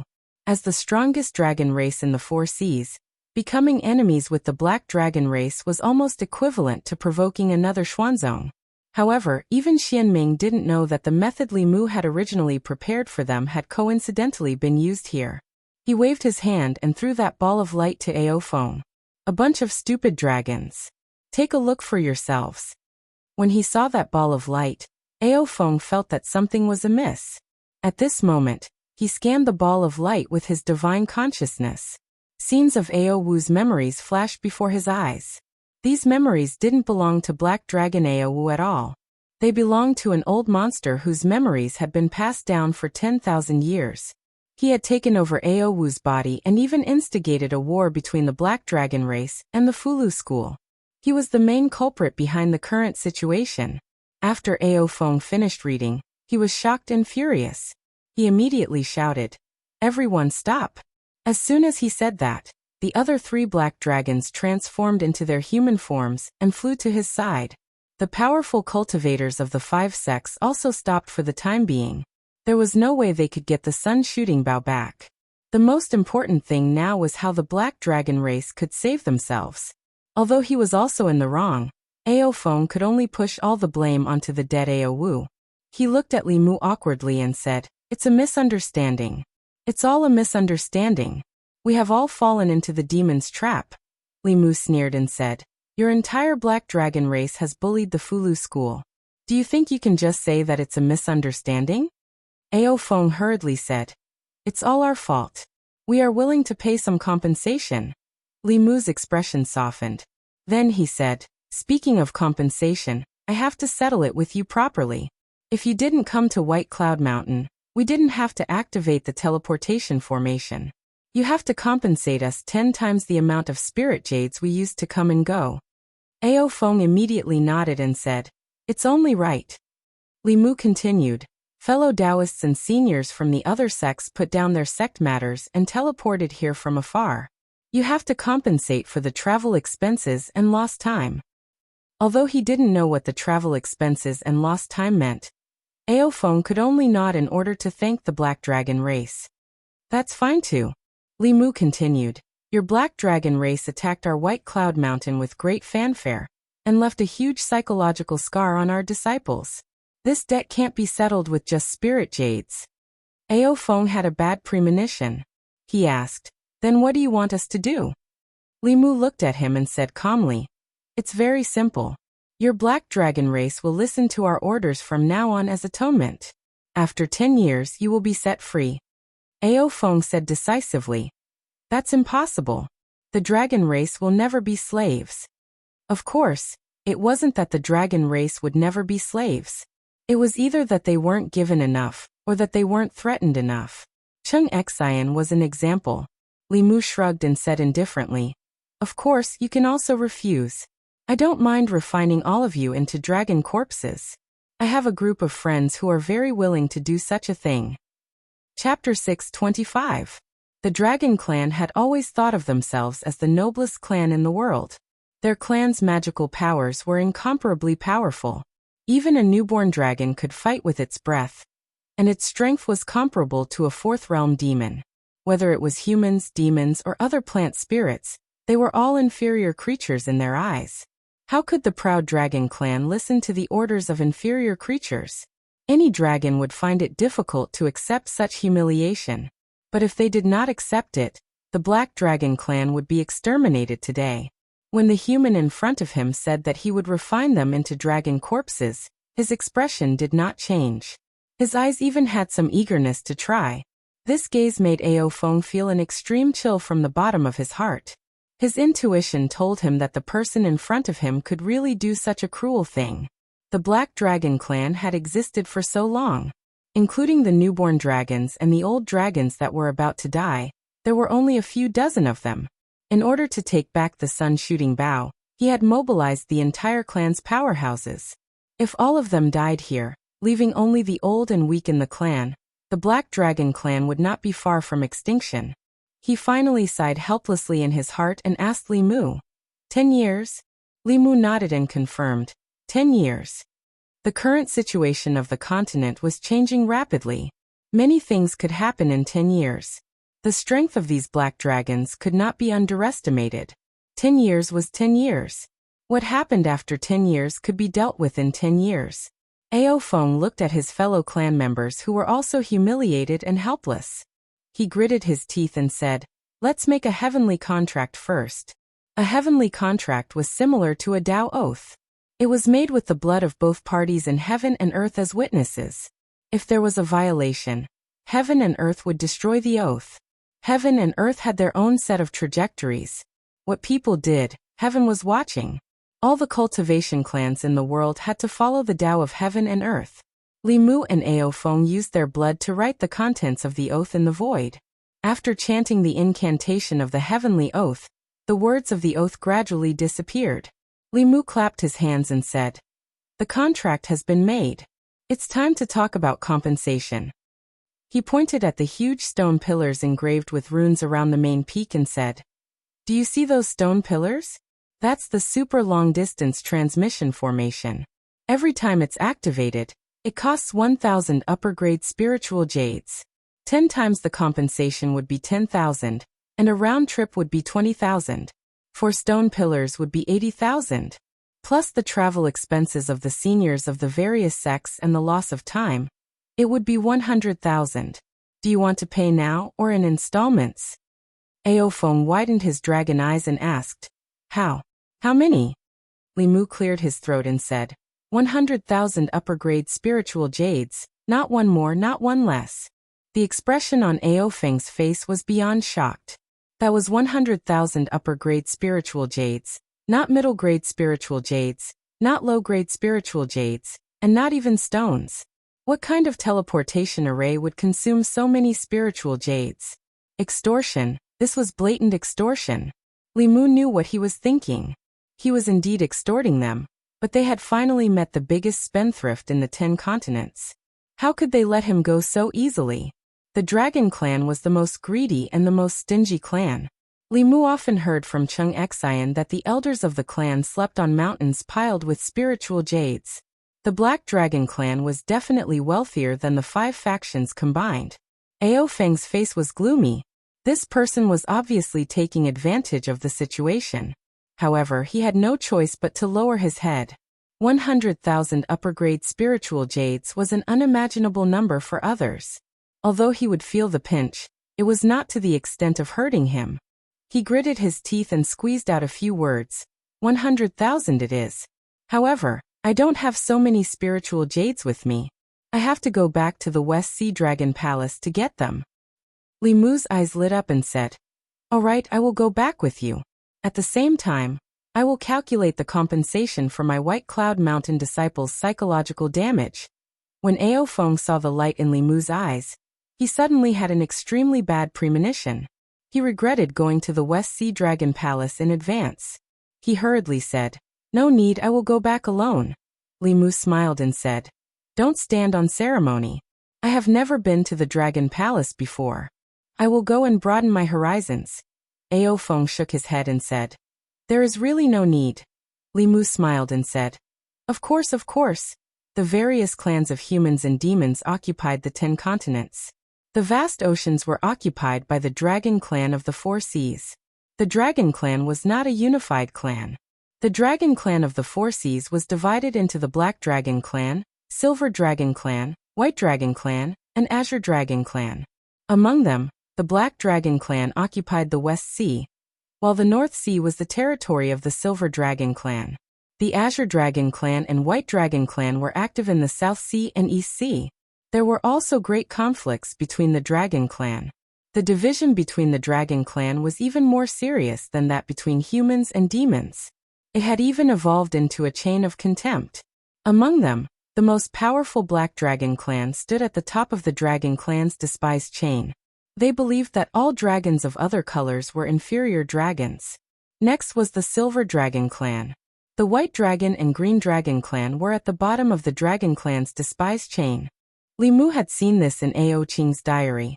10,000 years ago, the Dragon Clan's racial discrimination existed. Therefore, it was even more precious for him to become the king of the Dragon Clan as an Azure Dragon. Legends about him had been passed down in the Dragon Clan for 10,000 years. Although Li Mu felt that this discrimination was not right, he was also glad that it existed. The Dragon Clan's individual strength was extremely strong, but there were too few of them. There were billions of humans and over 100 million demons on the continent. However, the Dragon Clan of the 4 Seas only added up to a little over 100. They were born at the middle stage. Their bodies were strong, their abilities were heaven-defying, and their cultivation speed was fast. Their only weakness was that it was extremely difficult for them to reproduce. Even so, the Black Dragon Clan's strength was comparable to the 2 Daoist sections. If the Dragon Clan of the 4 Seas did not have the racial discrimination engraved in their blood, they would unite into a unified Dragon Clan. If another 8th Realm expert appeared in the Dragon Clan, the ruler of the continent would undoubtedly be the Dragon Clan. In today's world, there were not many people like Li Mu who knew the origin of the Dragon Clan. Like the ancient beasts, they were once the enemies of the human clan. In terms of life form, they were superior to humans and demons. They were the only ancient beasts that were still alive on the continent. Although Ao Feng was unwilling, he still brought Li Mu to the West Sea. As for his other clansmen, they were all left at White Cloud Mountain. As dragon corpses, he could not play any tricks. At the bottom of the West Sea, Ao Feng turned into his dragon form and swam into the deep sea without a word. Seeing Li Mu following beside him, his huge dragon eyes flashed with surprise. He gradually increased his speed. Gradually, he was shocked to find that even if he used all his speed, he could not pull away from Li Mu. From the beginning to the end, Li Mu was following beside him at a steady pace. The bottom of the sea was the territory of the dragon clan. The cultivation of humans would be suppressed, but the speed and strength of the dragon clan would be greatly increased. However, after this person entered the sea, his speed became even faster, and the aura he emitted became even more dangerous.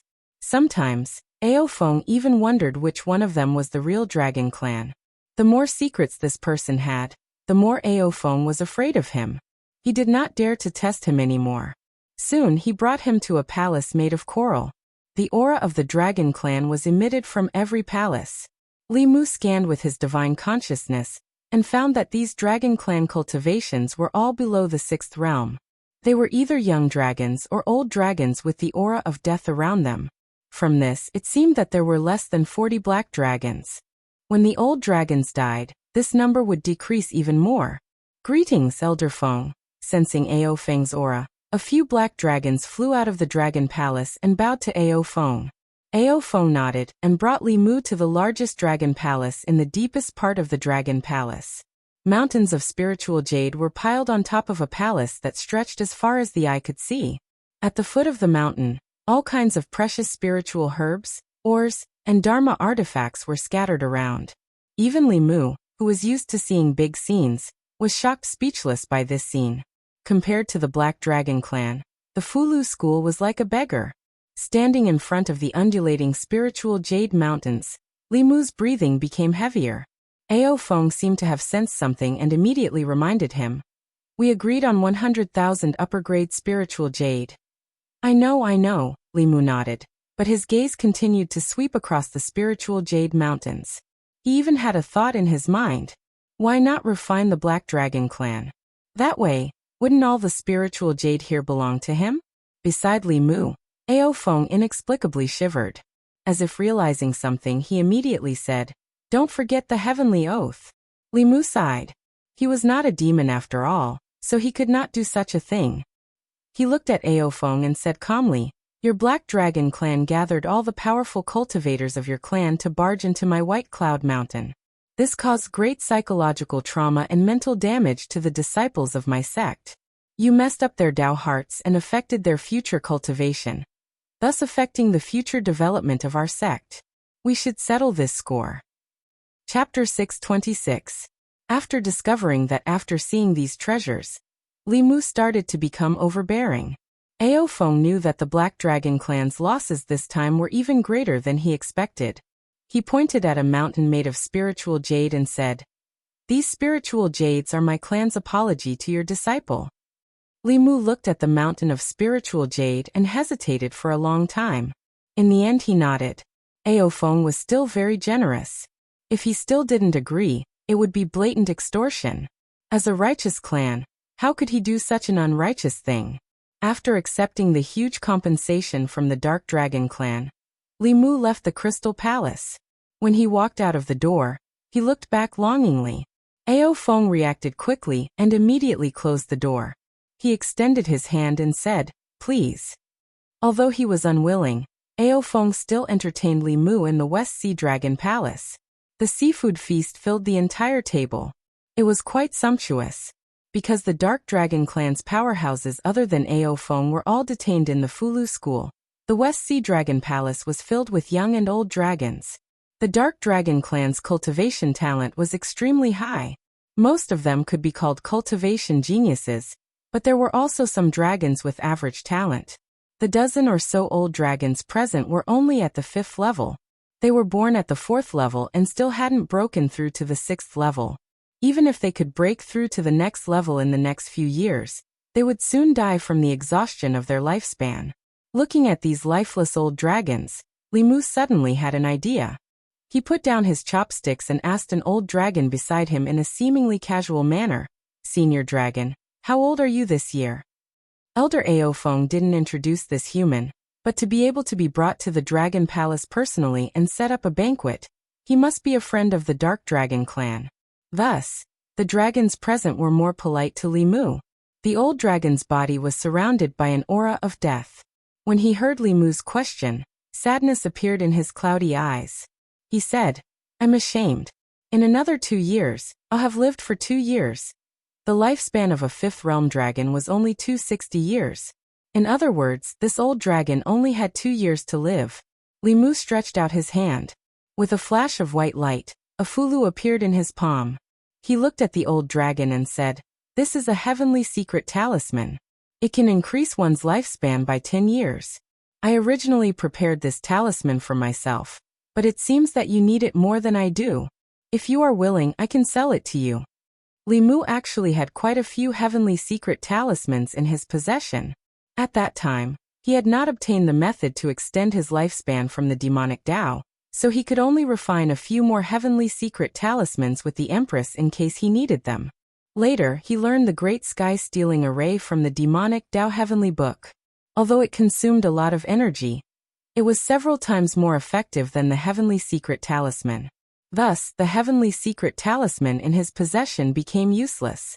In line with the principle of making the best use of everything and not wasting it if possible, Li Mu planned to sell them to the dragons. Although it was impossible for these dragons with no natural talent to break through from the 5th realm to the 7th realm, even if they had 10 more years of lifespan, who would refuse to live for 10 more years? As for why he did not use the sky-stealing array to help them, firstly, Li Mu needed to deal with the heavenly secret talismans in his hands. Secondly, what kind of status did the dragons have? They were the descendants of ancient beasts. They were obviously a higher-level life form than humans and demonic beasts. Under normal circumstances, they were already on the verge of ruling the world. If they were given another 60 years of lifespan, perhaps after 60 years, even if the demonic Tao and the righteous Tao joined forces, they would still be suppressed by them. Hearing that this Fulu could increase their lifespan by 10 years, the old dragons present all looked at Li Mu at the same time. Their dragon eyes shone brightly. "How much is this Fulu? Do you have any more? I'll buy one." "I'll buy one too." After Li Mu took out the heavenly secret talisman, the surrounding atmosphere suddenly changed. The old dragons who were nearing the end of their lifespan surrounded Li Mu, looking at him as if they were looking at a peerless treasure. Then they all looked at Ao Feng in unison. 10 years was not a short time. Even if it was not enough to break through, they could still enjoy 10 more years in this world. They did not care about the price of this Fulu. Even if they had collected many treasures in their lifetime, they could not take them away after death. Wouldn't it be better to exchange it for 10 more years of lifespan? The savings of ordinary dragons were limited. The commonwealth of the Black Dragon clan was in the hands of the Council of Elders. Faced with the expectant gazes of his clansmen, Ao Feng could not refuse. The number of dragons was low to begin with. For thousands of years, the rate of reproduction of his clansmen could not keep up with the rate of death. Any one of his clansmen was very important to the Dragon clan. Even though he knew that Li Mu was after the treasures of the Dragon clan, he had no other choice. Spiritual jades were just numbers to him. They could not compare to the lives of his clansmen. Ao Feng looked at Li Mu and said, "How many heavenly secret talismans do you have? I want all of them." Li Mu looked at Ao Feng and smiled. "You know, our Fulu school specializes in writing talismans. We have as many heavenly secret talismans as you want." If it were someone else, Ao Feng might have doubted the authenticity of this talisman. However, this was the Fulu school. In this world, no one knew Fulu better than them. Ao Feng only cared about the price. He looked at Li Mu and asked, "How many spiritual jades for one heavenly secret talisman?" People outside the Fulu school needed to prepare their own talisman liquid, and 100,000 low-grade spiritual jades to write a heaven-grade Fulu. In principle, the difficulty of writing a saint-grade Fulu was more than 10 times that of a heaven-grade Fulu. Therefore, Li Mu charged him 1 million low-grade spiritual jades for one heavenly secret talisman, which was 10,000 mid-grade spiritual jades. It was not excessive at all. Li Mu looked at Ao Feng and said indifferently, 10,000. Ao Feng frowned. He knew that Li Mu was going to ask for an exorbitant price, but he did not expect his appetite to be so big. However, there was no market for saint-grade Fulu. Even if one had spiritual jades, they could not buy it. Only the Fulu school could make this item. It was reasonable for the price to be sky high. In the end, he gritted his teeth and said, 10,000 high-grade spiritual jades it is. However, you are not allowed to raise the price in the future. The heavenly secret talisman will be provided to our dragon clan first. Actually, Li Mu didn't hear Ao Feng's last sentence clearly. His mind was filled with the 10,000 high-grade spiritual jades that Ao Feng said. The 10,000 high-grade spiritual jades, he said, were mid-grade spiritual jades. 10,000 high-grade spiritual jades for a fulu. Even if it was a saint-grade fulu, anyone who heard it would think that the buyer was crazy. Even Li Mu did not come back to his senses for a moment. The Dragon Clan was rich and their default unit of spiritual jades was actually high-grade spiritual jades. In front of Li Mu and the others, they were like beggars who had never seen the world. But thinking about it, although humans and demons occupied land, the ocean was more than 10 times the size of land. The resources at the bottom of the ocean were more abundant. As the master of the ocean, the Dragon Clan monopolized the resources of the ocean. Who could be richer than them? Ao Feng misunderstood his shock and immediately said, 10,000 spiritual jades, you can't go back on your word. Li Mu came back to his senses and said, I won't go back on my word. If I say 10,000 then 10,000. Originally, according to our Fulu school's rules, you have to provide the talisman fluid for the talisman. This time, the talisman fluid can be provided by our Fulu school. He sold 10,000 high-grade spiritual jades for a talisman. If they had to provide the talisman fluid, he would not feel at ease holding on to the spiritual jades. Unexpectedly, Ao Feng waved his hand and flatly refused. No need. The rules you have for others are the rules for us. If outsiders know, they will think that our dragon clan is so poor that we can't afford.